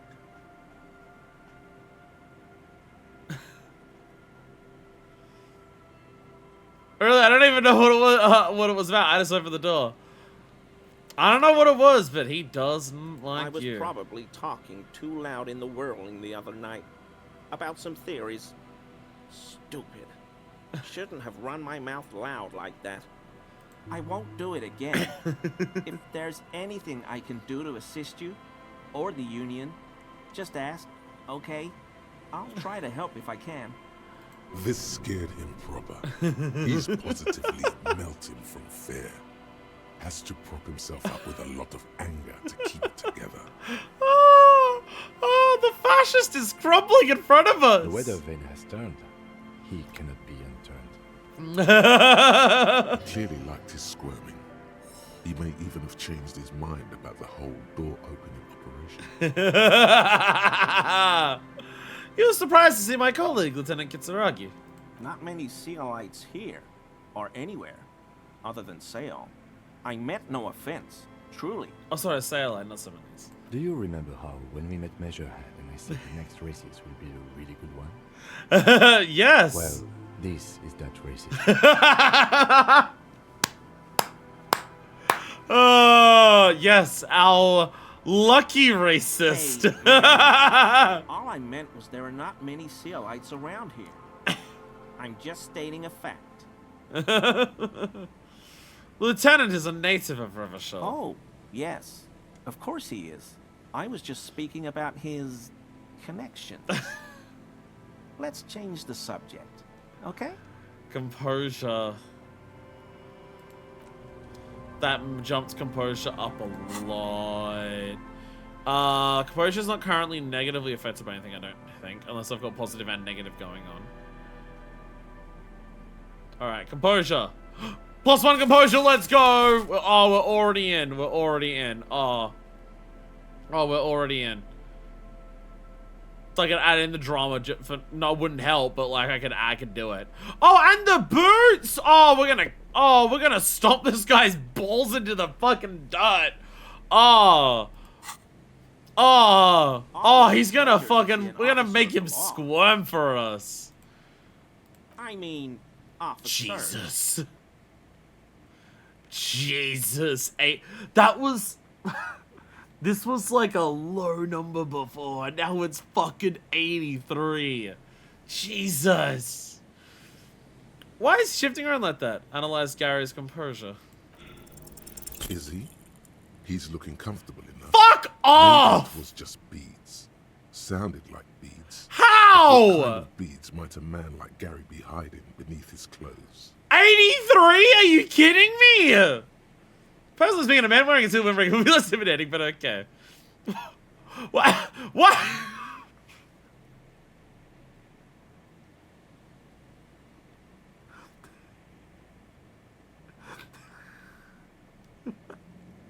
Will this make the check easier if I worsen his composure by asking if he has some anal beads? Will it worsen his composure and let me retry the check instantly? How the fuck? Oh god! The higher the chance, the less likely it is for me to succeed. I swear to God. Are you currently sporting some anal beads? I wouldn't be able to hear if you were wearing anal beads. He was. Please excuse my colleague's humor. The murder case is taking a toll on us both. You don't quite have to answer that yet. Yet. What he means is, Working on the case is taking a toll on you. And working with you 83 and it is taking failed? a Are you toll fucking on kidding him. me? Of course. Of course.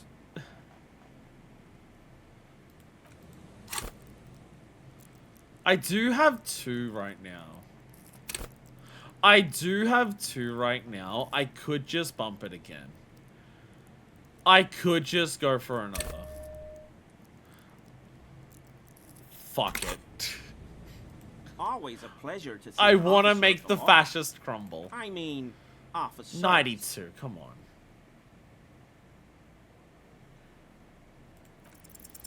That shirt Thank looks God. very uncomfortable on him. Look at the buttons, barely keeping that thing together, as if something is ready to rip out from underneath. Something worn underneath it. Yes, like a piece of ceramic armor, for example. One that makes a clicking sound when the plates meet each other, resembling pearls or marbles, stolen from the corpse in the yard near where he lives. I see you're a connoisseur of high-quality combat gear. I knew you'd figure it out, officer. I'm sorry I didn't tell you at once. He unbuttons the shirt. I was ashamed of what I did. And I didn't want you to know. You see gleaming white ceramic shine underneath. A thin layer of interlocking plates covers his gaunt torso. We're not detecting falsehood, sire. He's gearing up to admit the truth. I knew you'd figure out I was using anal beads. This shame is surprisingly sincere. Because he got caught by a cop. He's a fascist. He loves cops, and now the cops are harassing him, and I feel really bad. Gary, what's going on? Later, Morale. I've got apologizing to do. No, you've got explaining to do. Give me that armor now. He sighs again, hangs his head, and unbuttons his shirt fully. A cuirass that matches the dead man's boots comes into view. Soon it is in your hands, smelling of his sweat. We actually just have the armor now?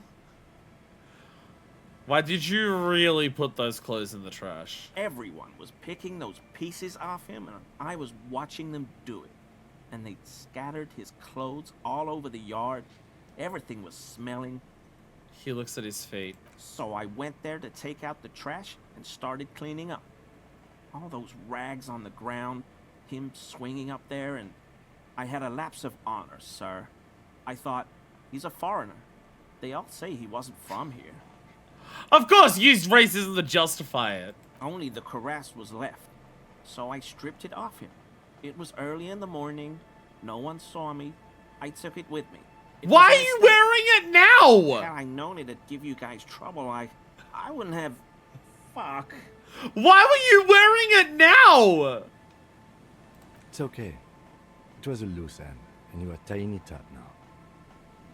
I'm so fucking sorry I called you Yellow Man.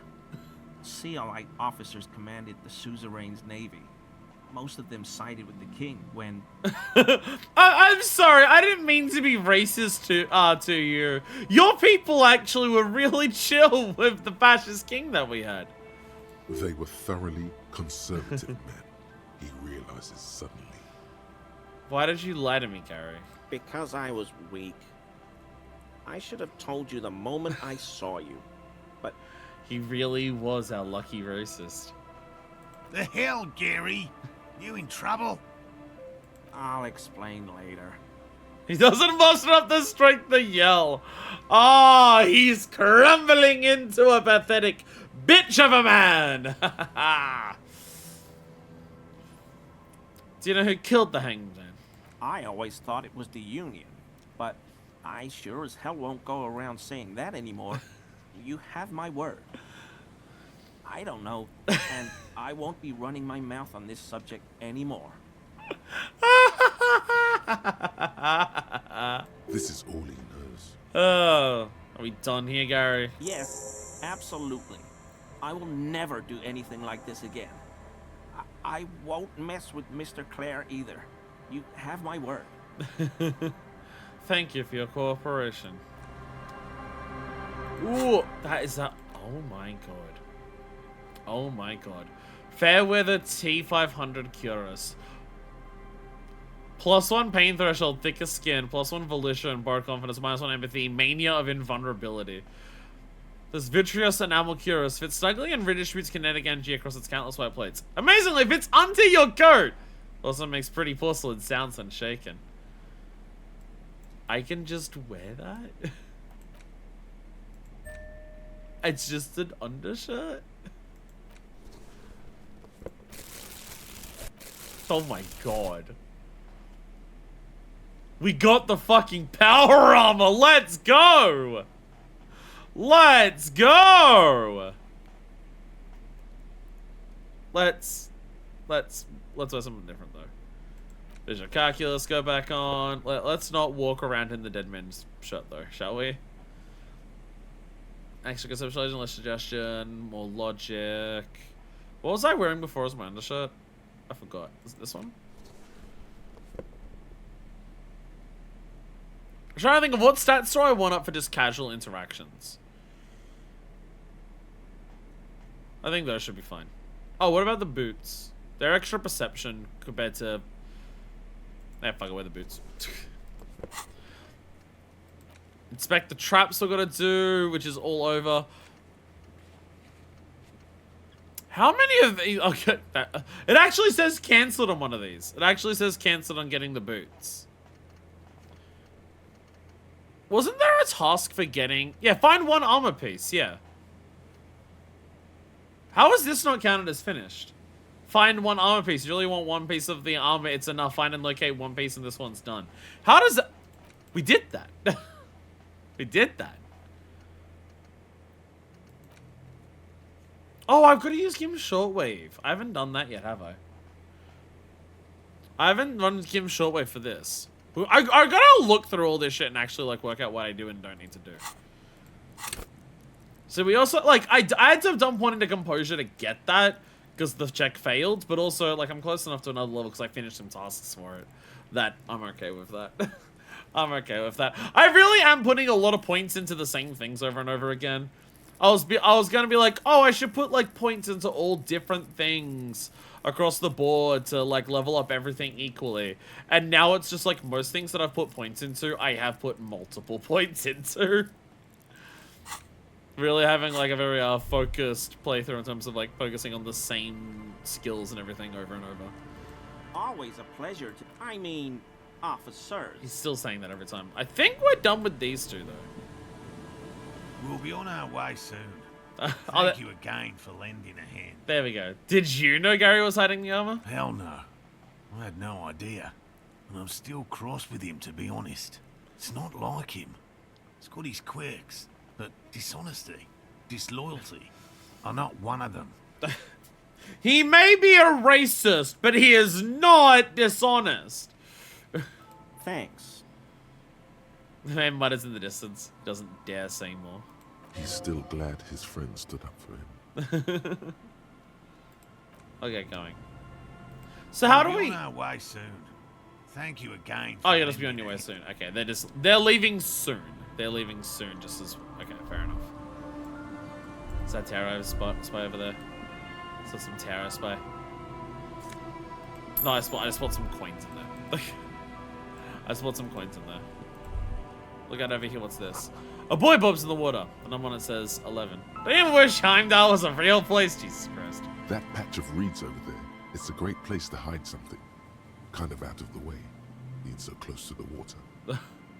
Wait, I can't say anything interesting. You don't have a reason to. Yet. What is this about? Nothing. Just a hunch. The hunch passes, leaving you there, by the old boy bobbing in the water. Time to go. Okay. Inland Empire has a thing with hiding things in the reeds. Talk about some multiple get a fire going this near the ocean. Have millions of blockades are filled with bullet holes. Chat, I don't want to stop playing. Chat, it's 8 PM at night and I'm starting another stream in 12 hours because of Final Fantasy 14. But chat, I don't want to stop playing. I like the game too much. Every episode of Disco goes for so long because I just can't help it. I get so wrapped up in it. But also, anytime I say let's do one more thing in Disco, one thing in this game takes 40 minutes. Let's do one more thing. I just found 2 people on a beach. Let's just talk to them. 40 minutes later, here we are. We have a free house, like, we've done a lot today. We have a free house to stay in, we got a piece of armor, we got, like, other pieces of clothes, we made a fascist cry. We're doing well. We're doing well. We're doing well. Like, we are over on this side of, like, the river, the bay, ostensibly for still the murder case, because we're trying to find the points where the shot possibly could have come from and everything like that. Fuck off, Gary. But, I gotta say, like, the last 2 episodes were very heavily focused on, you know, the case. It was a lot of, like, work out the body, get that solved and everything like that. Then it was a lot of, you know, interrogating Titus and, Cage. There was a lot of, like, heavy focus on the case, right? And a day like today, which still ended up turning back to the case because this guy took the clothes. Just going around, I mean, this place is so much to explore. This place is way bigger than just the little plaza that we had around the whirling. Just going around and just talking to people about all different things, going around and just exploring all different areas, getting a lay of the history of the place, interacting with things that like tell, like, that either like trains of thought for our brain to go and everything like that. It's so good. It's so fucking good. It's so fucking good. But we will end it there for today. Otherwise, I mean, I'm already gonna die for this week of streams. Shut up, Gary!